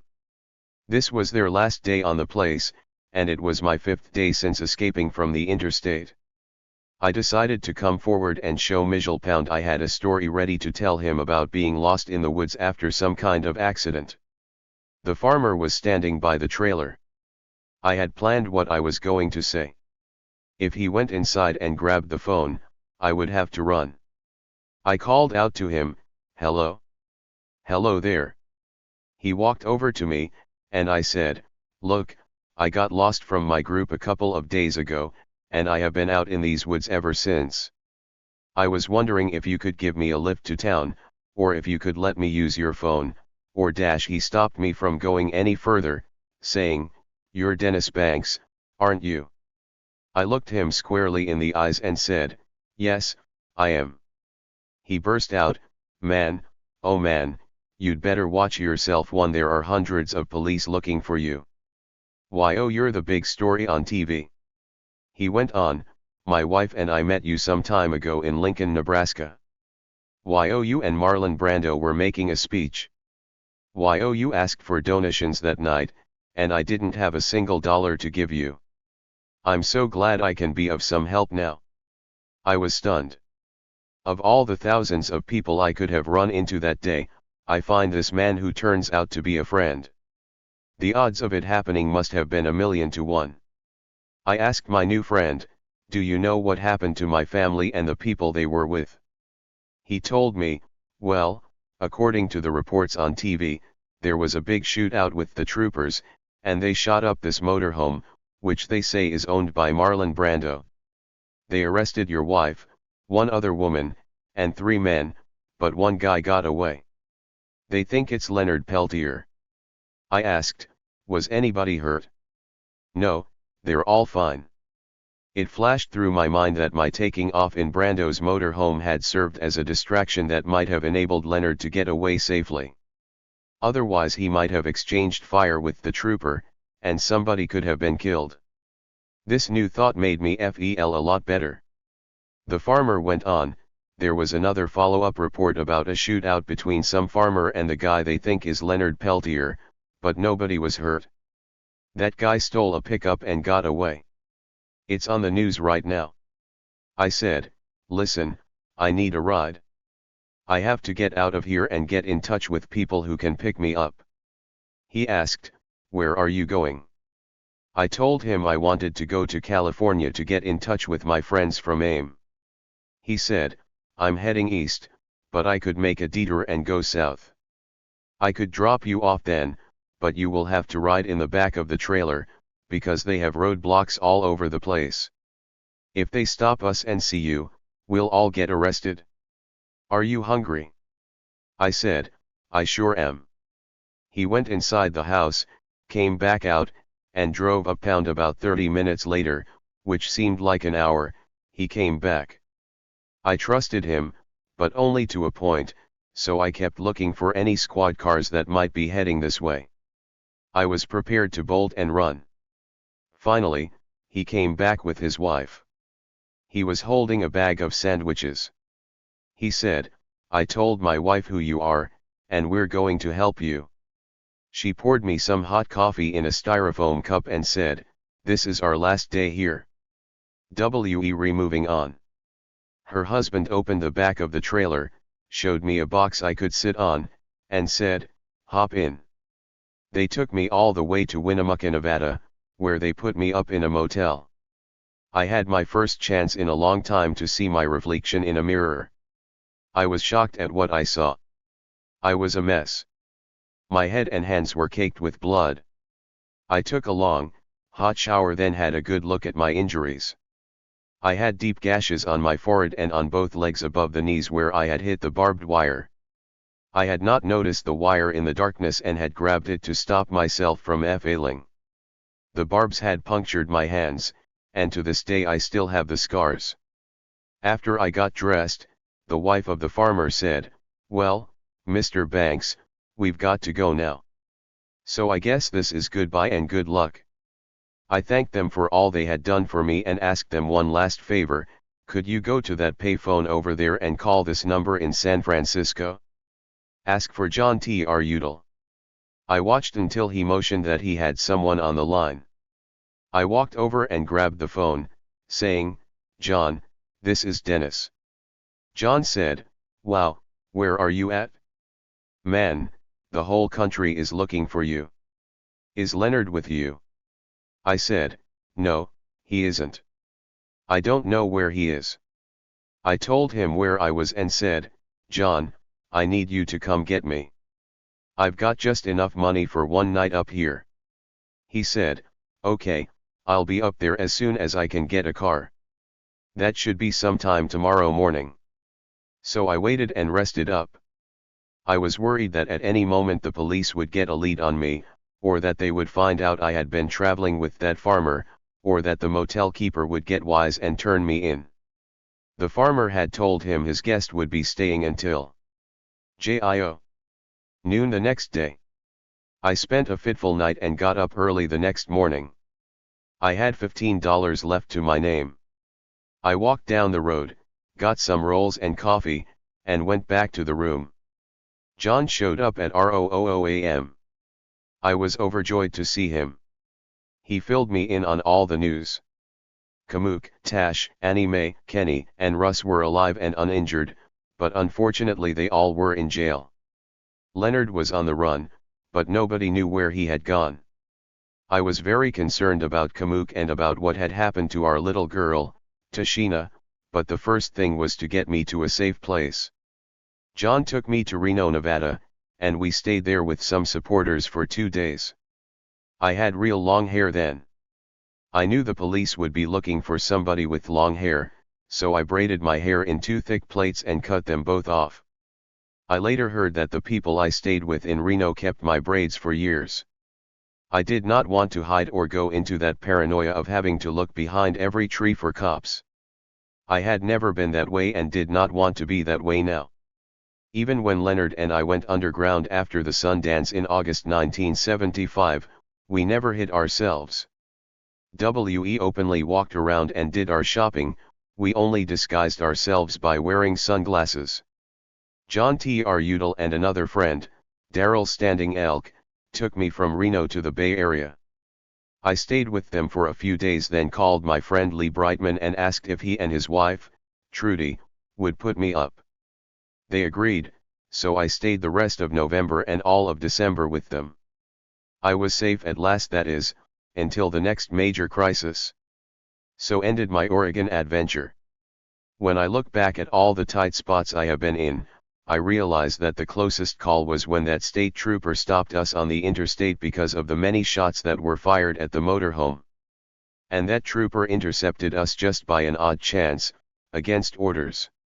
Had he done what he was supposed to have done and let us pass, we would have run into a whole army of FBI and police waiting to let us have it. We all might have been killed, and the children that were to come later would never have been born. That and the way I was befriended by the farmer and his wife makes me feel that the spirits were protecting me and Kamuk.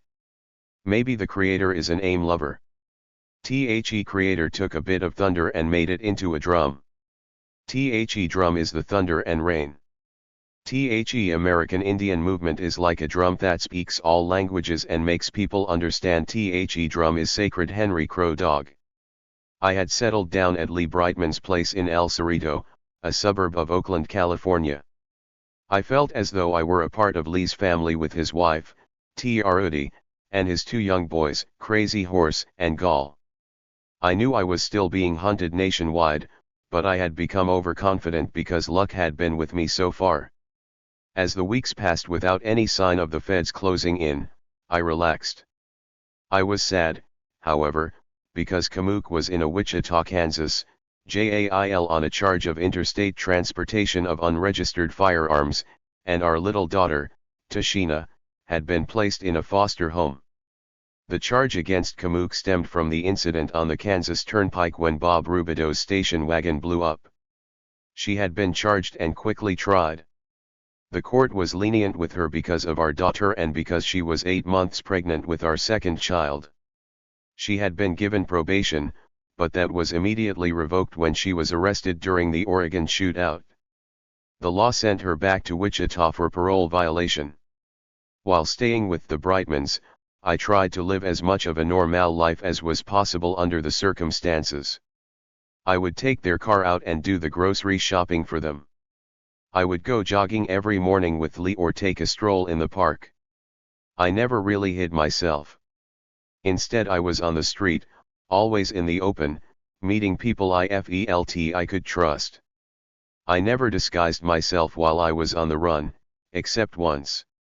That happened shortly after I escaped from Wounded Knee. I put on an afro wig and dark glasses and a sort of Caribbean shirt, trying to transform myself into a Chicano. I felt so ridiculous that I gave up the disguise after 3 days.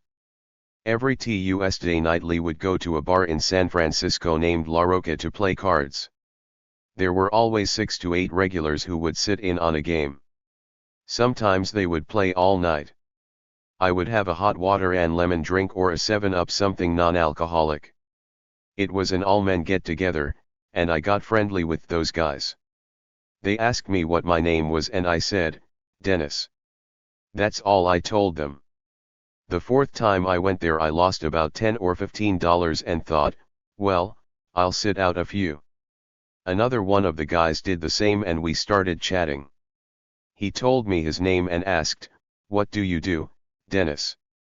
I told him that I was working with Lee on American Indian concerns. I never went into details, keeping the talk vague and light. I asked him, "What do you do?" He said, "Don't tell anybody. I am with the Drug Enforcement Agency. I'm a narc." The hair on the back of my neck stood straight up. I thought, my God. I'm playing cards with a federal agent. I calmly asked, "Have you ever been in on any great drug busts?" He answered, "Yeah, several." I said, "Isn't that a scary business to be in?" Not really. There's 2 other guys I work with here, 2 guys we're playing with, Jim and Danny. Holy cow. Here I was playing poker with 3 federal agents. One of them turned out to be a cop with the San Francisco Police Department. Later that evening when we were driving home, I said, "Lee, man, do you know what these guys are doing for a living?" "Gee." He said, "No, I never asked them. I think they have some sort of government jobs." I burst out laughing.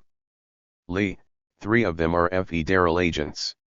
Lee sat there bug-eyed and said, "Oh Jesus." He started to laugh too, but he was concerned. "What do we do?" "Stop going there." I said, "No, you've been a regular fixture there for a long time. If we stop coming, they'll ask themselves, why? Besides, it's always safest to be closest to your enemy, where he never suspects you to be." We gambled with those guys 2 or 3 times more. Later, after I got busted and Lee was out on bail for harboring a fugitive, he went back to La Roca one night. When those agents saw him, they gave him a hard time. "Lee Brightman, you son of a bitch, was that Dennis Banks you brought in here to play poker with us?" Lee laughed and laughed. "Yes, that was him, the most wanted guy in the country, right under your noses."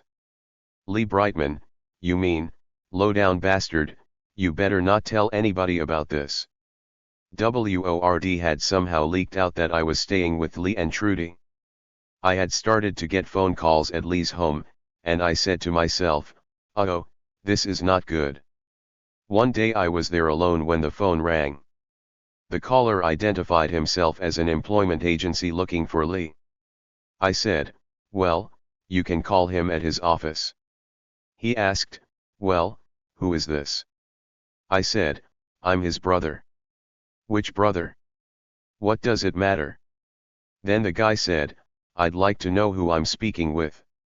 A few minutes later he called back again to ask, "What time did you say Lee will be back tonight?" "He gets off work at 3:30 p.m. I hung up with a funny feeling about this strange phone conversation. That night I told Lee about it. Lee said, "I have a job. I don't know anything about an employment agency. Well, just have to wait and see what that's all about." Days later, early in the morning, Lee shook me awake. Dennis, the FBI is outside. They want us to come out with our hands up." I looked out the window and could see a number of agents surrounding the place. G4. Lee and TRD were rushing around, very excited. They called to me, "Hurry up, get dressed." Then Lee said, "Trudy, you go out first. Take the kids and go out now." She went out and the feds pulled her and the boys over to stand on one side. Lee was about to go out. I knew that I would be taken to jail, so I said, "Lee, I want to take a book along." He said, "Hat? Come on, man, let's go. The police are out there, and the FBI. Just look at them. Let's not give them any excuse to get rough. They've all got guns drawn and they are waiting." I said, "I'd like to have some reading matter with me," and I took one of Lee's books. It was by Gore Vidal, I think. I don't recall the title. I guess Lee thought I'd gone crazy, bothering about reading matter in that situation. I stepped outside with the book in my hand, and the agents began shouting at me, "Put your hands up. Drop the book, drop it now." So I did. Then one of them yelled, "Turn around, put your hands behind your back." I did as I was told. Then the same guy yelled, "Get down on your knees, down on your knees." I was not going to resist them, but at the same time something within me would not let me go down on my knees. It was something I just couldn't do. That guy kept screaming at me, "Get down on your knees. Lie face down on the ground." I just stood there not moving an inch. Finally an older agent walked up to me. I still had my hands in the air. He said, "Put your hands down." I did. He said, "Mr. Banks, put your hands behind your back." I did and he handcuffed me. He said, "Come on, let's go." I said, "Can I get my book?" He reached down and grabbed it. He repeated calmly, "Come on, let's go." He put me in a squad car. I watched these FBI agents, all young kids except the one who had handcuffed me. They looked scared and green. They took us to jail in El Cerrito to book us. They didn't take Trudy, just Lee and me. They held Lee on suspicion of harboring a fugitive and charged me with unlawful flight to avoid prosecution. We stayed in jail for one night. Lee was released on his own recognizance but was told he would be charged for harboring me. I was transferred the next day to the county jail in San Francisco. While I was there, G.S. Marlon Brando, Vine Deloria, and Harry Belafonte came to visit me. That was a morale builder. Finally I was arraigned on a charge of unlawful flight to avoid prosecution. Unfortunately, that was not all. I was also being held for extradition to South Dakota. This was serious. I had no illusion of what would happen to me once Jay Anclau had me in his power. I was arraigned on the fugitive charge and remained in jail for about 3 weeks. My bail was set at $100,000. A friend of mine, Fred Lane, who was executive director of the Indian Center in San Francisco, came to visit me. He put up the Indian Center as collateral for my bail. Oddly enough, the judge accepted the center as bail security and announced, "Defendant is released on bail." I was released the same day and had a good reunion with all of my friends, sharing that evening with the whole Indian community. Temporarily at least, I was at liberty. It seemed as though I was the only one free at the time. Annie Mae was in a South Dakota jail on a different charge. Leonard Peltier had made good his escape to Canada but was on the run.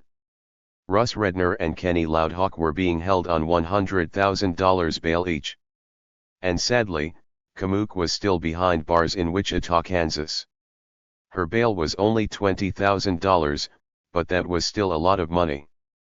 A man in San Francisco contacted me, offering to help raise Kamook's bail. It was Jim Jones, an evangelist, called by some a cult leader.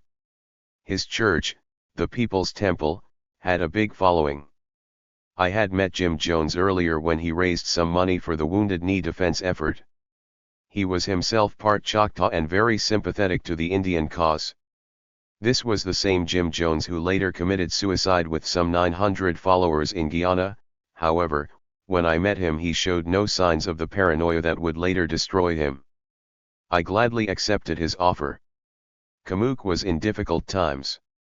The state officials had taken Tashina away and put her into a foster home. On December 30, 1975, Kamook went into labor.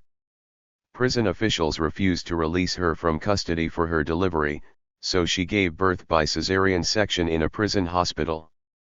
We called our new daughter Shiopa Mazawin Iron Door Wo Man because she was born in jail behind an iron door. The prison doctors tried to persuade Kamook to let them sterilize her, pointing out that, in G6, her situation, she should not have any more children. She of course told them to go to hell. Then they presented her with a bill for over $700.70 for the surgery. Prison conditions were very harsh. I was war-ride sick about her since I couldn't be there with her. Kamook sent me a letter telling me about her love for me and for our movement. She spoke of her determination to maintain the struggle for as long as she lived. She told me about her feelings for Shiopa Mazawin, and how prison officials would not allow her to hold her own tiny infant or to breastfeed her. It was a heart-wrenching letter. Kamook closed it with, "But we will survive even under these rotten conditions." I have quoted her letter many times. And we did survive. Simon Ortiz, the famous Indian poet from Acoma Pueblo in New Mexico, wrote a poem, The Father of Iron Door Woman. It reads, in part, "At the Unitarian Church, he brings his child to us. She is swathed in blankets, and he holds her tiny face to us, and he says, 'This is Iron Door Wo Man.' From here on, I want to be known as the father of Iron Door Woman." Iron Door Wo Man was born behind the iron doors of jail, and the father tells us, all these years, we have been knocking on iron doors, all of us, not just Indian people. The tiny girl moves in his arms, and her eyes shine. It is possible then to see the life which includes us all. It was arranged for Kamook's sister, Bernice, to take Shiopa and our firstborn, Tashina, with her while Kamook waited out her jail time. G7. Somehow, we all became stronger through the pain inflicted upon us. If one does not become mean because of it, becoming an enemy to oneself, then pain can give strength to a person and add a feeling of victory to mere survival. When I met with Jim Jones, he was very upbeat about Kamook. He told me, "We've got to do something to get your wife out of jail." He arranged for a big gathering at his temple, which was regularly attended by a huge crowd. First Lee Brightman spoke, I followed with a 10-minute speech. I said how happy I would be if we could raise the money for Kamook's bail. Then Jim described Kamook's suffering. He was very charismatic, skillfully playing on the emotions of his congregation.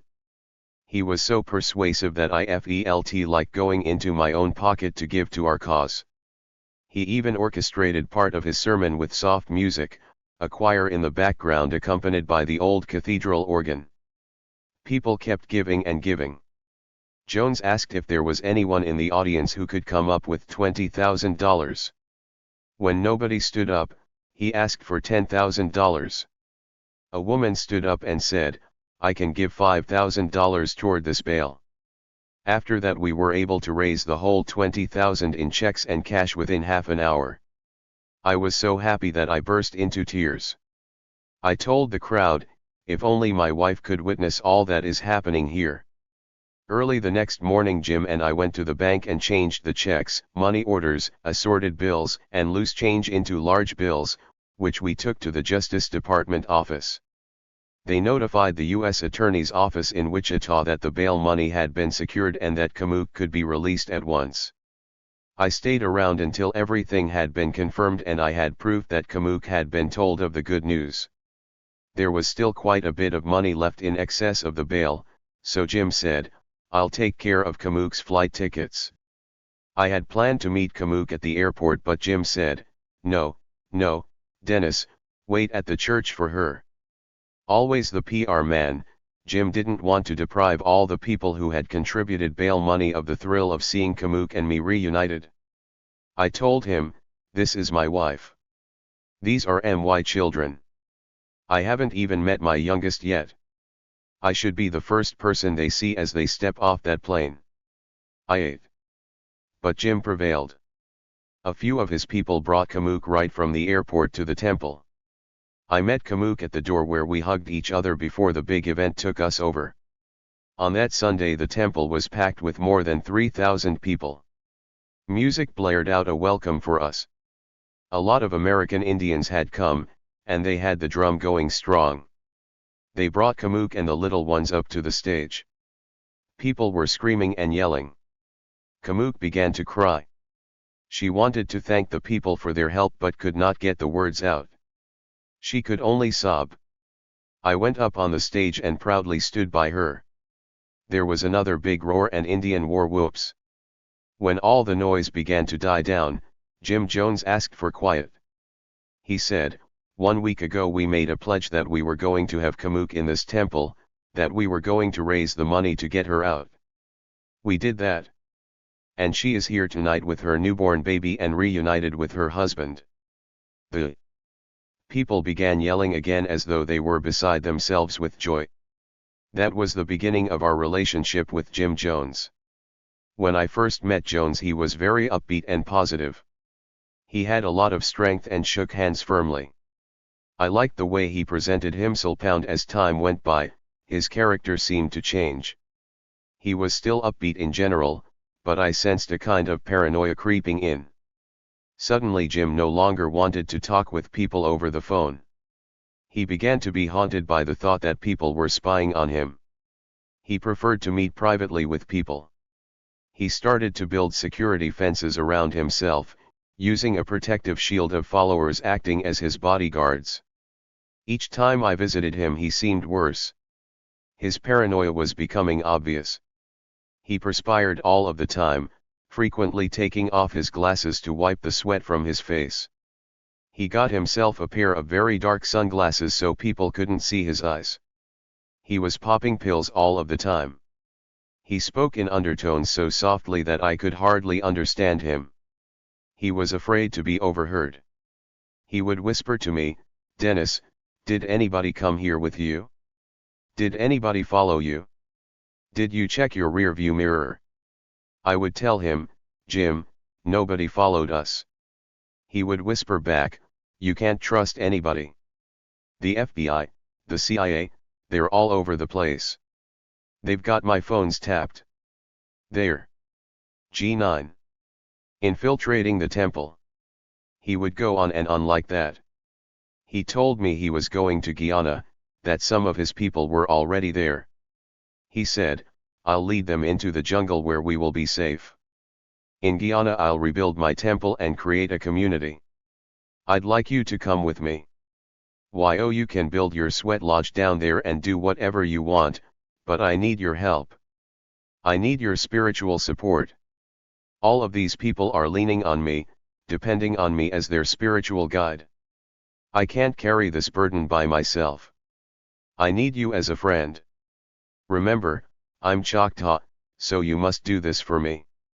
I'll build you a home down there, and you and your family will never have to worry about money for the rest of your lives. It was hard for me to say no to him because I owed him a debt of gratitude. But I definitely did not want to stay with him in Guyana.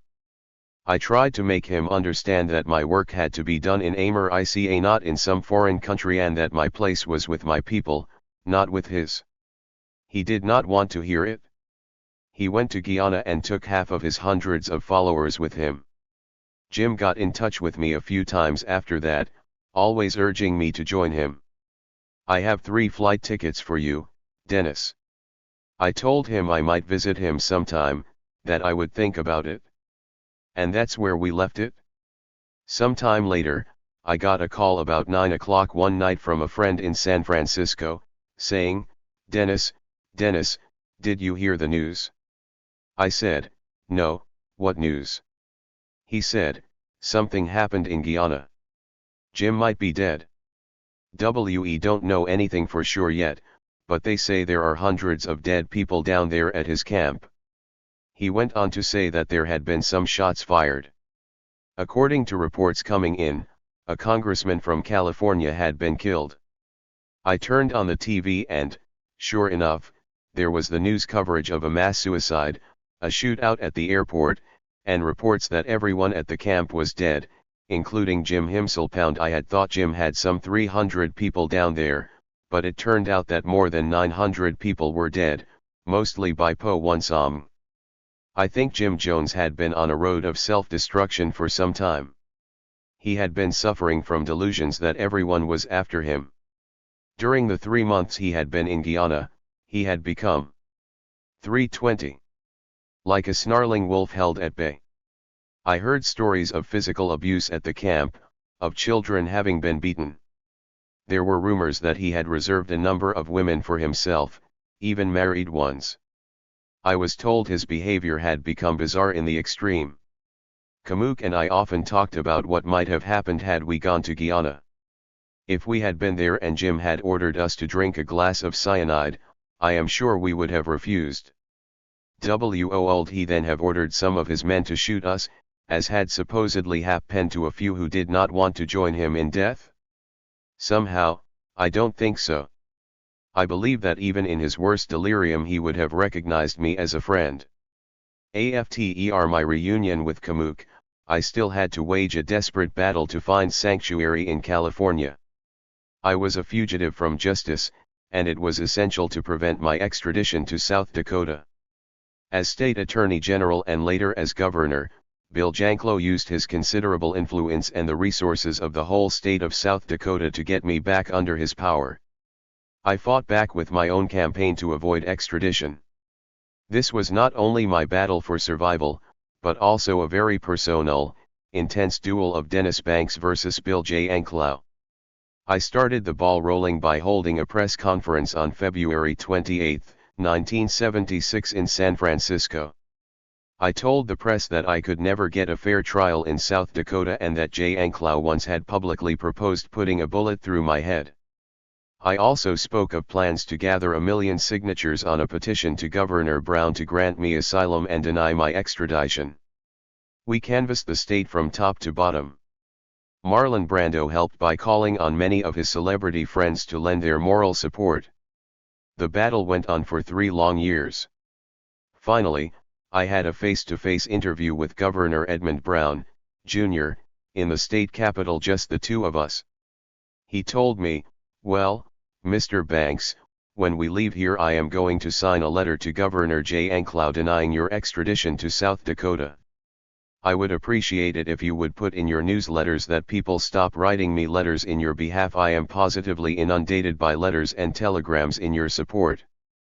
I replied, "Governor Brown, thank you, sir. I'll gladly stop this flood of mail." J2I. In a 1-page statement, Governor Brown explained the reason for his decision. He stated that he was convinced bodily harm, or even death, might come to me if I were sent back to South Dakota. He also said polls indicated that racial prejudice was rampant in South Dakota, a fact that would prevent me from getting a fair trial there.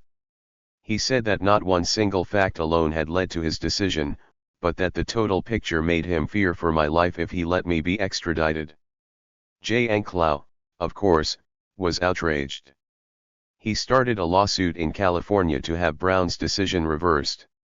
The Third Court of Appeals ruled in Janklau's favor, determining that I had to be sent back to South Dakota. Brown promptly challenged this ruling before the California Supreme Court, which concluded that only the governor had the right to decide extradition matters, not the courts. Days later, Brown officially notified South Dakota that he was denying extradition. J. Anklau did not give up.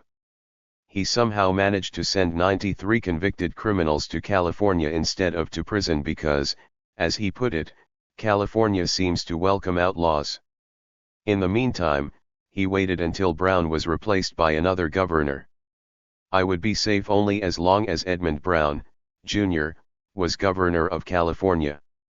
After Kamook and the children joined me, I felt that we no longer should burden Lee and Trudy, that we should get our own place. We moved to Davis, California, northeast of San Francisco, where I enrolled in the Deke University. The D stands for Decanoida, the prophet and statesman who formed the Five Nations Iroquois Federation. The Q means the Aztec god Quetzalcoatl, the plumed serpent, healer and bringer of corn, the food that enabled humans to survive. The university, which occupies some 640 acres of what had once been an Army communications center, chose this double name to symbolize the unity of North American and Mesoamerican Indians, an area of study that Deke University specializes in. I knew that I might have to live in California for a long time. I spent a total of 8 years in exile there. Although my stay was enforced, the time in California was very fruitful for me. I enrolled at Deke for a 2-year course of study. Besides the basics, I took some electives, social studies, world history, native history, ecology, and other subjects that interested me. 22. I felt the need to establish a sweat lodge at DQ Darrell Standing Elk, and I put one up, and from then on we had sweats regularly. I was a sun dancer but could not leave California to dance in South Dakota.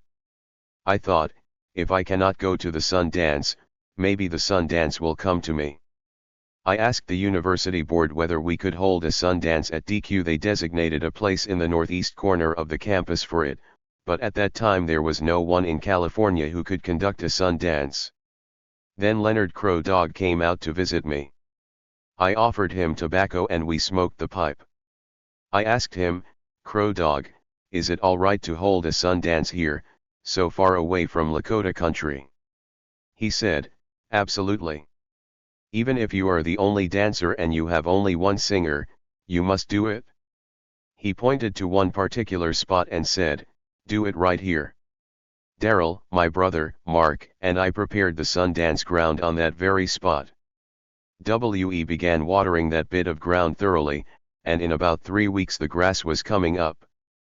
We knew we would have a good area for our sun dance. 2 medicine men from South Dakota, Charlie Kill's enemy and Archie Fire Lame Deer, the son of John Fire Lame Deer, came to DQ to help Crow Dog run the dance.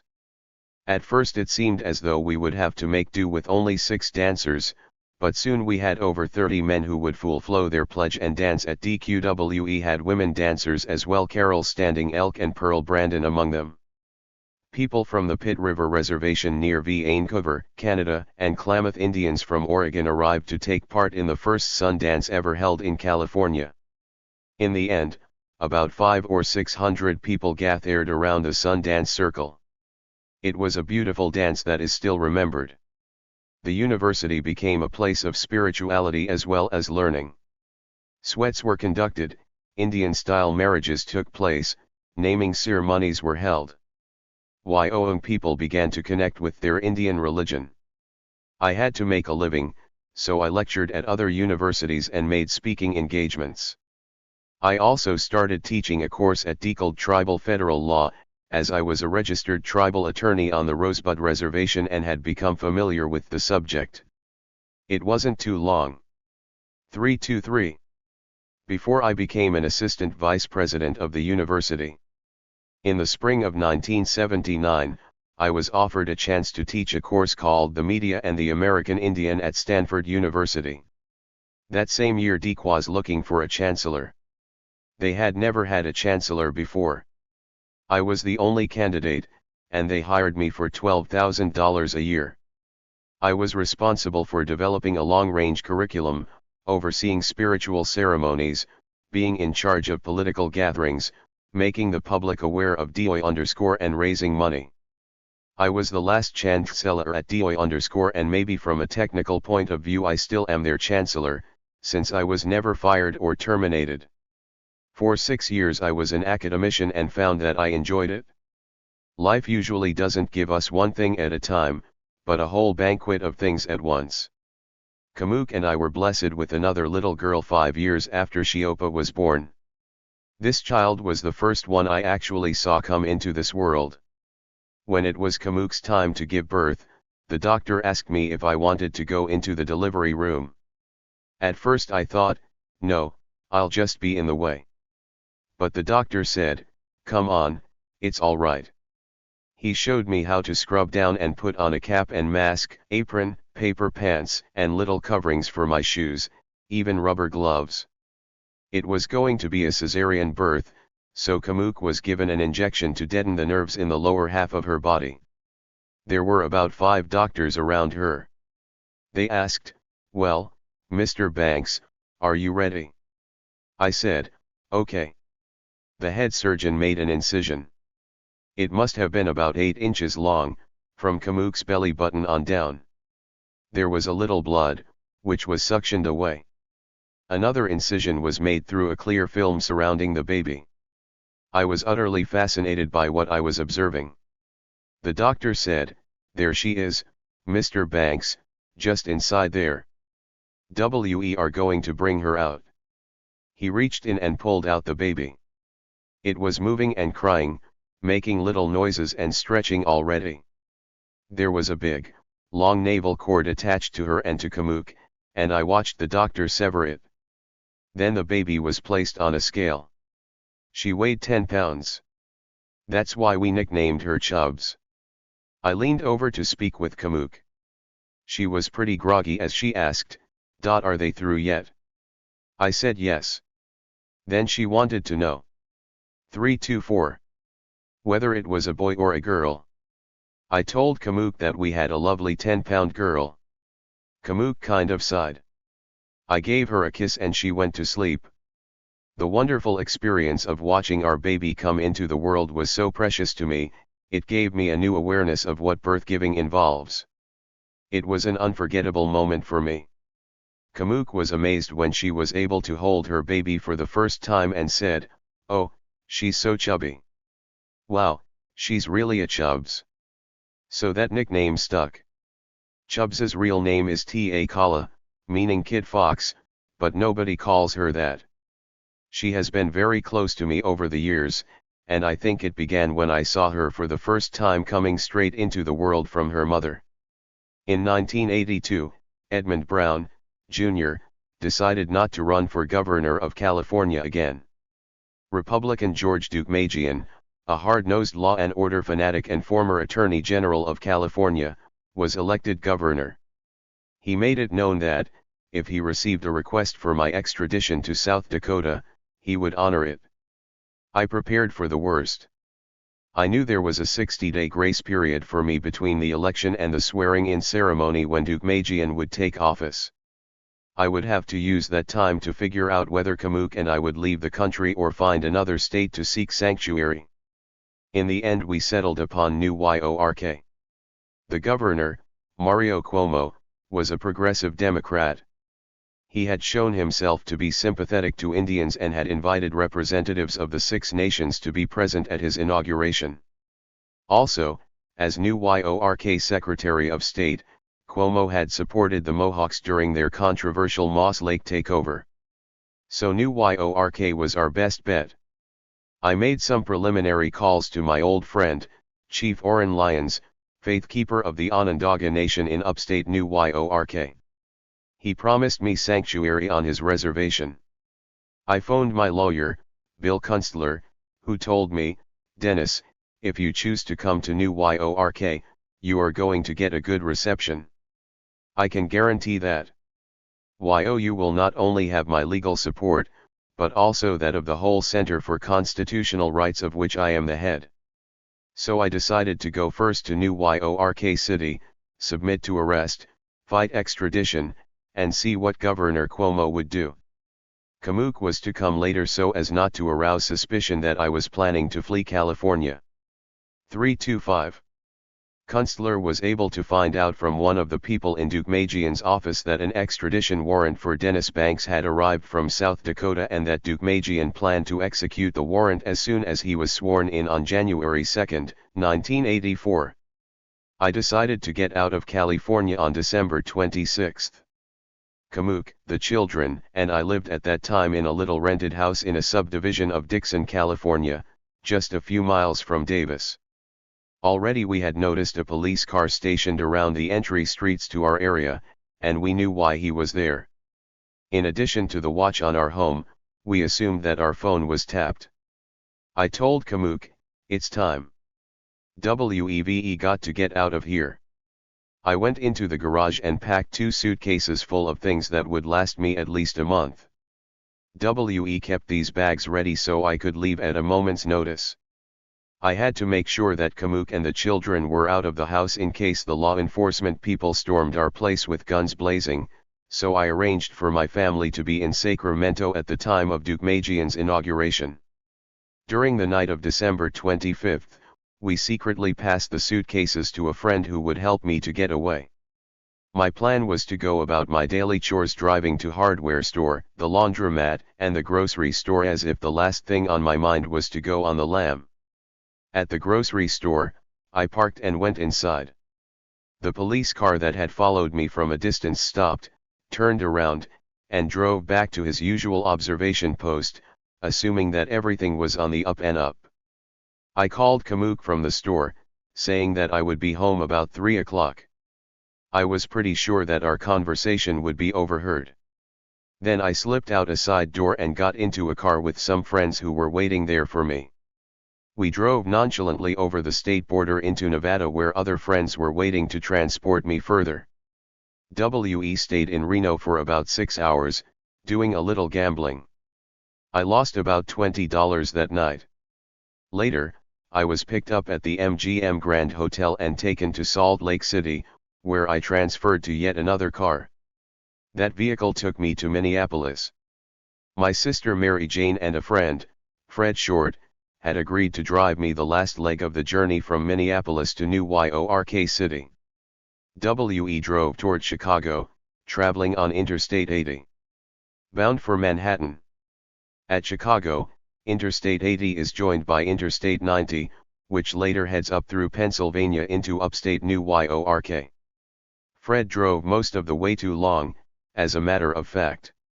He was so tired that Mary Jane had to take the wheel away from him, and he fell asleep in the front passenger seat almost immediately. I was resting in the back when, all of a sudden, Fred came out of his sleep and grabbed for the wheel. The car lurched out of control for a few seconds, but we had not been going that fast and the roadway was straight with no turns. Mary Jane had to slap Fred's face to wake him up. He just looked blankly at her, let go of the wheel, and went back to sleep. Later on, when Fred took his turn again driving, I reminded him, "Take I-80 all the way into New York City." He said, "Okay, Dennis." Mary Jane and I dozed up. I woke up at about 8 o'clock in the morning and the first thing I saw was a sign, New York 200 miles. I said, "Fred, where are we at, man?" He said, "Just coming into Syracuse." Syracuse. Fred, we're way off course. We're not supposed to be up here. Right now, we're supposed to be getting into New York City. He just looked at me and said, "Jesus, I got on the wrong highway." We stopped for coffee and sat there in silence. I did not want to get into a conversation with Fred while I was upset, and neither did Mary Jane. It occurred to me then that we were close to the town of Nedrau on the Onondaga Reservation, the home of my friend, Chief Orrin Lyons, who I was supposed to meet in New York City. He was probably waiting there for me already. I told Fred and MJ, let's go to Onondaga and see Alice Papineau. She is a clan mother there and an old friend of mine. So we got back on the freeway. Before long, I was knocking on at Alice's door. She opened it and exclaimed, "Dennis Banks. What are you doing here? Don't just stand there. It's cold. Come on in." She immediately started heating something up for us to eat. We drank coffee, laughing and talking about old times. Fred and Mary Jane went into the next room to sleep. Alice asked me, "Where are you headed?" I said, "I'm on my way to New York City to turn myself into the authorities there." J27. Alice said, "Why don't you stay overnight? Why, oh, you're all tired out and it's snowing." So it was. She gave me Oren's number in New York. When I called Oren, he said, "Dennis, what on earth are you doing in Netrow?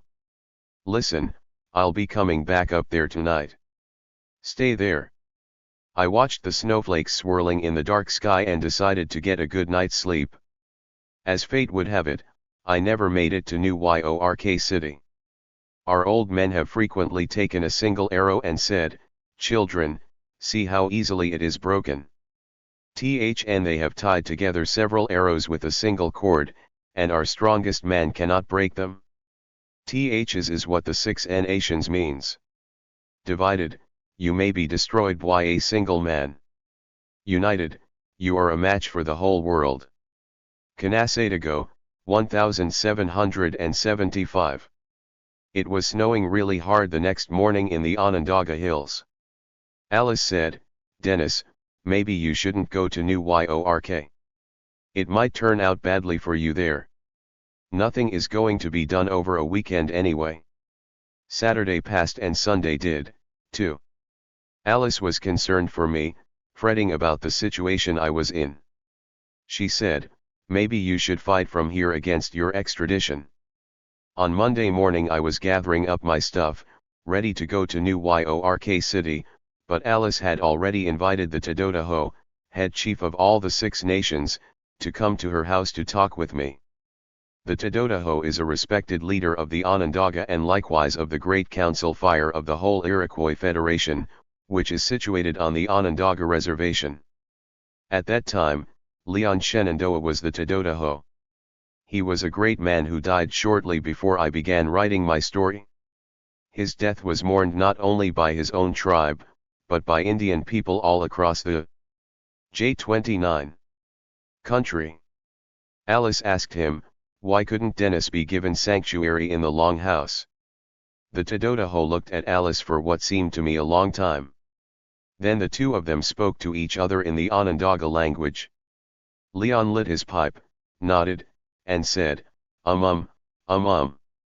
Finally he turned to me, speaking in English, "Well, Dennis, even though I am the head chief of all the 6 nations, I just can't give you sanctuary all by myself. There is a certain process that we have to follow. Why, oh, you have to ask sanctuary from the whole membership of the Longhouse. It has to come from the people, and it first has to go to the clan mothers. From them, it goes to the chiefs of the Onondaga Nation, then they give it to the Grand Council of the 6 Nations Federation. But I will gladly begin that process." I thanked him. Later I called Bill Kunstler in New York City. "Bill, what do you think of my staying at Onondaga and fighting extradition from here?" He immediately concurred, "Brilliant, Dennis. The best idea yet." I asked Alice, "May Kamook and I stay here a while?" Alice smiled, "Yes, of course." Meanwhile, Kamook was still at our former house in Dixon. I had someone call her, saying, "The package has arrived. Thanks for the Christmas present." That was our code, meaning that I was safe and in good hands. Later on, I managed to get word to her about where I was staying. On January 2, 1984 at 9 o'clock in the morning, Duke Magian was sworn in as California's new governor. He lost no time. At 10 o'clock the same morning, our house in Dixon was surrounded by police. They entered and searched the entire place looking for me. A few moments later, Kamuk and the kids came back from shopping. The police went after her with a vengeance. "Where is your husband?" She told them, "I don't know where he's at. Maybe he'll call." They couldn't get anything more out of her. At Onondaga I went from house to house soliciting support from the chiefs. They took me to the Longhouse to debate the matter. The Longhouse is the heart and soul of the Iroquois, and this particular one is also where the Grand Council of all 6 nations is held. The building itself is about 100 feet long and 60 feet wide, a single-story structure with high ceilings of beautiful cedar logs. It is divided into 2 parts, the Mud House and the Longhouse, the so-called 2 houses of government. The entrance is at the exact center of the building. All the chiefs have a designated spot to sit on the left side, while the clan mothers occupy the right side near the entrance. The young children are given their place there, too. The Tododaho sits in back of the stove where the sacred fire is kept burning. Everything is done in a ceremonial manner. In the evening when the sun goes down and no more business can be conducted, the benches are dragged to the center of the Longhouse. There are usually 2 or 3 of them, and the singers straddle them, pounding on them with their turtle shell rattles while they sing. Sometimes the singers sit opposite one another across the aisle of benches, shaking their rattles. There are always ceremonies going on in the Longhouse: winter ceremonies, spring rituals, summer rites, green corn ceremonies, ceremonies for the young ones. The chiefs took me into the Longhouse and had me sit in the center. They debated my case back and forth, speaking in their own language. From time to time someone would explain to me in English what was going on. Finally I was told, "We want to help. We are going to put it to the clan mothers. We don't know how long it will take, but we will call them together. Tobacco will be burned each day as medicine. That is how we do these things." My case went to the clan mothers, who discussed it thoroughly, going over the details again and again.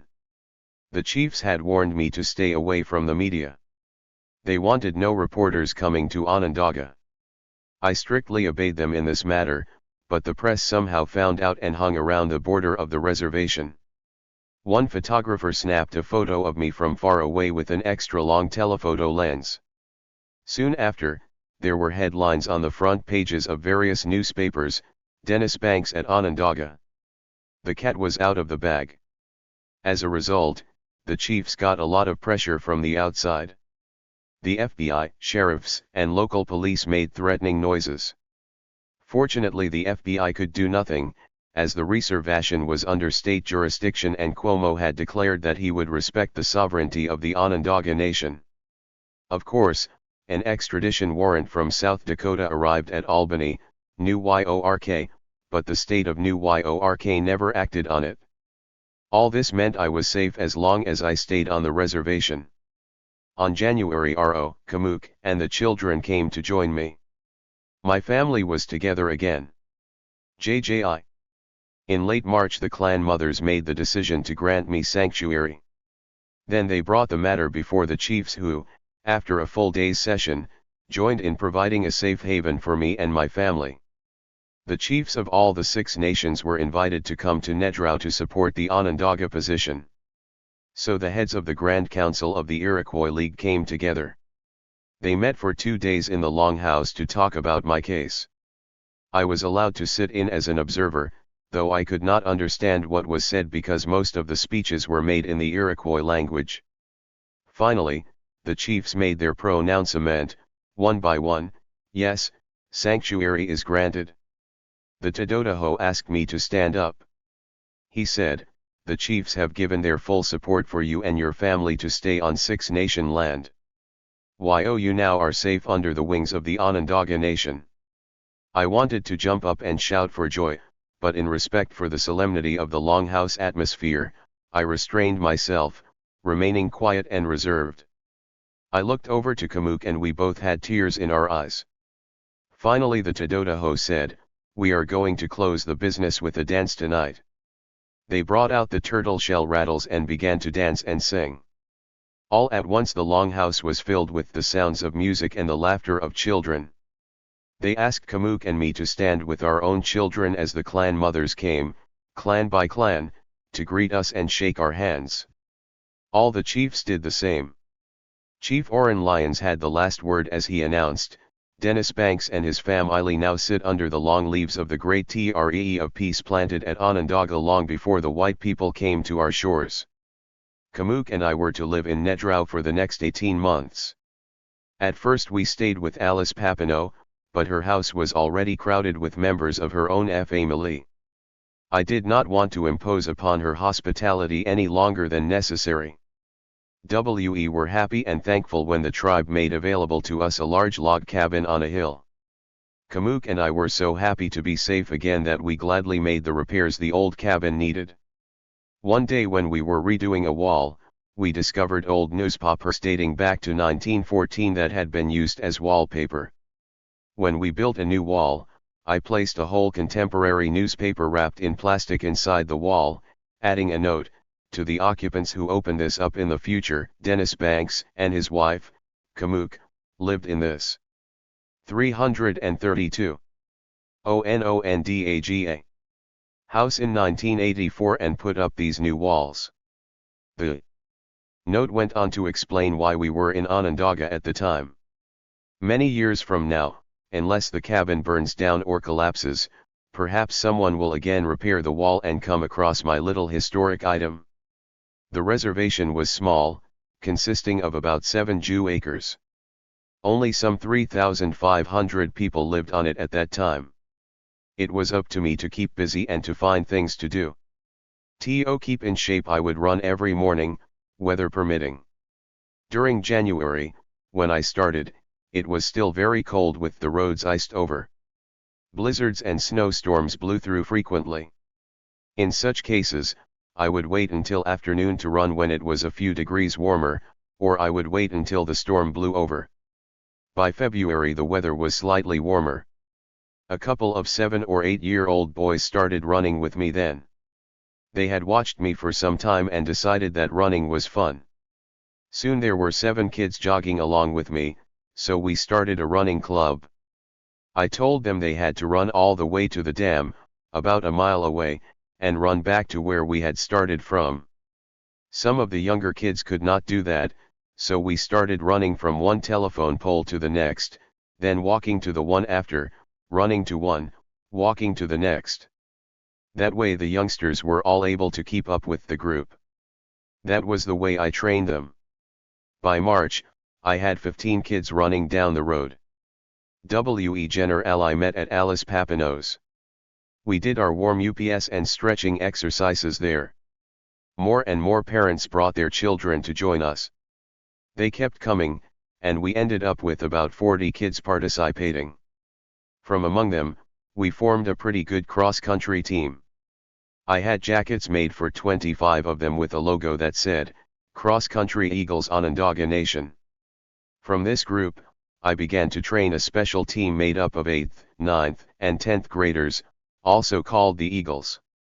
We organized a run for them from New York City to Los Angeles to participate in the Jim Thorpe Games that were named after one of the greatest athletes of our century.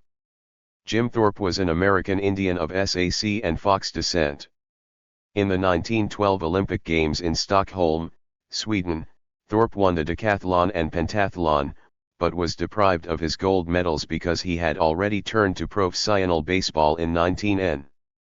In 1982, Jim Thorpe's family was finally given the 333 gold medals from the R9-R20 Olympic Games, something that thousands of American Indians had urged the Olympic Committee to do for years. The Eagles were a great success in the Jim Thorpe Games and were written about in the newspapers. As Kamuk and I began to settle in with our new community, I found I wanted to learn as much of the Onondaga way of life as I could, even a little of their language. I was interested in all the aspects of their traditional way of life. One day I discovered 3 good-sized mud turtles belly up. An Onondaga friend showed me how to cut them open, Scoop all the meat out for soup, and make the shells into large turtle rattles. I learned how to cook Onondaga style and began to eat strange foods, which at first seemed repugnant to me. For example, 1984 was the year of the locusts. After 17 years of living as grubs and larvae, the locusts emerge from deep in the earth. Alice Papineau told me, "We've got to get up early in the morning to gather them, because later, after they have eaten their fill of leaves, they are no good for our eating. Then they are too mushy and spoiled. But if we get them early, they are empty and good to eat. We catch them and fry them up. If you eat locust, it is said that you will have 17 years of good health and happiness. Want to try some?" I was game for it, and so was little Chubbs, who was then about 4 years old. She wanted to see what they tasted like, but Kamook and our older girls refused. So Chubbs and I got paper bags and brushed the locusts right off the trees, each of us catching 100 or more. All of these creatures were jumping around in our bags when we brought them in to Alice, who was heating some butter in a big frying pan. She said, "Just open the bags and shake them out into the skillet." We did, and she slammed the lid on tight. There was a crackling noise like corn being popped. After stirring it all up, Alice brought it to the table and filled our plates with stir-fried locusts. Chubbs and I were crunching away while the others watched us. The taste was quite good. Tashina said, "Oh, Daddy, no, no. Eating insects is gross." Chubbs just smiled and said, "Yummy." Since then, almost another 17 years have passed, and we have lived, as they say, a healthy life. 334. Onondaga. Chubbs and I have shared a wonderful father-daughter relationship. She liked to pal around in those years with her daddy. I remember that at Onondaga it would get so cold at night, sometimes below zero. Chubbs would need to use the outhouse and would ask me to walk her out there. So we would venture out under the stars and sit on the old two-seater overlooking the lights of Syracuse. It would be cold as blazes, and she would chat away with me about little things as we sat out there. She liked to go to the Longhouse, where she learned to dance at an early age. She is still my queen. Of course, I love Tash and Chiopa as much as Chubbs. In 1985, a fourth baby joined our family. This time Kamook gave birth to a little boy. He was born in Syracuse, New York, 5 years after Chubbs was born. He was later given a special name by Grandma Jumping Bull at a big naming ceremony, Hanupa Washte, meaning good sacred pipe. I am very proud of all of our children and of Kamook, who was a deeply devoted mother and partner. We did not know then how long we were to stay at Onondaga, so we put Tashina in school there. She was so excited, telling Chiopa, "Guess what? I am going to school." We got her a little lunchbox and a shoulder bag to keep her school work in. We even made her a nameplate that read, "On the morning I was to take Tash to her first day of school, we held a little ceremony and burned some sage for her. I explained to her, 'This is your first day. I am going to leave you for a few hours and won't see you until I pick you up this afternoon.' She asked, 'But, Daddy, how long is that going to be?' I told her, 5 or 6 hours. I drove the van to school and parked it in front of the playground. As we got out, I noticed tears welling up in Tash's eyes. I took her hand and we went inside to meet her new teacher. I said, 'So long, Tash, I'll see you after a while.' 'No, Daddy, I don't want you to leave me.' I said, 'All right, Tash, we'll go to school another time.' I told the teacher, 'When Tash feels better, I'll bring her back.' We went to a little cafe where I ordered some coffee and an orange juice for Tash. After a time she looked up at me and said, 'Well, I'm 335. Ready? You can take me to school now.' That night she came home all smiles and told us the names of the kids she had met. Even at bedtime she was still telling Shiopa about all of the nice new friends she had met at school. Later, when hunting season began at Onondaga, I told Kamuk that I was going to go hunting the following Saturday. Tash, who was about 9 at the time, heard me and asked, "Daddy, can I go with you?" I said, "Sure. We'll be out hunting deer." At school she told all of her friends that she was going hunting with her dad. She was so excited, just counting the days. On Friday night I told Tash, "Tomorrow we'll get up early before the sun comes up to go hunting." Early the next morning, Kamuk fixed us a big breakfast with hot oatmeal. She packed lunch for us with a thermos bottle of hot coffee, and off we went. A friend of mine had lent me his .3006. I drove up to the top of a hill where I knew deer were abundant, parked the car, and we started up the hill with Tash carrying the lunch bucket. I told her, "We've got to be very quiet. We can't talk because that would spook the deer. We only whisper." Suddenly, I saw 2 deer through the woods. I said, "Shhh. Stop. Put your lunch pail down. Just watch." I loaded up the rifle and Tash asked, "Dad, what are you doing?" I said, "What do you mean?" "I am going to shoot the deer." At that she started crying loudly. "No, no. Dad, you can't do that." And she went on sobbing, "I don't want you to shoot the deer." I said, "You were looking forward to going hunting with me. What did you think hunting was about if not for getting meat for food?" She cried, "You didn't say anything about killing the deer." Of course, the deer had run away when they heard Tash crying. So 2 deer were saved that day because of one little girl. To her, hunting meant that we were just going to watch our 4-legged relatives. I said, okay, I won't shoot any deer. We're just going to have a nice walk today and watch them." Then she stopped crying. When we got home, Tash ran happily inside and said, "Mom, we hunted 2 deers. And you know what? Dad wanted to shoot them, but I wouldn't let him. I could not step 1 foot off the reservation for fear of being arrested, but friends arrived all the time to visit me, Russ and Ted Means, Bill Wapa, Clyde Belcourt, and others. The whole AIM leadership came to see me. Over time, people came from all over the world to show support for the Onondaga Nation and me. Above all, my time at Onondaga was a time of learning. Here among the Iroquois, I saw Indian ideas of wisdom and brotherhood put into practice. Here the concerns of the least fire found their way to the great council fire, where the concerns of the humblest became the concerns of the greatest chiefs. Here, public concerns were solved in a solemn, age-old manner. In the Long House, all decisions had to be unanimous. Discussions continued until every person was persuaded and satisfied to give his assent, or until all arguments were exhausted and a plan was abandoned. Then, in the evening when the concerns of the day were behind us, it was time to offer thanks to the Creator with tobacco for the morning sunrise and to enjoy our families together. What I learned from my Onondaga friends was that you must always leave room for debate, whether it is a matter of high political confrontation or a family dilemma. The knowledge has helped me in my own life every day since then.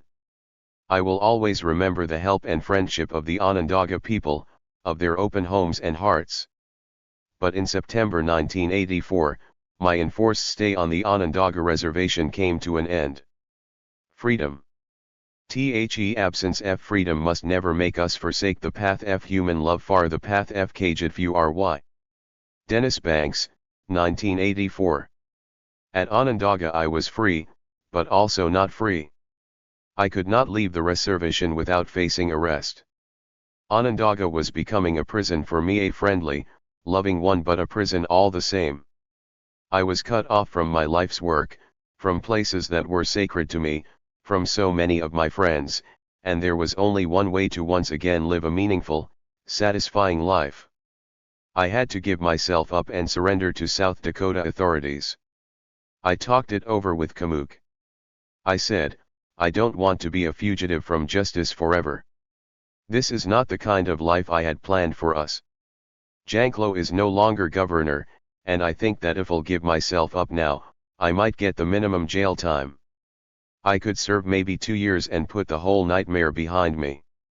Then we could really be free. Kamuk and I had the concerns of 4 little children to consider, but I knew that through various support networks my family would get some help if I was serving time. Finally, Kamuk agreed. The first 2 people we told of our decision were Chief Oren Lyons and Leon Shenandoah. They tried hard to dissuade us. Going to South Dakota is like sticking your head into the lion's mouth, they said. Don't do it. Stay here where it's safe. Then we told Bill Kunstler. His instant reaction was, "You out of your fucking mind." But we remained firm. Our exile had to end even if I had to serve a prison sentence, so I set the process in motion. We started negotiations with Marshal Young, who would be the judge sentencing me, and with D. Glasgow, the sheriff of Custer County. I had to be sure of getting a light sentence before I gave myself up. What if Young decided to give me the maximum sentence of 15 years? Kunstler and Oren talked with the judge over the phone. Young wanted to know about my daily activities. They told him about my work with Indian youth, about my policy of no drugs and no alcohol, and about my training Onondaga kids in various sports, giving the judge a kind of report card on me. After considering this information, the judge indicated that he would go easy on me. I had to trust him and take the plunge. I let Bill Kunstler and Bruce Ellison, our Rapid City lawyer, work out the terms of my surrender. Still, I was uneasy. I had some options, either to drive there or fly. But what if I got arrested on the way out? I called D. Glasgow, telling him that we were, in fact, coming in, but I didn't say when or how. I told him that we would meet him at the airport, either in Rapid City or in Pierre, and that we would let him know more later. We drove to Rapid City and stayed for a day or 2 in Wanbley on the Pine Ridge Reservation at the home of medicine man Richard Moves Camp. We had a sweat lodge ceremony, and Moves Camp burned sage and sweetgrass, prayed, and fanned me off with his eagle wing. I called Sheriff Glasgow to tell him that I would surrender to him the next day at the Rapid City Airport. WORD got around fast. There were about 200 reporters and media people present when Glasgow greeted me and put the cuffs around my wrists. Kamuk stayed beside me, giving her strength to me as we stood there, letting our love for each other be seen. People came from many places, even from Europe, to be character witnesses during my one-day trial and sentencing at Custer. By sheer coincidence, many of them wound up in the same plane flying from Denver, Colorado, to Rapid City, South Dakota. John T. R. Udall sat next to Darrell Standing Elk. Behind them sat Richard Erdos with Klaus Biegert, a supporter who had come all the way from Munich, Germany.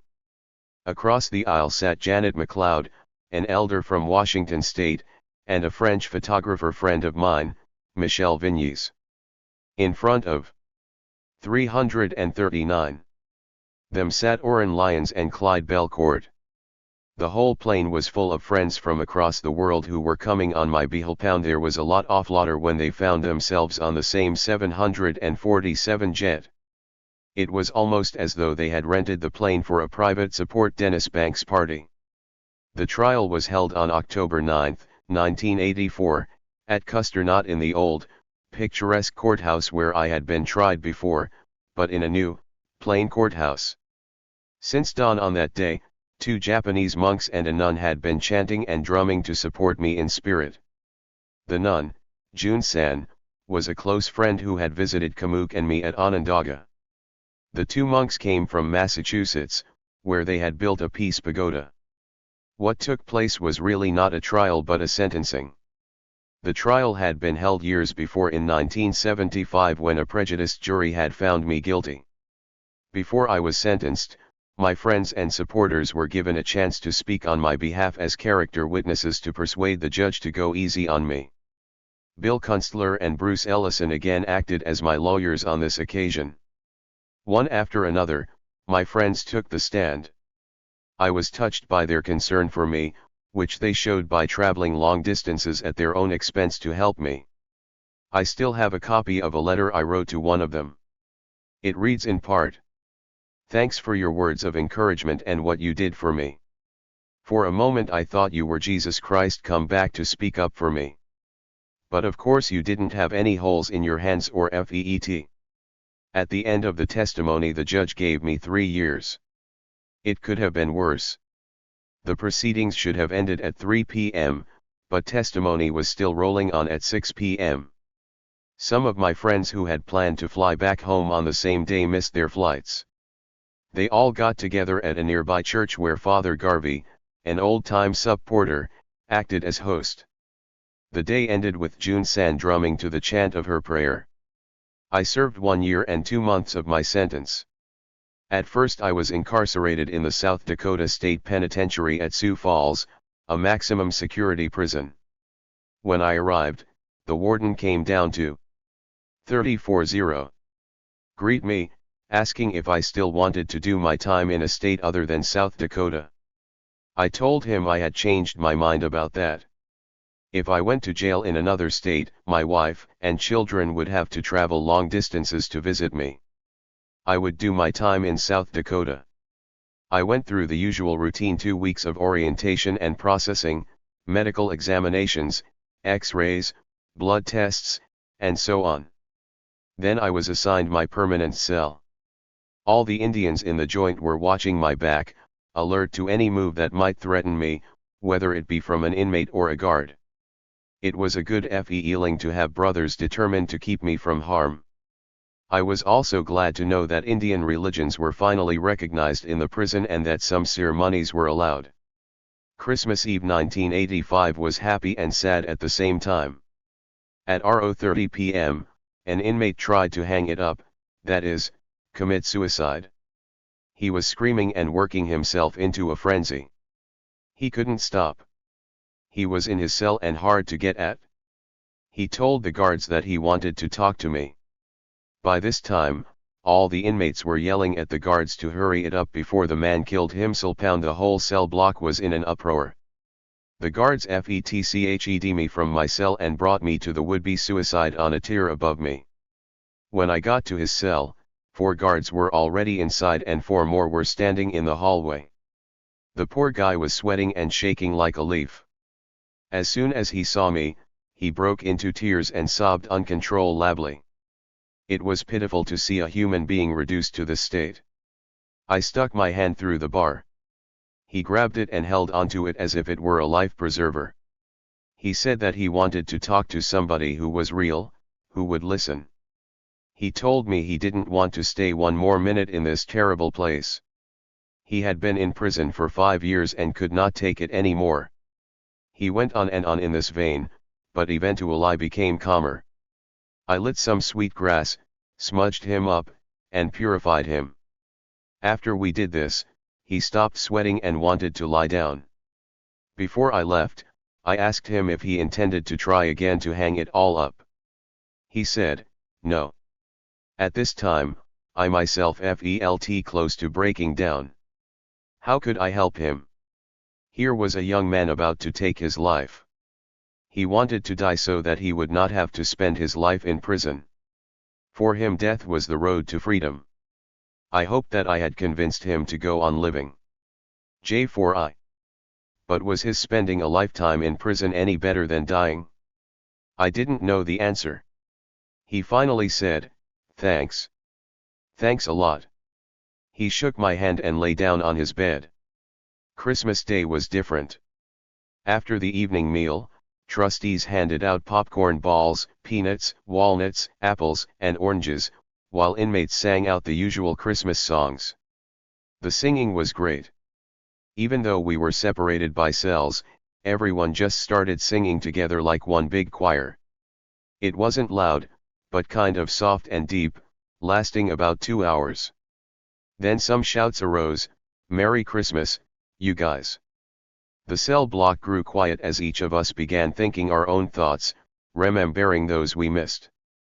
In January I was transferred to the Springfield Correctional Facility, a minimum security prison in Springfield, South Dakota. It was a co-ed jail. Possibly the only one of its kind in the country. It had once been some sort of technical college, which had been closed 4 or 5 years earlier. The state of South Dakota converted it first into a women's minimum security prison. It had no walls around it, only a large fence. The state legislature then transformed it into a co-ed facility in what was described as a social experiment. I was part of that first group of 40 inmates sent there. I wrote Kamuk that this was a big change for the better, because she and the kids would now be able to visit me every 2 weeks. My inmates were thrilled at the news. Everybody was talking about the co-ed prison, even those who would stay behind at Sioux Falls. The guards woke us up at 4 o'clock in the morning. We packed up everything we had and took our stuff downstairs. I took my radio and my bed linen. I felt a great stirring inside me. It was still dark when we checked out of the main building. We were getting transferred to another place, and that in itself was exciting. It meant that time was being chipped away.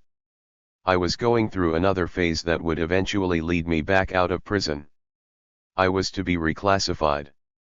Leaving the prison, we had to pass through 4 electronic gates, which slammed shut behind us with a loud metallic clang, marking off our passage from the maximum security areas of the penitentiary to the minimum security areas.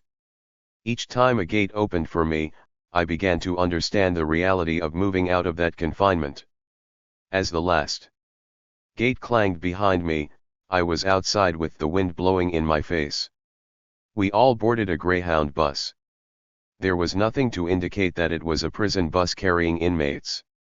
The ride took us close to 3 hours, and it was about 9:00 a.m. when we arrived. As we pulled in, we saw all these women standing in front of the dining hall. There were some 30 of them waving and cheering, looking happy to see us. As we got off the bus, the women were smiling, laughing, and making suggestive remarks. "Oh wow, I'll take that one. The one over there is the one for me." It made us laugh and feel good. So we waved back at them, blowing kisses and whistling at them as they whistled back at us. Even though we all knew we were social guinea pigs, we didn't mind. We just felt good. We were taken inside for a half-hour orientation session, then they told us, "We'll go through the rest later, after we eat lunch. There will be women in there eating with you at the same table. You can shake hands with the women when you meet them, but this will be the only time when you ever touch a female inmate. There will be no fooling around." I went in with 2 pals, Antelope and Brings Plenty. We went through the line with our trays and looked for a place to sit. There were 3 or 4 women at almost every table. 3 tables were empty. Well, I said to myself, there's no sense sitting at an empty table. 3 Indian women were sitting at one table, and I joined them, followed by Antelope and Brings Plenty. I introduced myself as did my 2 pals, and we chatted between mouthfuls. Wefelt as if we had been reborn into human society. And that was the beginning of my stay at Springfield Correctional Facility. It would be difficult for someone who has never been inside a prison to understand what I felt and thought at that time. Springfield, as I said, was an effort to bring minimum and medium security male and female inmates together to find out whether prisons could be made less dehumanizing. If you are a man in a man's prison, you are surrounded by men all the time. You take showers with them, play softball and football with them, and smell the sweat of 100 guys. You never see a woman, never come into any physical contact with one. So you begin to lose focus on yourself as a member of the community at large. You live in a kind of psychological desert. The people who thought up the idea 34-3 of Springfield tried to change this. I don't know if the experiment succeeded or if it lasted, but it did a lot of good for me at that time. I was there for 9 months in 1985, from January to September. While I was at Springfield, I went through a home building course. They taught me how to put up a house, roof it over, wire it, and do the cabinetry. I was so proud of my first cupboards that I carved my name in the back of them with the date and year. The first house that was constructed by the men and women of the correctional facility was sold to a private party. I was released on parole just as the very last nail was driven into a roof shingle of the house I helped to build. In April 1985, while I was still at Springfield, my paternal grandfather died. He was 103 years old, the oldest Anishinaabe on our reservation. His name was Bija, but we called him Pops. I tried to remember him through my small boy's memories. I recall that every day he had his snub pound and he had a cigarette that he would puff on then lay down to burn out on its own. He would take just one puff and then forget about it. He never bought his cigarettes in packs but had a large pouch of loose tobacco to roll his own. Bija was a lumberjack and involved in logging all of his life. After I had grown up and left the reservation, I visited him a few times, not as often as I should have and even less after the movement started. He would always listen when I told him about the struggle, and he would talk about not giving up. Never give up. That's how I run my life. And I stay close to nature. During the sugaring time, it is important to recognize that one can't take all the sap away from the tree. We have to leave enough so that the tree can survive and thrive, otherwise one might make a mistake and take the tree's life force away. So we must think the Indian way if we are going to survive. That was Grandpa Bija. In my mind I always see him sugaring, chopping wood, hauling water. He was a grand old man who left a legacy as simple as it was clear. I was very sad when I heard that he had passed away. I made an application to go home for his funeral. Because he died in Minnesota, I would have to leave South Dakota to attend. The warden and the governor had to approve the application. However, I had jumped bail in South Dakota and been a fugitive for 11 years, and J. Anklau, 344, was once again governor. I prayed that I would be allowed to go, but I expected him to deny my request. He had always been hard on me, but the day after I was notified of my grandfather's death, about 4 o'clock in the morning, a guard woke me up to tell me, "Mr. Banks, the governor has approved your leave to go to the funeral of your grandfather." I thanked the Great Spirit for answering my prayer. And I was surprised that Governor J. Anklau had, for a while at least, wiped away the hatred that had existed between us for so long and let me go. He knew that once I stepped over the state line, he had no more jurisdiction over me, particularly on the res, so this was no small thing for him to do. If I went on the lam there, he could have done nothing about it except issue another warrant for my arrest. I thought of what must have been going through the governor's mind and the struggle it would have cost him. I respected him for what he had done and was grateful to him for this. TWO guards took me to Minnesota. As part of the agreement, I had to pay for the car and gasoline, and for the time the guards were on duty with me. They were not dressed in uniforms, but in civilian clothing as I was. All through the funeral, they never let on who they were. When the burial took place, we put a tin of snuff in Grandpa's coffin along with his tobacco pouch and rolling papers. I met many of my old friends and felt very sad that I had not been able to share his last years with him. I felt left out of what would have been an important part of my life with my dad's father. As I looked at him lying in his coffin, I felt the power that he had passed to my dad and to me. I thought of what a fine man Bija had been, a man who had worked hard, never looking for an easy way in life. A strong, traditional, wonderful man, that is how I remember him. All through the time of my imprisonment, I sent out newsletters to my many friends. On September 13, 1985, I had been in jail for 1 year. That day I wrote, "As long as there is blood running through these veins of mine and warming this cold prison cell, I will think of freedom. I must do at least one more day. And when the sun rises tomorrow, if there is a flower growing someplace in this world, I want to be there to smell 345. Its fragrance. When a baby is heard crying, I want to be free to comfort its cries. As long as the sound of the drum is beating, I will sing the songs of my people. While it seems dramatic as I read it again now, that's how I felt when I was not free. After I had finished half of my sentence, I was eligible for parole. On August 6, 1985, the parole board granted me my release on the condition that I would find a job on the outside. I received job offers from many places around the country, but I applied only to the Lone Man School on the Pine Ridge Reservation. I wanted to be close to Kamuk, her family, and so many of our old friends. At first I asked for a teaching position, but I lacked the necessary qualifications. Then I applied for the positions of drug and alcohol counselor and running coach. I filled out the forms and fired them off. One question on the application asked, "What experience do you have as a running coach?" I put down, "I ran from the FBI for 11 years and they never caught up with me." Of course, I also mentioned the work I had done with the Onondaga Eagles. The school board must have had a sense of humor, because I was accepted. As they were aware of my long-time association with Honeywell, a multi-business group of Japan that had long supported my efforts and had once employed me as a recruiter for minority workers, the Lone Man School Board asked me if I could help develop a plan to create work for the many unemployed in the community.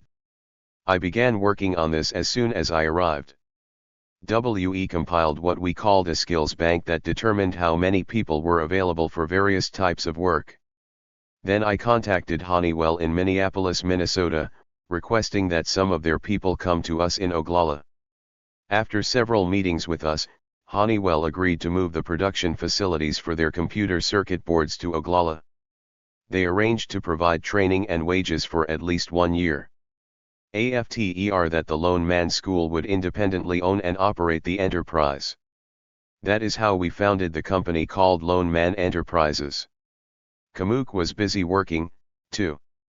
She organized a large sewing project employing 25 women in quilt dash, shawl dash, and skirt making.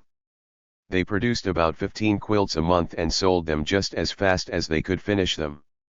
Thus we both created jobs for the folks in the Oglala area.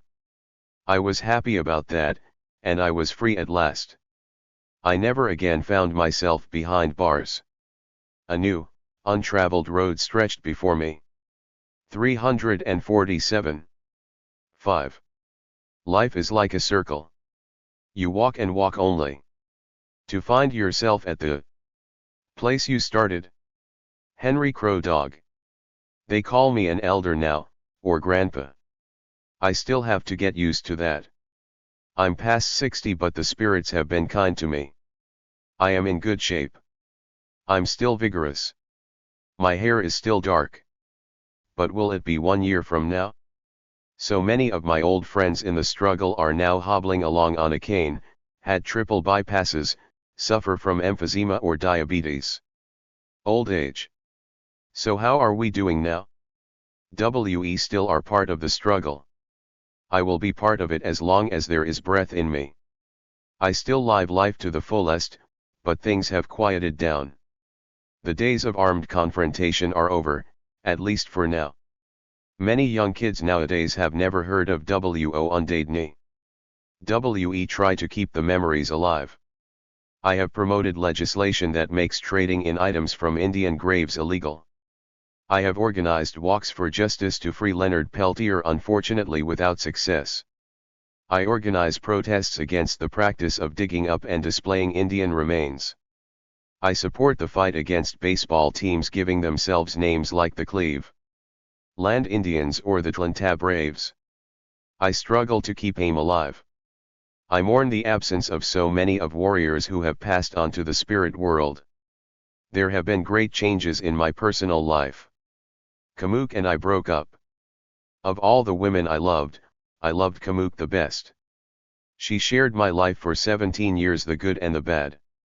She stood by me through years of danger and exile, went to jail for the sake of AIM, and was braver than the bravest warrior.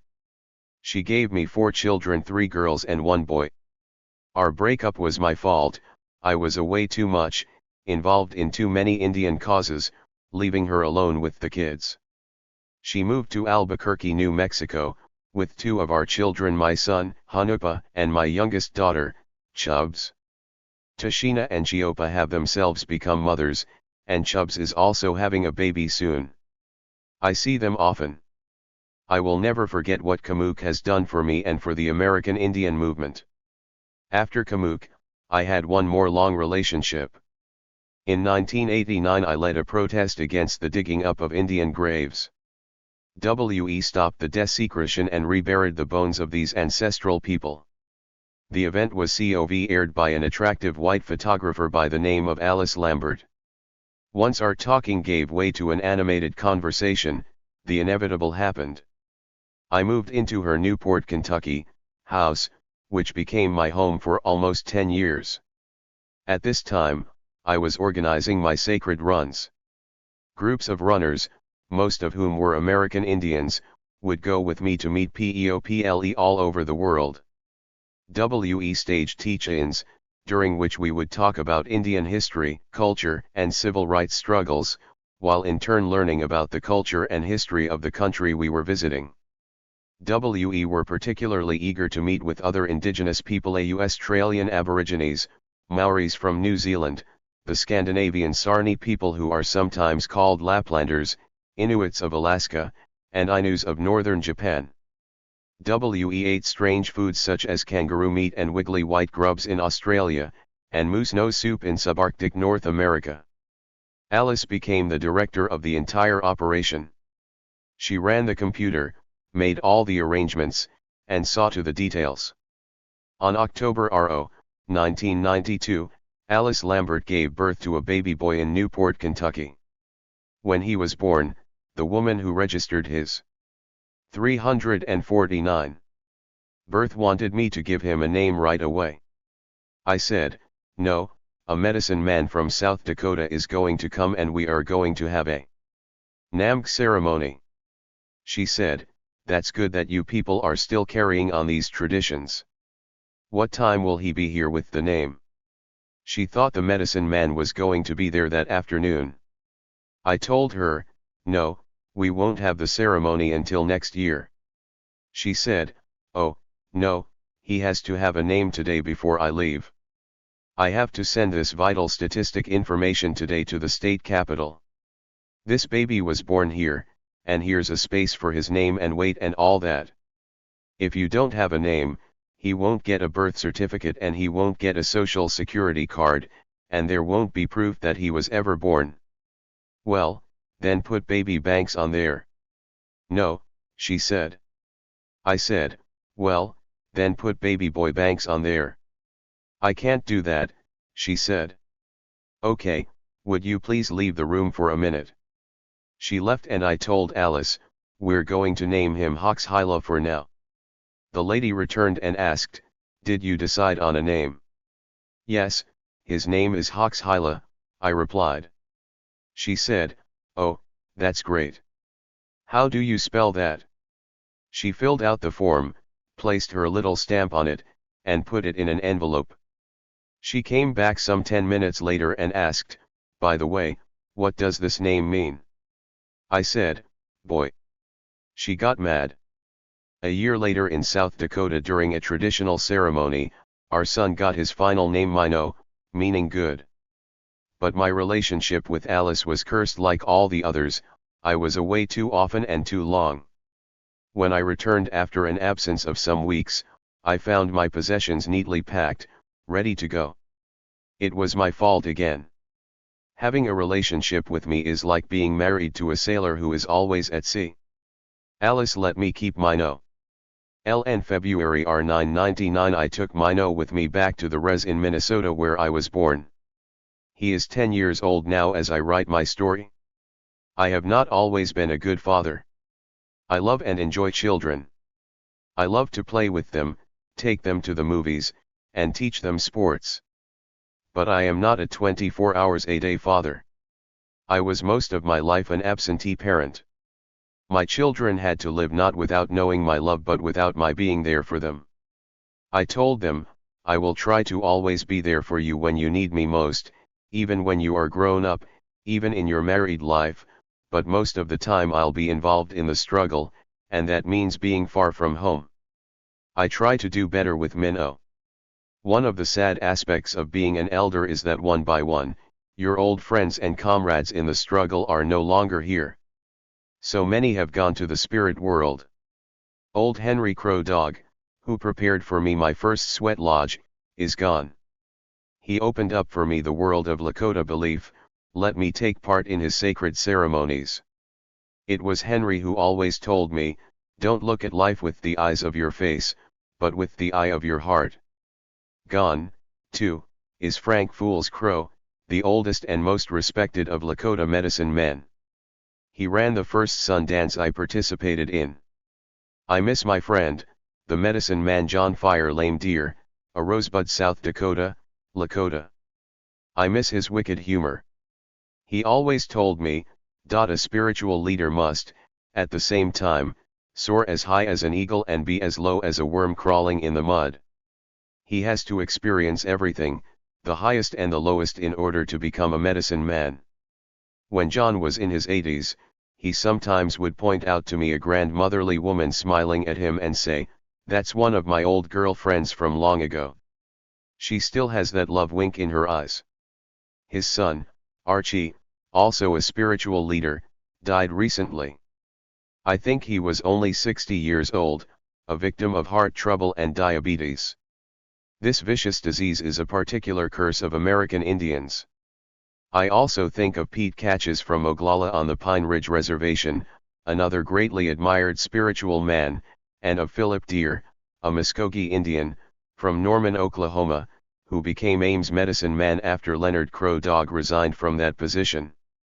These are some of our spiritual leaders who have gone to another world. And there are our warriors who left an empty space in my life, Pedro Bissonette, always smiling, doing good things for the sick and the elderly, blown away on a lonely road by Dick Wilson's tribal police, Buddy Lamont, Kamook's uncle, a Vietnam vet, killed by a sniper's bullet at the knee, Oscar Bear Runner and severed Wyoming Bear, who brought us the Ames song, Milo Goings and Louis Bad Wound, both Lakota. But I'd better stop before I break down. There is an old Cheyenne proverb, a nation is not conquered until the hearts of its women are on the ground. Then it is done, no matter how brave its warriors nor how strong their weapons. And so I want to honor our women warriors who have left us.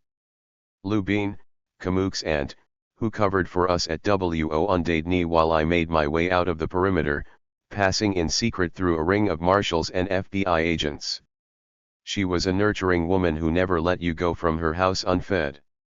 And Gladys Bissonette, who told us, so long ago, let's go to Wounded Knee, and if you men won't do it, then we women will. I think of Mary Gertrude, Henry Crow Dog's wife, a strong, traditional woman, a good bead worker and moccasin maker. I mourn Nilak Butler, Inuit, a strong fighter in the struggle who died recently after a long bout with cancer. Gone, too, is Grandma Cecilia Jumping Bull, who witnessed the great shootout in which 2 FBI men and an Indian, Joe Stunts Kills Right, were killed. Finally, I grieve for Annie Mae Aquash, a Micmac from Nova Scotia. She was petite, but her heart was big as the sky. She was brave as a lion and had dedicated her life to the struggle. I remember her radiance at Wounded Knee, where Was Black Elk married her Indian style to Nojieshik Aquash, an Ojibwa. Annie Mae was shot in the back of her head, execution style. On February 24, 1976, her body was found in the snow alongside a Pine Ridge road. She wore just a light jacket, jeans, and tennis shoes. It was during a meeting in Los Angeles, California, that John T.R. Udall came over to me and said, Annie Mae's body has been found. The news devastated me. It was only the presence of so many people that prevented me from bursting into tears. There was absolute silence in the committee room. I left in order to regain my composure. Annie Mae was truly a great warrior. In my mind she had earned a Sacred Eagle Feather for her bravery.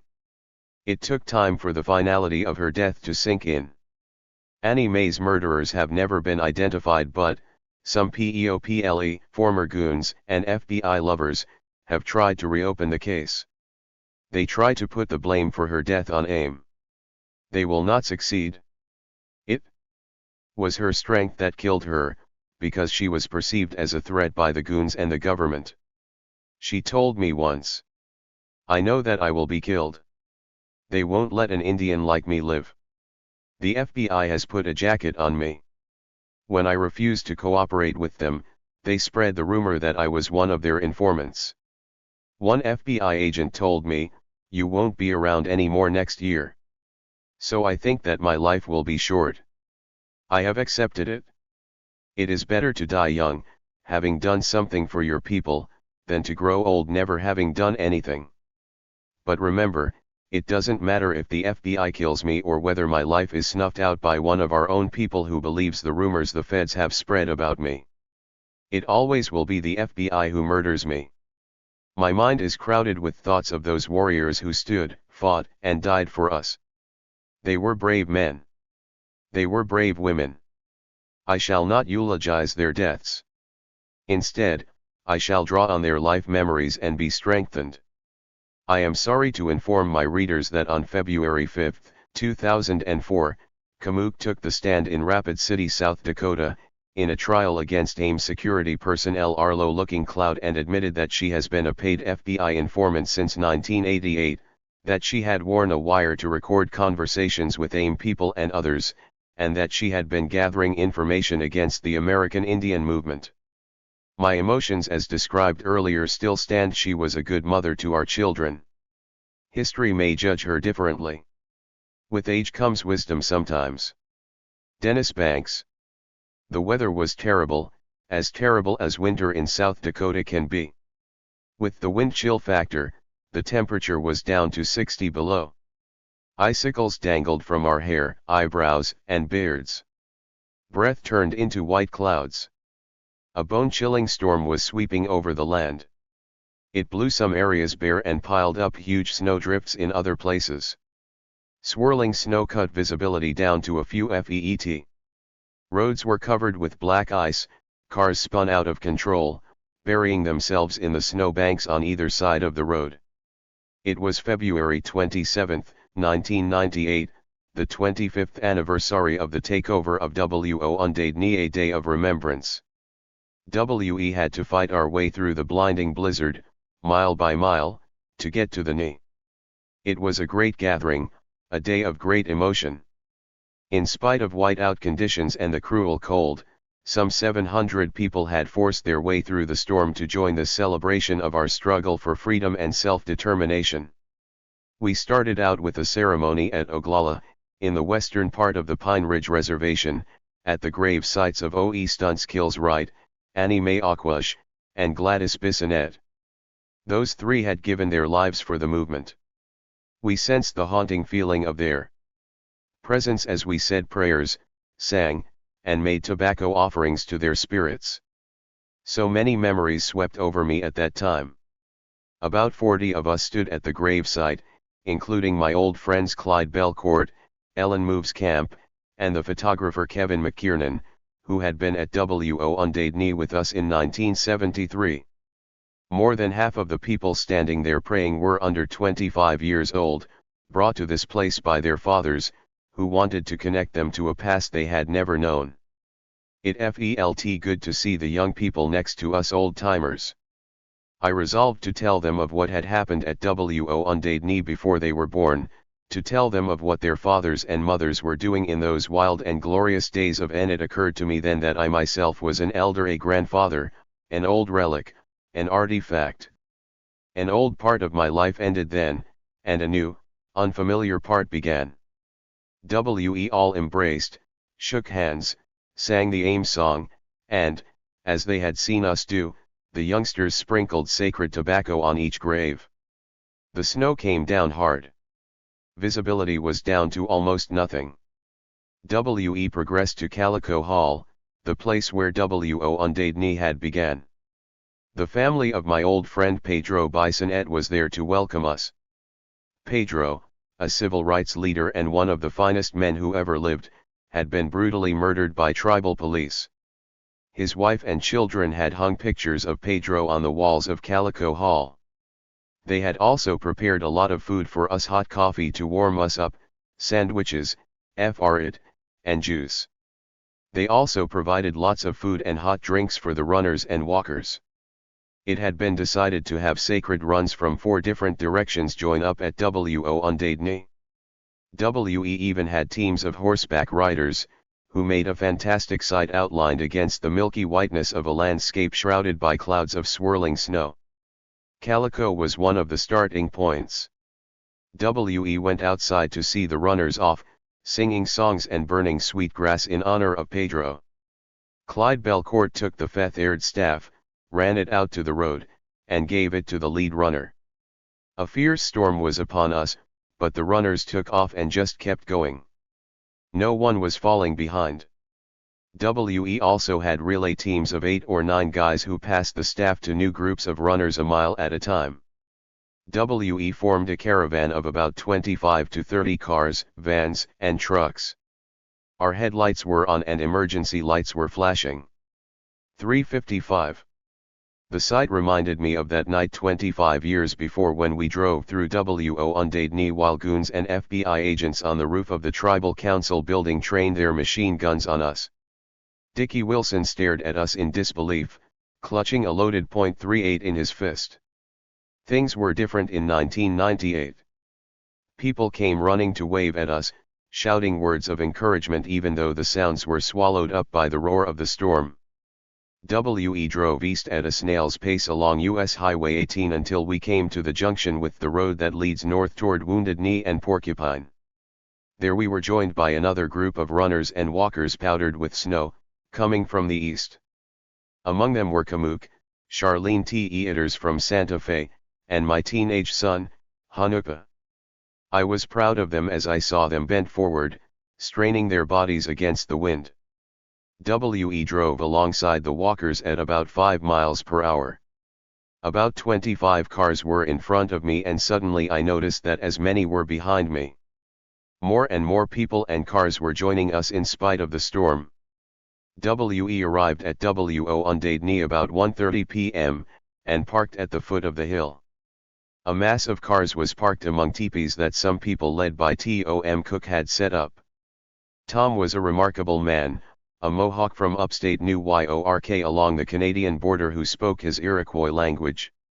He had come to us at Wounded Knee while still very young, and he had never gone back east.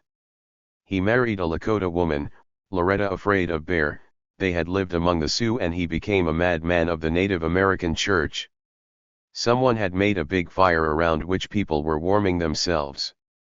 Walkers came in from Denby and Porcupine, and a group of horsemen emerged from the white fog looking like ghosts, an unforgettable sight.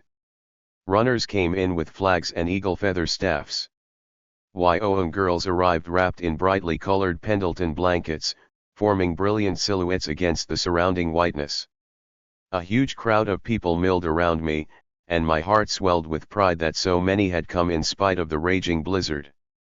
I looked at the weather as a blessing, because it reminded me to tell the children around me about the women and children slaughtered here by Custer's cavalry on a day like this in the winter of 1890, their bodies frozen solid like blocks of ice.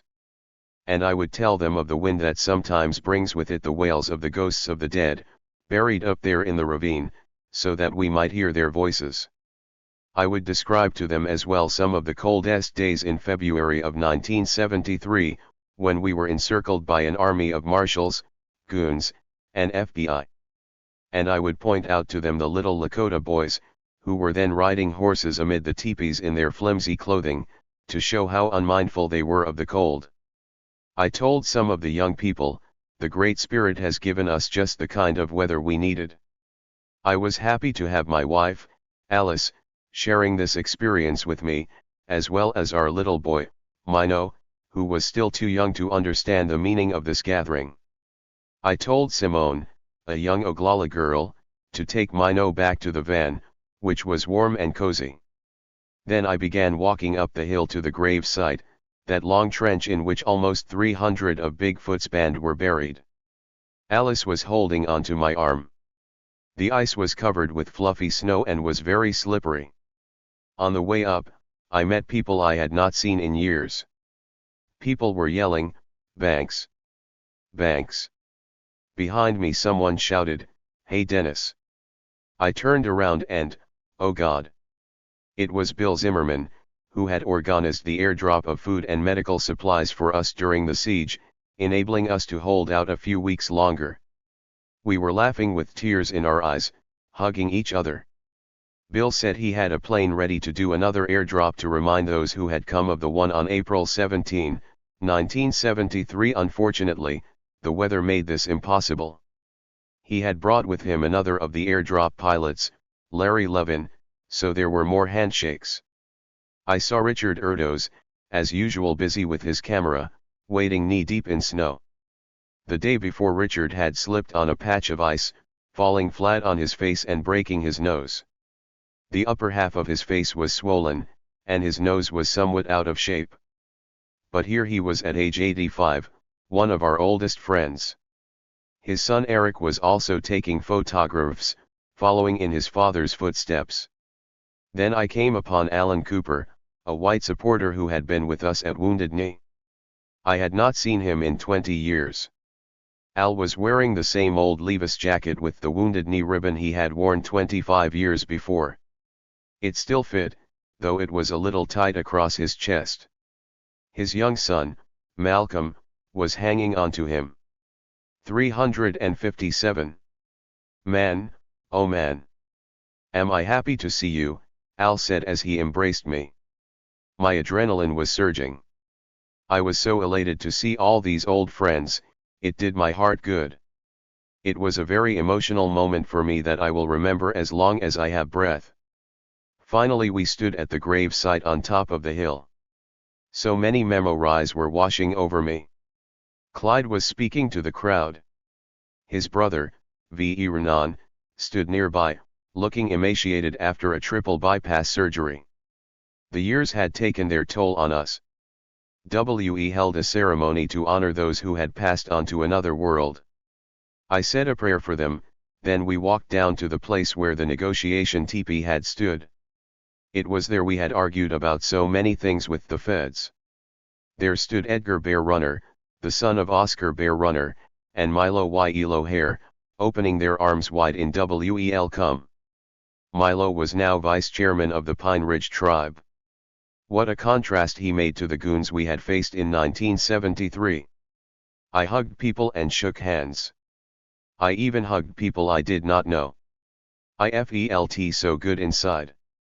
I had no words to express my feelings, but I know that I almost broke down. More prayers were offered, the AIM flag was raised, and people sang. 5 men with rifles fired a salute for the dead warriors and a thanksgiving salvo for all who had come. After that we all walked together to our cars and took off to meet again at the day school in Porcupine where we would continue our celebration.